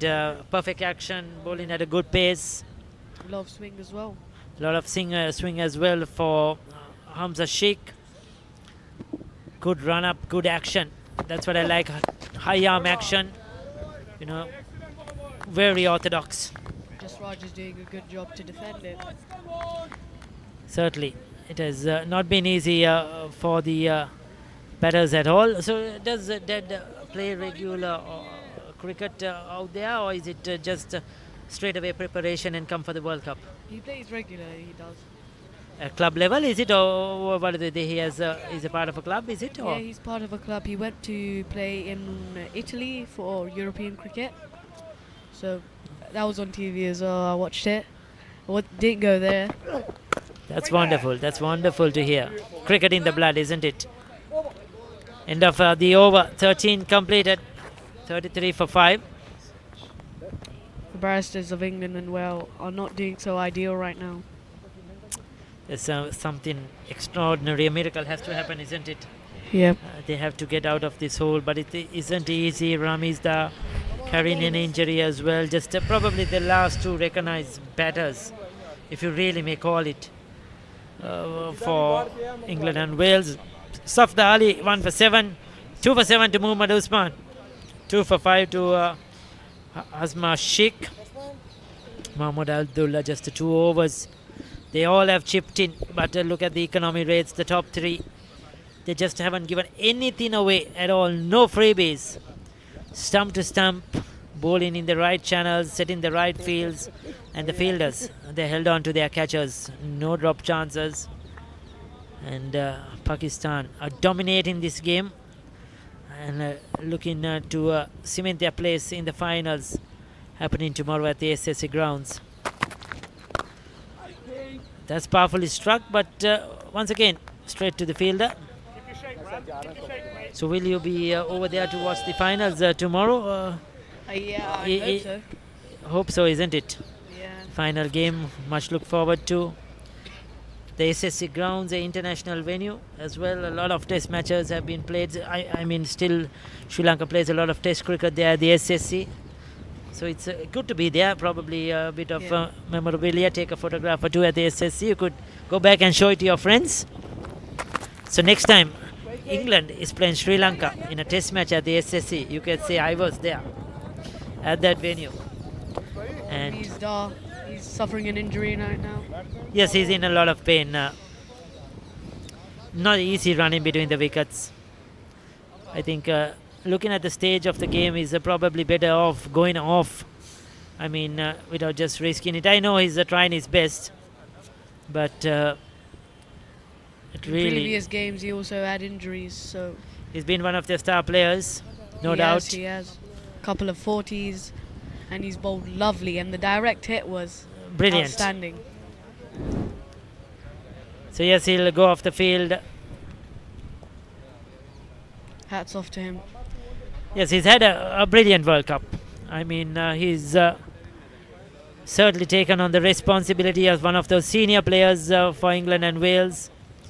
And along with Tahir and Sangiri and some of the others have carried that burden. And they have done brilliantly well. So he cannot run anymore, and understandably, it's a blow to England and Wales, but salute to Ramiz Dar for being a part of this World Cup, for being in top form, and for contributing to the England and Wales side, of course, immensely. And we are indeed happy to see him here in Colombo. So he'll retire as a captain comes in, I think it is. Am I right? Is it Aaron Walder, the captain? No. Aaron Walder is the captain, but he is not. So it's Mohammad Iqbal. Ibrahim, is it Heather? भाई जवाब तो दो. So beg your pardon, Mashood Iqbal. Yes.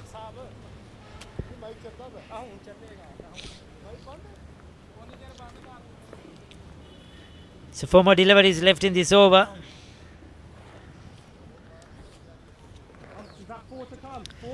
Just the 4 wickets in hand. Captain Walder to come, Arif Rahman and Charles Pryor. Pakistan have been dominating this game heavily right now. They have won all their games leading up to this game as well. They are the unbeaten side. They look to be the well-rounded top favourite side, as you call it. That's India. Will it be taken? Just short of the fielder there, down third man. Just Raj charging his arm. He knows no use hanging around. I mean, it's pointless. So let's go for it, isn't it? Play some shots and see what comes out of it. Mashood Iqbal hitting his first ball. So down there at school, do you all have a sort of practice every day, or is it twice a week, or only on weekends? How does it happen? Weekend normally right now. It's busy with school.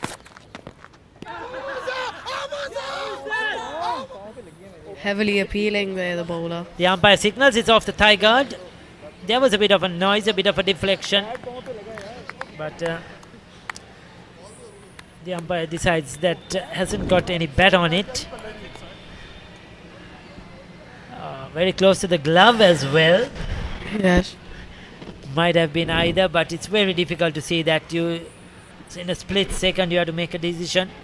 So all those doubtful decisions goes in favor of the batter if it's not a clear-cut decision.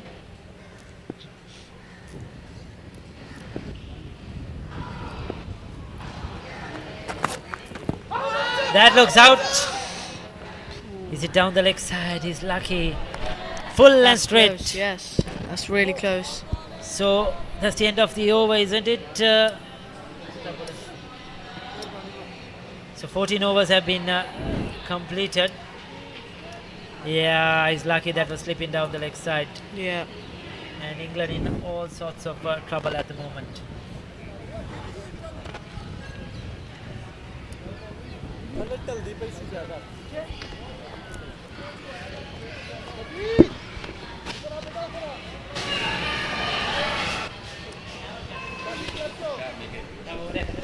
Number 7.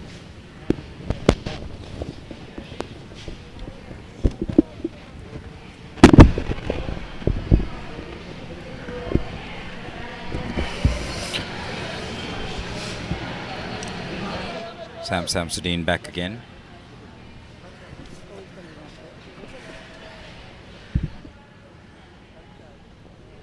Barristers of England 35 for 5 after 14 overs. And we've got Asjad here who's giving some commentary again. Ricky Sims has taken a quick break here.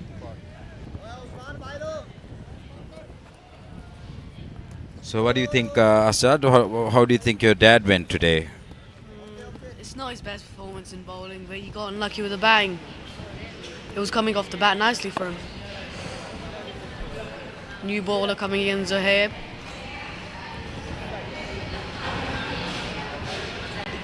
Pakistan doesn't seem to lack any bowlers, that's for sure. They've been quite on the money when it comes to their bowling performance today. 35 for 5. Barristers of England struggling here today.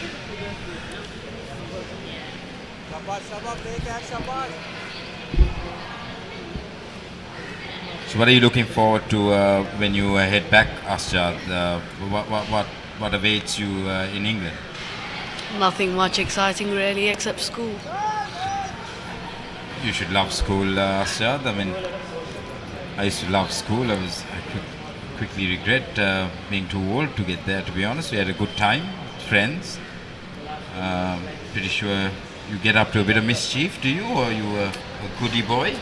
I'm not gonna share that piece of information. Are you aspiring to be a lawyer as well? That's a typical lawyer response there, Asjad. Not really. It's really stressful. I've been learning from my dad. Sure. Emails a lot. So. That's true, Asjad. It's a very rewarding career, but at the same time, it comes with its own stresses and takes you to read a lot and have to keep yourself up to date with the laws and to be able to cross-reference to things and be able to handle yourself in an argument, etc. But so, what would you like to become when you grow older, Asjad? I would like to become a cricketer. You'd like to become a cricketer? Yes. Lovely. That's good to hear, man. Really good to hear. So we've also got a request from the young man Asher, who's from he's from England as well. He's 11 years of age. He's from Queen's Secondary College. Queen's Secondary School in England. He's actually Ramiz Dar's son, who's who was forced to retire, unfortunately. Retire hurt.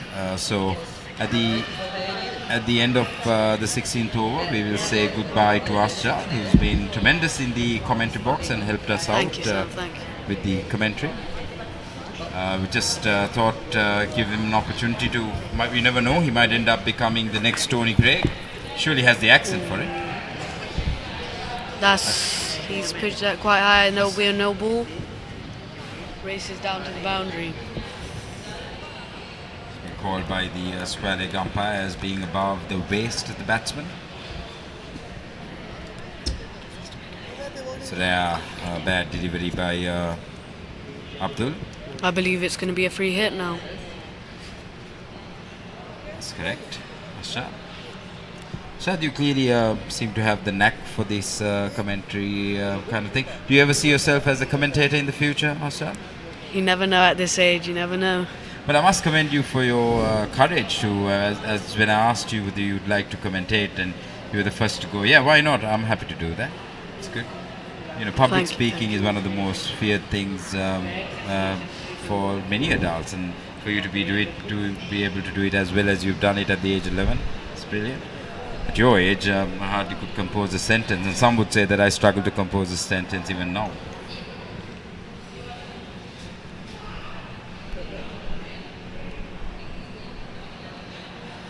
We got Abdul coming in. Has been muscled to Muzaffar. No runs there, unfortunately, for Jasraj. Any last comments, Asjad, before you sign off? It's been a great pleasure to do this. Brilliant. It was really good to have you on board as well. And then I would like to invite Asher, Rami's son, come on in line as well.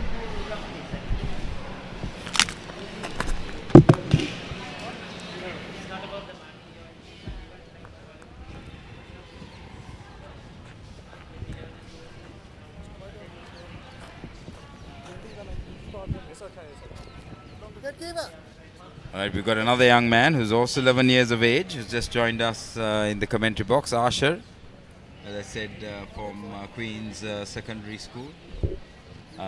Rami's Da's son. Unfortunately, Rami's had to retire hurt. Asher, what did you think about that? Have you gone and spoken to Dad to see if he's all right? Well, to be honest, he is quite injury prone. Like, he does get injured quite a lot. And yeah, like he does go through a lot of injuries like every day. Something happens because he does have currently quite a lot of injuries. Some mothers do have him, they say, you know. Is it? He's quite an athletic man as well, isn't he? He's a medium pace bowler. He must have been pretty proud about that run out today. Yeah, it's not the first time he's done it, but I saw it. It was a lovely run out. To be honest, I'd be happy with that. And yeah, he is quite happy about that as well. Brilliant. And tell me, Asha, tell me about yourself. So, what's your favorite subject at school? I mean, to be honest, many people may disagree with me, but my two favorites. First, probably PE. That's just expected from a cricketer. And second, probably maths. PE and I maths? like it because I'm quite good at it, obviously, and like. Brilliant. Oh, they say maths is the fundamental to anything you study. That's a wide ball, rare bad delivery by Abdullah Mohammed. Ball straying down the leg side there. No, Asher, I'm glad to hear. So, is it fair for me to assume that you'd like to be a cricketer in the future as well? Yeah, but one thing that's generally been on my mind could be commentary. Actually, it's a fun thing to do, and I've always admired it, like just generally, because I can like speak in the public and and I'm able to do that. Absolutely. And it's never, especially when you're young, you could join places like Toastmasters associations, etc. Organizations which harness and educate you on how best to do public speaking. And you never know, Asher, you could be the next, big voice on the Fox Sports channel. And you could tour around the world, enjoy cricket, meet new people. I think it's a great sport. That's Apesh. Just landed safe. Landed safe there, Asher, and it's gone for way. 4. Yeah, that was a bit of a half-hearted shot there.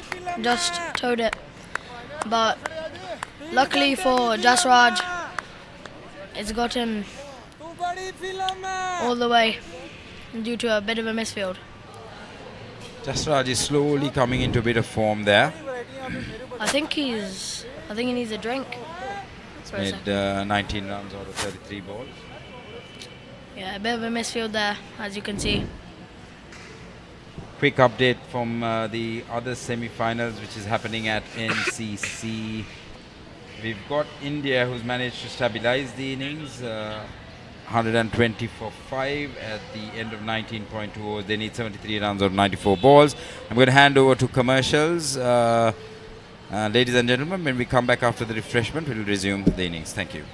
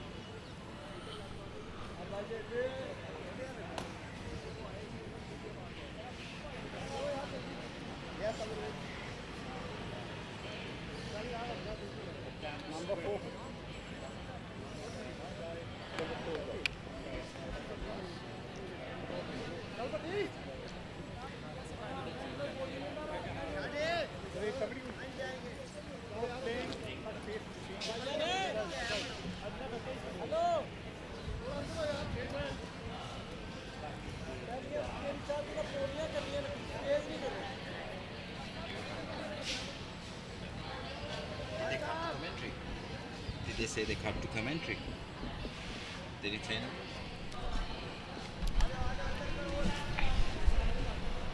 no? Looks like Jasraj will be on.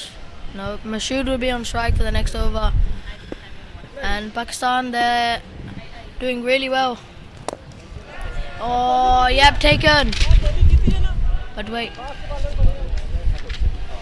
And the 6th wicket falls. Mashood Iqbal on a duck. 0 from 7 balls. And Pakistan looks like they're going to go through to the finals at the MCC tomorrow.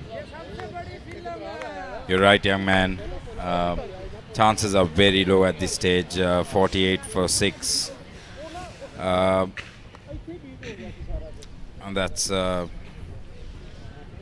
believe, a disappointed batsman walking back to the change rooms. Hopes of the Barristers of England and Wales getting into the finals as SCC is not that great. Mashood Iqbal didn't get off his duck. None for 7 at this point in time. Barristers of England and Wales are 48 for 6. Yeah, Mashood isn't having the best of tournaments. Been a bit unlucky. He was opening the batting at the start, and it seemed like Charles Pryor will be coming in at number 8. You know, one thing I appreciate having you on the commentary desk, Asha, is the fact that you know all the players. I guess, do you spend a bit of time with Dad's teammates and stuff like that? Is there a lot of social get-togethers and stuff? Do you get around with their children, etc.? Yeah, sometimes we go for dinner after some matches. Like, we went to dinner to this Pakistani food place after we beat Bangladesh A. That was a really lovely match. Lovely. That was a lovely match.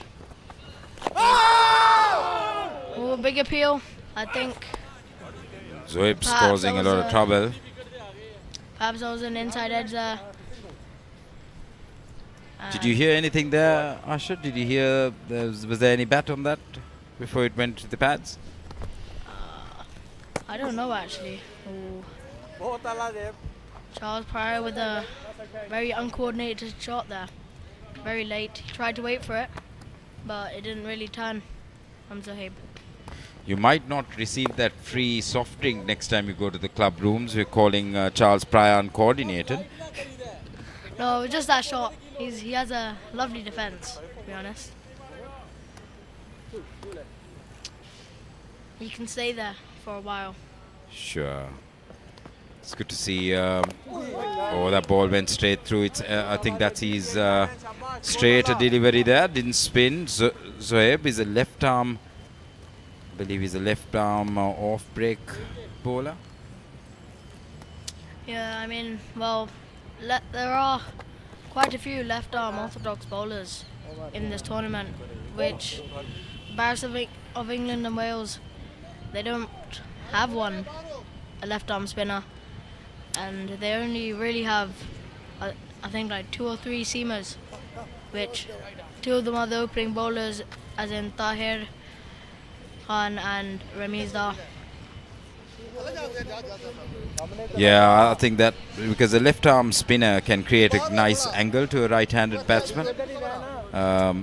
It's almost like a leg spinner for a right-handed batsman. You make a valid point. That variety brings about a bit of doubt in the batsman's mind, creates a bit of uncertainty. Barristers of England 48 for 6. Current run rate is 2.82. They require a massive 192 from 108 deliveries. He's hit that uppishly. Unfortunately, dropping short of the mid-off fielder there who came across to stop the boundary. I mean, can you blame Jasraj for that? Like, it was a full toss. And when it's a full toss, you know you have to put that away. And, well, just couldn't get the full hold of it. Should have been in the trees, that. The one thing, Asha, is that the ball was quite... it was a low full toss, and that can make life a bit harder. It's a nice shot there, and that's pierced the infield. Charles Pryor has managed to hit a welcome boundary there for the Barristers of England. It's been a while, Asha, since I've seen a boundary. Yeah, so far it's been 2 balls, 5 runs off the over. I think they're looking to push on now, as well. The new ball has been seed off, and look at that, slices it away past the fielder. Oh, there's another one. That's another boundary there from Charles. Has he changed gears here, Asha? Clearly, intent has changed. Yeah, we'll need to see the replay on that. Oh, that's a lovely cut shot. Took the top edge of the bat and went almost behind slip. There's no fielder covering that. Risky run there. Just missed the stumps. I think he was in though.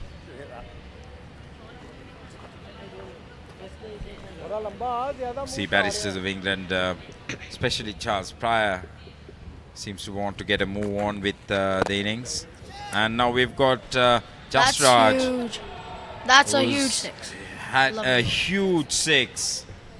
I think it was over mid-on's head.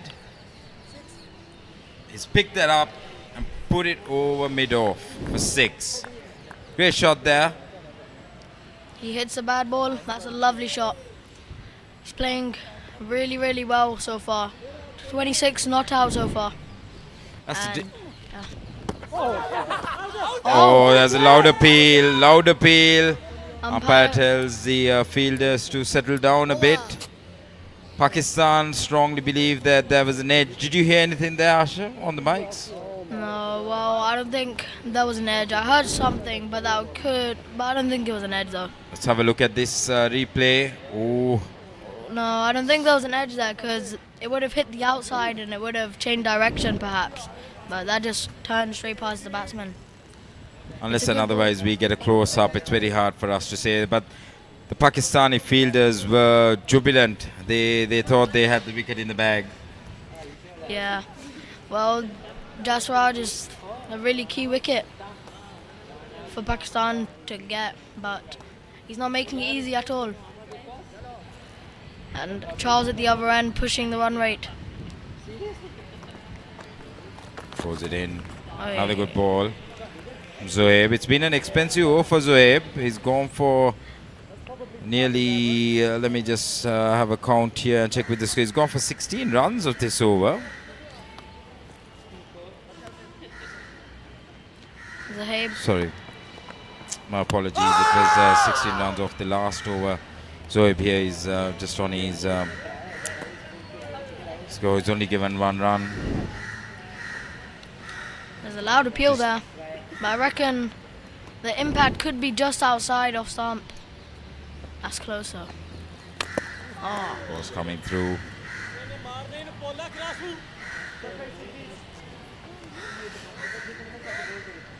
No. So what does your day entail, Asha, when you go back to England? What keeps you occupied? Well, yeah, I'm going back to school. Well, in Colombo, it's over 30 degrees every day. Just over 30. And, well, going back to England and really, well, it's going to be quite cold. Nudged away. Absolutely, Asha, absolutely. I think, so is it fair for me to assume you're looking forward to going back to England? You find it too hot, or you'd rather be in Sri Lanka? I mean, at the start, I kind of wanted to go back to England. It's too hot here, but I'm getting used to it. And then, hopefully one day when you grow up, you'll come back as an international cricketer touring, playing a bit of cricket, doing a bit of commentary on the side as well as close to retirement. Yeah, hopefully. That's the end of a very good over by Zoeb. He's only conceded 1 run. So he's back that 16 run over with just 1 run over. Yeah, and Jasraj was 26 after 37 balls, and Charles Pryor 10 out of 13 balls. Looking at the scorecard, we got Thurstan, who came in, who was sent up early, only made 1. Currently, the batsman on strike is Jasraj. Yeah. Pryor's on strike now. Let's see what he can do, because in the last over of Muzaffar, he smashed him apart. It's a great delivery there. Good no, really good ball. They thought about the quick single there, but it would be too risky. Good choice. Yeah, I mean, if I was Charles Pryor, I wouldn't be rushing to make these quick singles at this stage of the game. Yeah, they need to say that. Oi. Good ball, very good ball here. Muzaffar's getting some turn on the ball. Coming in to the right hand, Charles Pryor.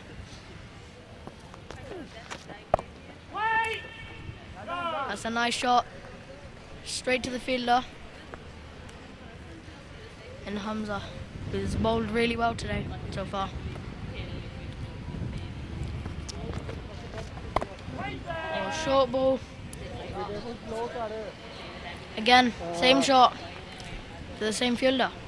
What do you think your dad's going to say, Asher,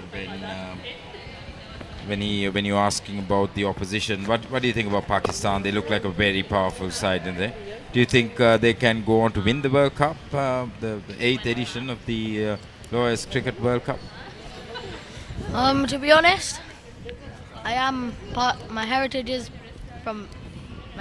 Pakistani, so I would want them to win, as it's looking like they'll probably be facing India. India's A team in the final, which we've played both teams, and to be honest, I think at the exact same ground, you can watch the India vs Barristers of England and Wales match. You can watch that. The live is still on YouTube on the Lawyers Cricket World Cup. That's correct, yep. The Lawyers Cricket World Cup YouTube channel is telecasting live both these semi-finals. India playing Sri Lanka, and obviously India playing the hosts of this tournament, and the Barristers of England versus Pakistan game. For those of you viewers joining us now, just to give you a quick recap of the game, we had Pakistan winning the toss and posing 239 runs. Quite a huge total, batting first. Batted perfectly well. A couple of 50s there by Fazil and Irshad Naveed. They had over 100-run partnership in the middle. And chasing that total, the Barristers of England and Wales are 68 for 6 at the end of 20 overs. Yeah, there was a bit at the start. Pakistan, like what happened with Pakistan in their batting, at the start, a few early wickets. 3 early wickets for the Barristers of England and Wales at the start for their innings and Pakistan's innings. But at Pakistan, as we saw, they recovered really, really well, and they ended up with a huge total of over 230, I believe. Oh, inside edge there. It's just hit straight down and they get a single off it.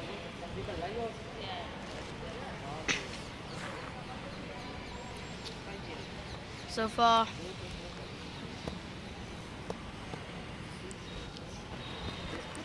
so Haber's kept it really tight. That's in the air. Big hoik. Ball's gone up. Oh, and it's a drop. It's a drop from Hamza. That wicket was really that catch was really crucial for Jasraj. He tried to go for that. Only one there. He didn't really get underneath that ball, did he? He just scooped it through. Ball went up. Fielder had enough time to get underneath that ball, but just made a bit of mockery of that catch. I think he misjudged where he needed to stand. He'd run in a bit too much, and then ball going over his head. So often that we find in these games. Yeah, 3 of the last overs. Zohaib he's really keeping it tight here after that huge over of 16. And yeah, this partnership of Pakistan's Mohammad Faisal and Irshad Naveed, 106 runs of 90 balls. You can see that really got the runs back up and running again. And look at this, also another partnership between Charles Pryor and Jasraj Singara. 22 runs so far, or 29 balls, and Charles Pryor's contributed 12 and Jasraj 10. See, what's lacking here, Asher, is a solid partnership over 50 runs. Look at these partnerships. You got 0, 4, 0, 1, 1, 6, 11, and the current one is 12. Best of England and Wales would be hoping that this partnership stands a bit longer. Yeah. And well, Muzaffar comes back on. Number 18. Oh, that's in the air. Could it be taken? No, it's just dropped safe in between the 2 fielders. They'll get a single off that. Seems like Jasraj is trying to go for it, which does make sense. Obviously, they need a big total. You're right, Ash. There's a lot of runs to be made still, so it'll all boil down to. Oh, that's a lovely ball from Muzaffar. Charles just able to defend it. A lot of turn he's getting now. Good shot there. Straight to the fielder though. Charles seems to have, Jasraj and Charles seems to have come in, and you can see that there's a little partnership forming here. Yeah, they're giving each other really loud callings.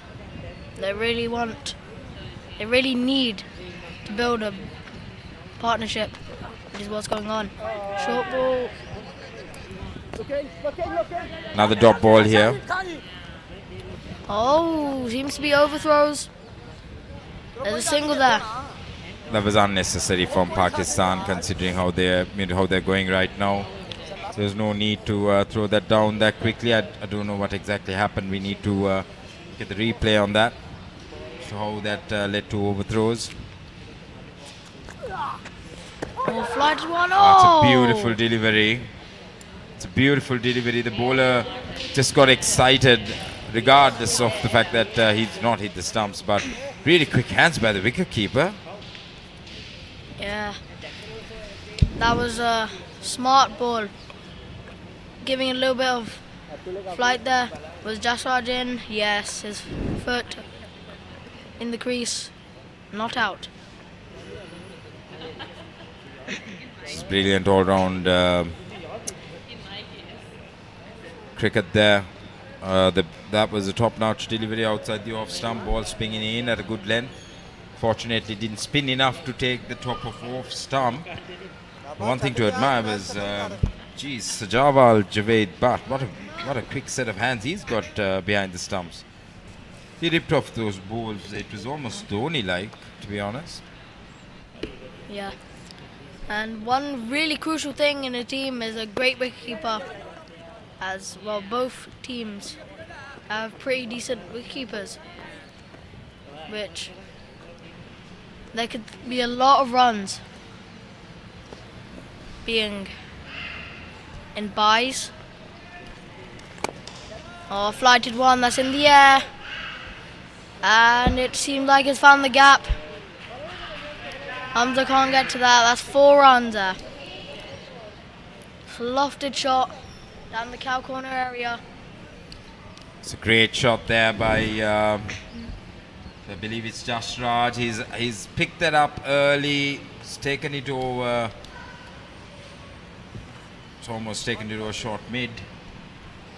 It's cleared the gap. Beautiful shot. You can see the young man in the boundary line trying to reproduce that shot. Now what's... He's caught it, has he? Or he's dropped it? Oh. He's dropped short. It's dropped short. Would have been an amazing catch. What a great effort by Kashif there. Jasraj didn't pick that at all. That would have been an absolutely lovely catch of Zahib's bowling. Oh, he's gone now. Stumped. Comes down the track, he just misses it, and well, the keeper just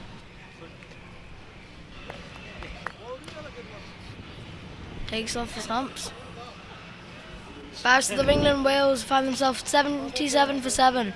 Look at, see that. Oh, he was way down the track there. Missed the ball, stumped.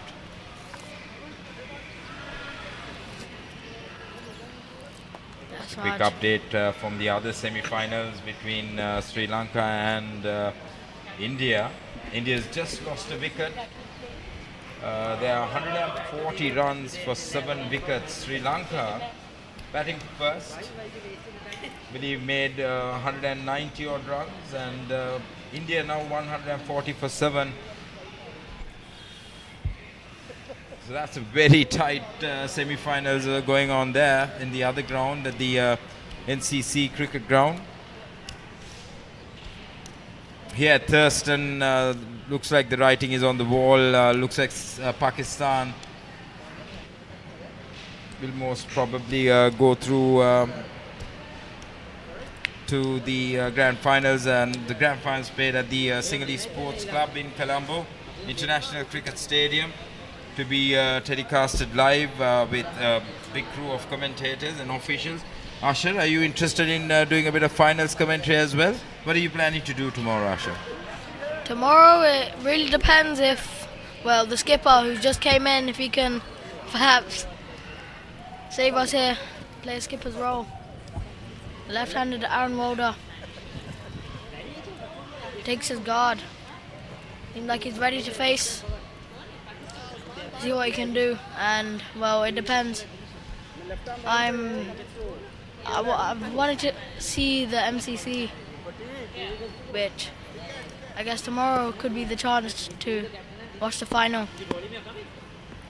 Absolutely. Left arm round to the left-handed batsman.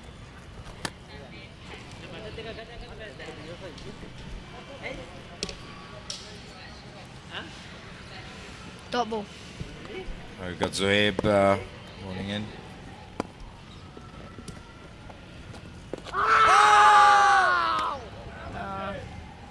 That's a silly appeal there. That's pitched way outside leg stump, and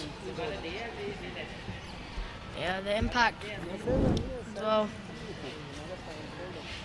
could be. It's a good ball there. I think the ball might have pitched outside leg stump there, Asher. That's possibly what happened. It's possibly what transpired. Yeah, I mean, Barristers, you go, Asher.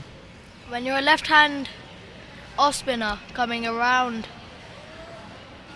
the wicket to a left-hander, then, well, it's going to be hard to get an LBW as Muzaffar comes in. I must say, I'm very impressed by the amount of knowledge you have at the age of 11 about the cricketing game.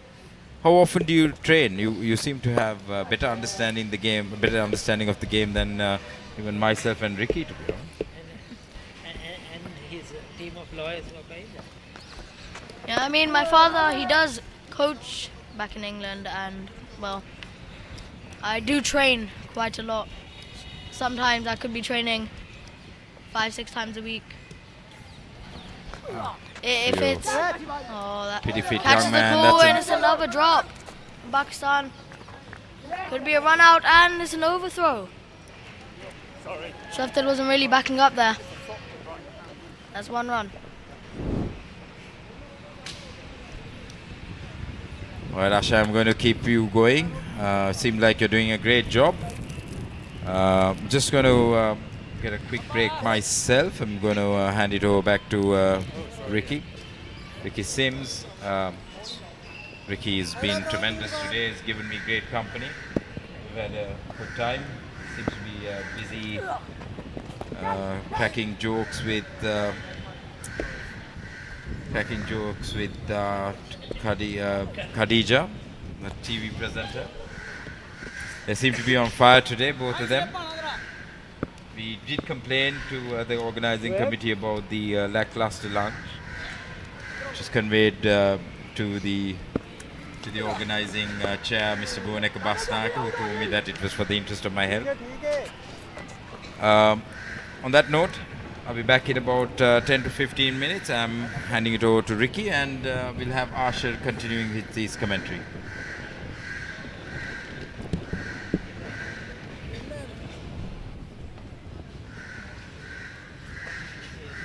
Charles Pryor on strike. Oh, that's a loud appeal there. I reckon the impact could be just outside. That's a lovely ball from Muzaffar.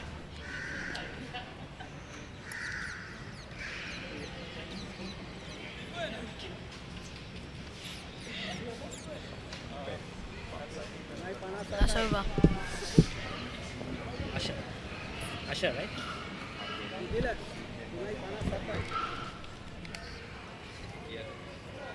So 24 overs gone. 80 for 7. It's been a struggle, isn't it, for England and Wales. This innings hasn't been their best with the bat.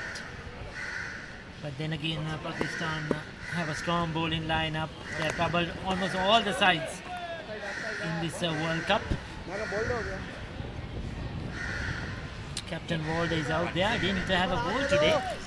Decided not to bowl after picking up 3 wickets yesterday. Weren't you surprised with the decision, Masha? Yeah, I He didn't know. bowl. That's what the lads were saying in the dressing room as well. As he does have good momentum right now. Exactly. I mean, you never know. Test series. The golden arm would have probably got a breakthrough like it happened yesterday. Oh, just about missed the slightly shorter ball that kept a touch low. It's the quicker one, just a sliding through with the arm. Oh, that looks out. No. Loud appeal. Turned too much. Yeah, I agree with that. I reckon it would have turned off the leg stump of Aaron Wilder. Lighted one, just missed. So far off the over, looks like it's going to be a maiden, which isn't good at all for the Barristers of England and Wales if they would like. Zoeb has picked up 2 wickets. Rushing through his overs, 25 completed, 80 for 7. So it seems that Pakistan is going to go through to that final to be played tomorrow. Will it be England, or will it be India, or will it be Sri Lanka? We'll have to wait and see. Yeah, this goes to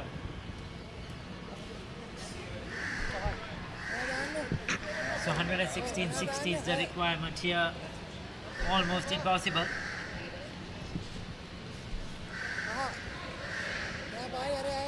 Against Pakistan's amazing bowling attack, this will be very, very hard. So what do you want to be when you grow up older as a cricketer? You want to be a batter, a bowler, a spinner? Oh, right now, currently I'm an all-rounder, mainly batting. Okay, so what do you bowl, Asha? I bowl leg spin. Right arm leggy? Yeah. That's a difficult art, isn't it? Difficult to control. Yeah. But if you can master it, certainly there's a lot of scope, a lot of future.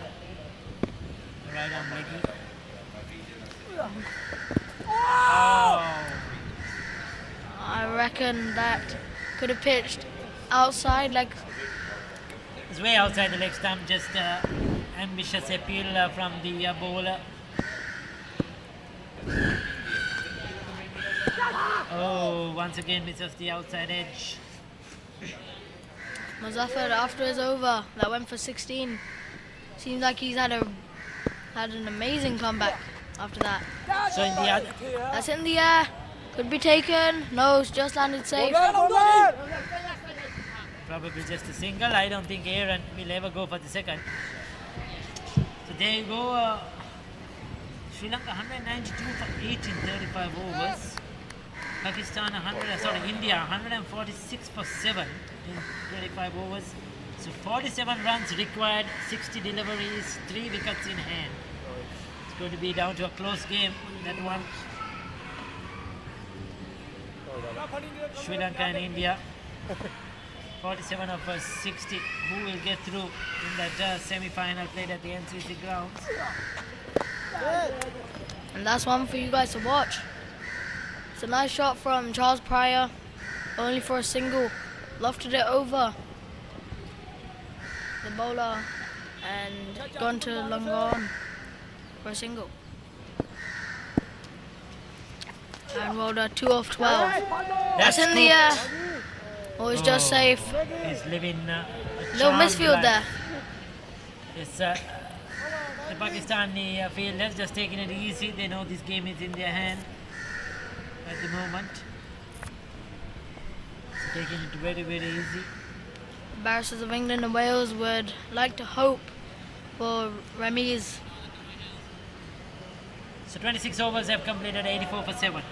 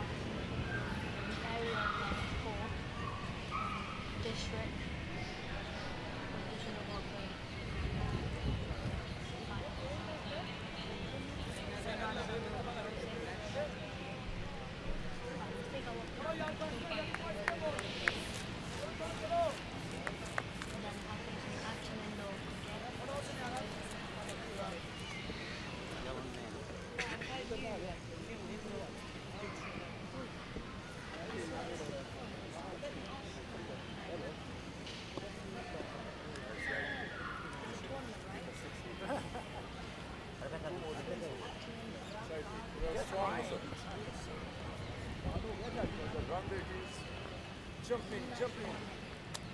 Flying.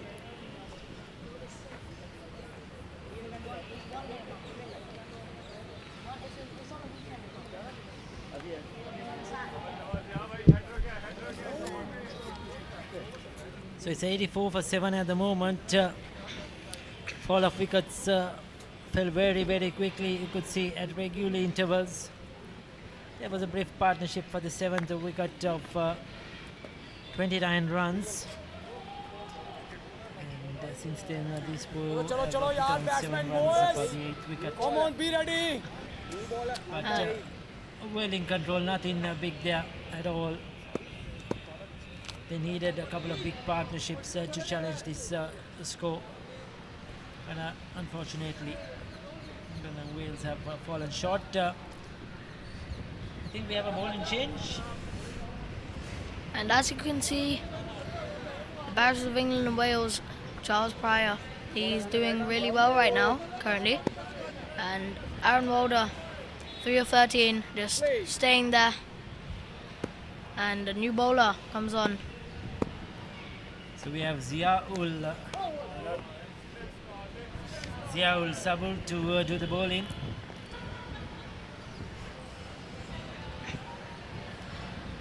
Yeah, first ball's a dot. I have a feeling he's going to go big this ball.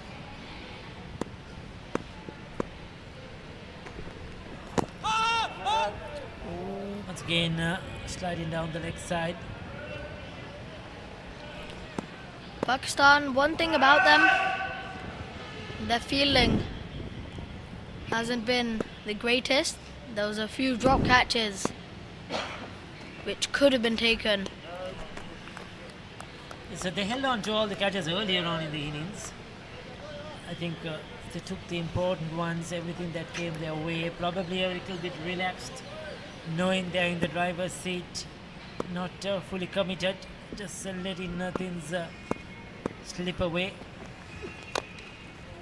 Ooh, inside edge from the skipper of the Barristers of England and Wales. Dot ball there. He's played 17 balls, 3 runs. Huh? Jump.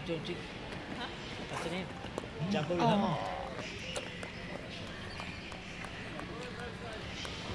So far, if Ramizadar can come back, if he's okay for it, as soon as he comes back, that could be a great thing for the Barristers of England and Wales.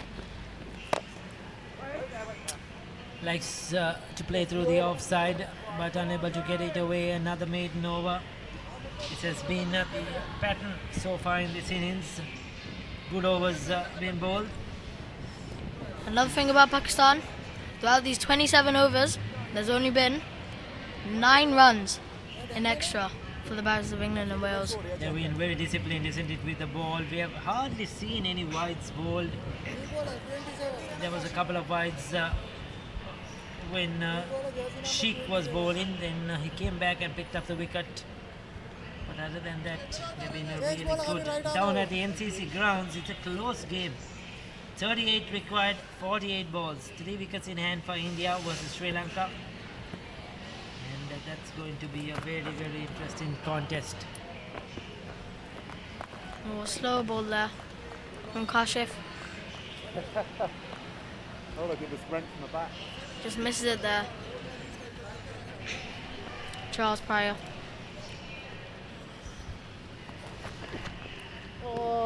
Oh. That's out, is it? Very close to the bat. There's a noise there, but I too thought that it got the outside edge, but they didn't go up in appeal. Yeah, I think that was probably the closest one yet. They didn't really go up in appeal as well. Probably they didn't hear anything. Kashif, the bowler, he batted well for his 40 odd today. He was run out brilliantly by Wasimda. There's an appeal there. Oh, and he's given it. He took his time, took plenty of time. I reckon that could have been going a bit down leg. It's a debatable one. Took his time to appeal as well. They went up. Take a look at that one. Pryor walking across his stump straight. Oh, that looks probably might clip the leg stump, isn't it? Even before the ball had bowled, you could see his left leg planted down the track. And hit him in front, probably hitting the leg stump. It's a touch and go, but 8 wickets down now for 84. Nothing much in the game. Well played to Pryor, Charles Pryor. He had a interesting tour here. He's been happy to be a part of this World Cup, and I'm sure he's enjoyed the tour to Sri Lanka. So the final wicket now. And well, there's 2 wickets left in actually. The other one Ramizda comes back in. Ramizda's coming back in. He's coming? Yeah. Oh, I thought he's not going to bat again. Because he left the field, he's come back. I thought he will stay away. I just hope we would see some wickets, some boundaries, isn't it? Some sixers, some entertainment for us. What do you say in the commentary box? Yeah, as his son, I've seen him do it a load of times. Exactly. The game is dead and buried. 156 for 44. He's gotten 20 ball 50s before, loads of times. So that's what we want to see. A few good sixers, a few boundaries, entertainment. Ooh. Had a bit of a groin issue, went off the field. Probably got a bit more relaxed. Took some treatment. Back on.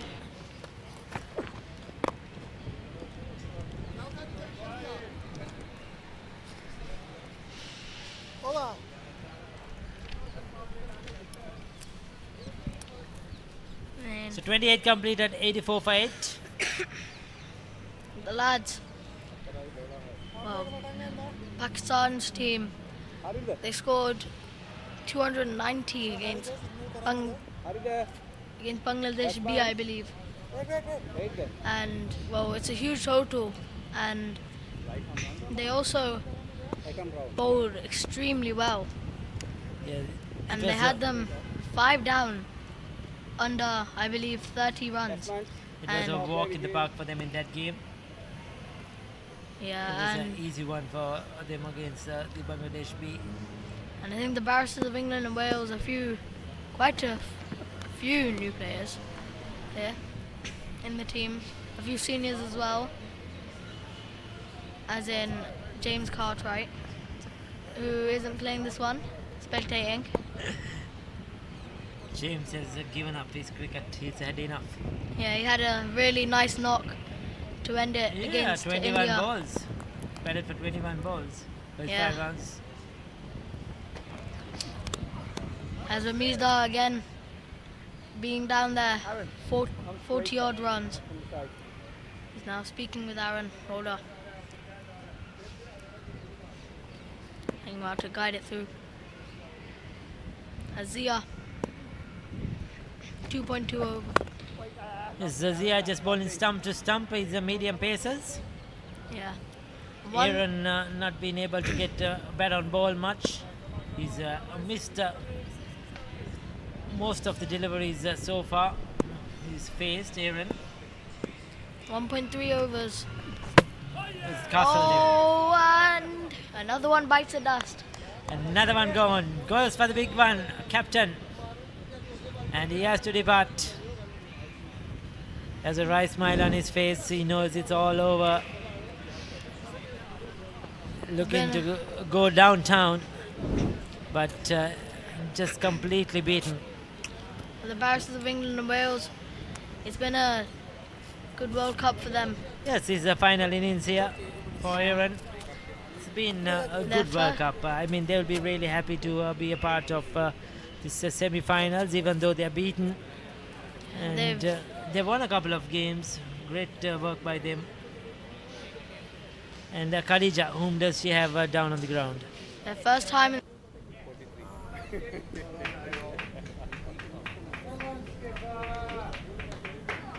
I have Pakistan's team manager Asad Munir with me. Asad, looks like a happy ending for Team Pakistan and all the hard works have paid off. What do you have to say? Yeah, so far so good. Looks like we'll make it to the final tomorrow, but that will be another battle. But so far as this match is concerned, I think it's more or less heading towards a win for Pakistan. How has the team preparations and management gone for this tournament? The preparations started some 3 months ago, and we have been playing at least one match per week. Every Sunday they have been playing, and it was a bit of a problem because some players have to come from long distances. So, but credit goes to them that they took it seriously and have undergone full preparation. Then we have the difference in weather. When we were there in Pakistan, it was pretty cold. The temperature was about around 12 Celsius. So it's a bit of a contrast for us. It's supposed to be pleasant weather here, but we think it's very hot. Yeah. So let's see what happens tomorrow. It's a big day for us.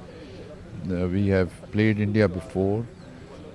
Sometimes they have won. Twice we have won against India in the final, and twice they have won against us in the final. So tomorrow I think they are a good side, and let's see how the competition tomorrow turns out to be. Thank you, Asad. Thank you so much. As Asad said, practice makes you perfect, and let's look forward to the finals tomorrow. Over to you, Ricky and Sam.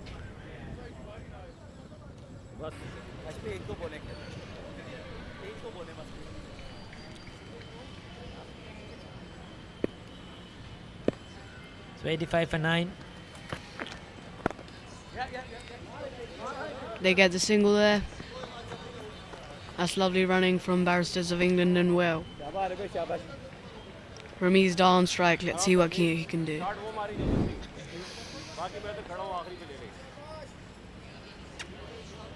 He would have been out by a long way, the underarm throw. Bowlers Unfortunately missing the stumps. Wait, no. Lovely bowling from Kashif.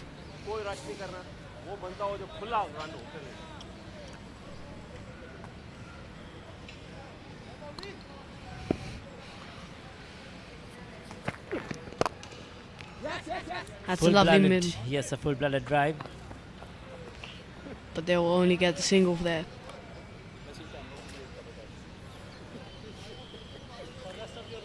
That's it now.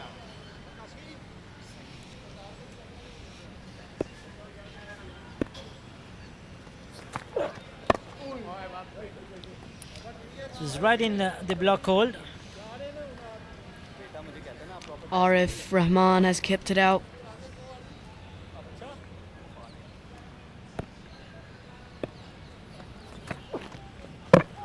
It's gone. And that's There the you game. go. That's the game indeed. Kashif picking up the wicket at the end.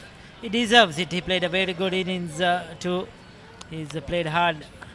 And congratulations. Well done to Pakistan. They're through to the finals of this 8th Lawyers World Cup, which will be played tomorrow at the SSC grounds. Whom will they take on? Will it be India? Will it be Sri Lanka? Sri Lanka? That's a close game going on at the moment at the NCC. We'll have to wait and see. Barristers of England and Wales, they've tried hard. They have tried hard right throughout this World Cup. It's been a great World Cup for them. Definitely. I mean, they played along with some senior players. We have a lady who has been a part of a couple of games as well, Joanne Dodd, and I mean, you can't ask for more. They've enjoyed themselves. They enjoyed the cricket. They enjoyed their stay in Sri Lanka, and they have been professional outfit. Some of them have stood up and played some really good cricket. The likes of Ramiz Dar, Tahir Khan have been really good. Sanghira has been good as well. Even Arif Rahman, he's bowled well in the games he's played. Aaron Walder has led the side with a lot of authority, a lot of pride. Unfortunately, the England and Wales, this tournament has come to an end.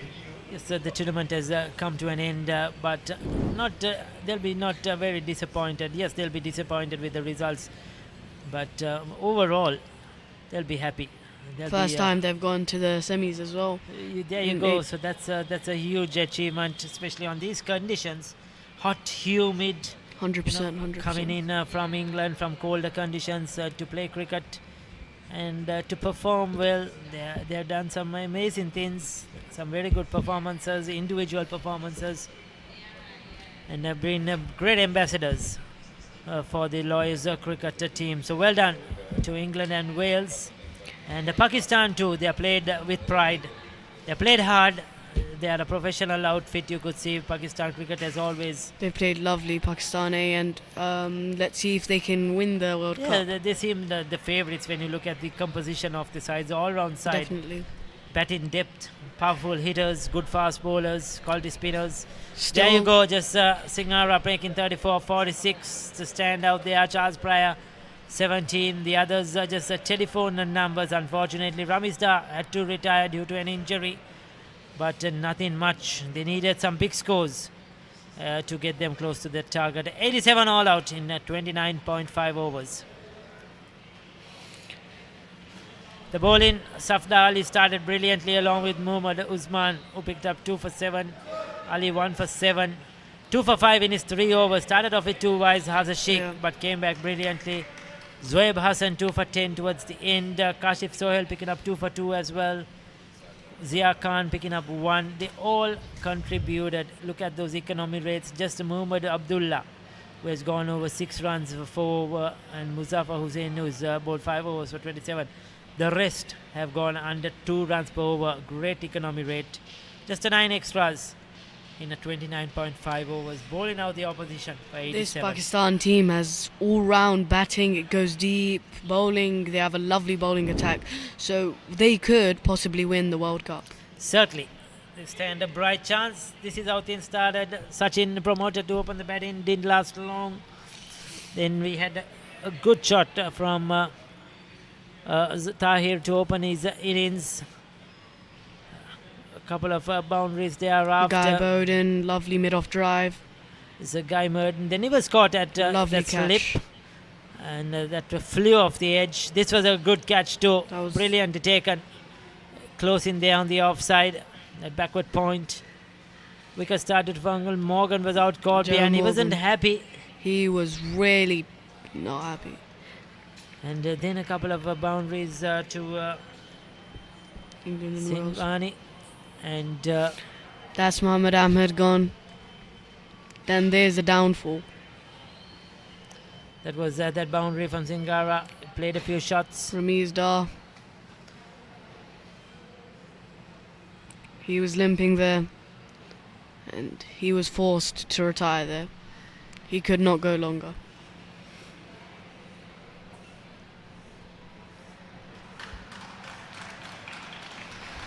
That's a high full toss, and Jasraj.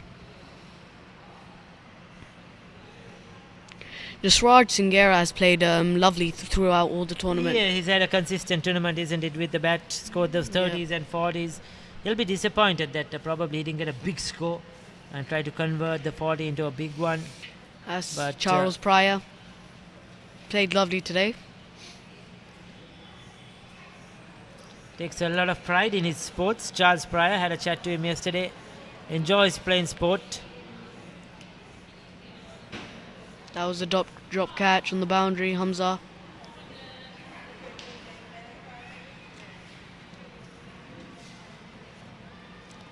And that's when Jasraj lost his wicket. Lovely bowling from Zahaib there. He's charging down the track, missed it, stumped, and then LBW of Pryor. He was out, caught in front. Captain Walder had to depart, clean bowled by Zia. And the last wicket, Arif Rahman. So there you go. That's what happened. Pakistan proceed to the World Cup final. England and Wales bowled out for 87. Brilliant performance by the Pakistan Lawyers team.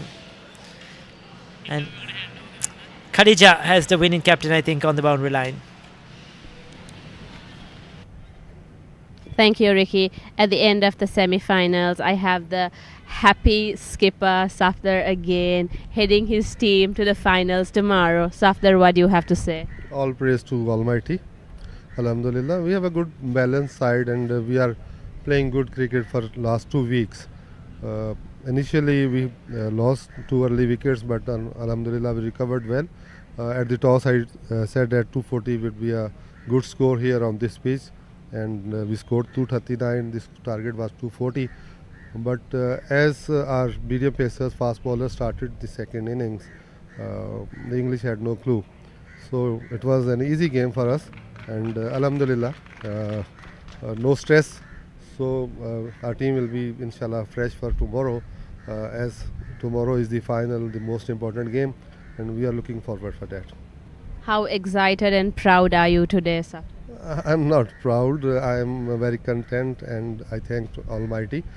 Same is the case with my team. We say all powers are with the great Allah, and He has just given us the powers to perform here. And inshallah, tomorrow we'll try our best. We pray to God that He supports us in the final, and our team is looking forward to perform well, inshallah.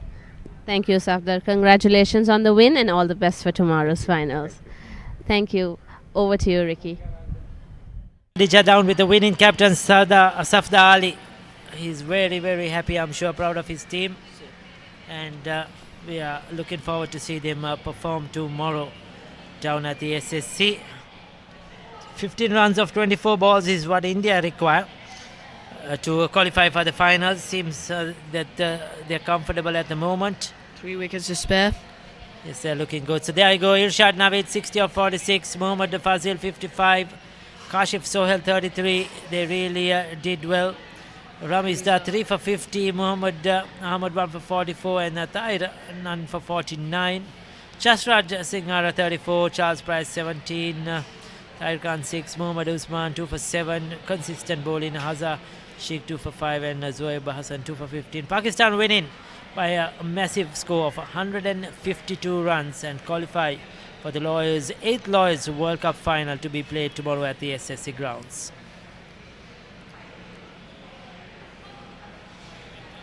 So thank you, Asjad. Thank you for joining us. No Hopefully, problem. probably It's a we might pleasure. meet up tomorrow as well. Yep, hopefully. So good luck to you nevertheless in Thank you, your Ricky. cricketing careers and future endeavours. Well, that's us signing off for today from the Thurstan College ground, and we will be back tomorrow approximately from 9:30 a.m. for the live broadcast of the finals of the 8th Lawyers World Cup.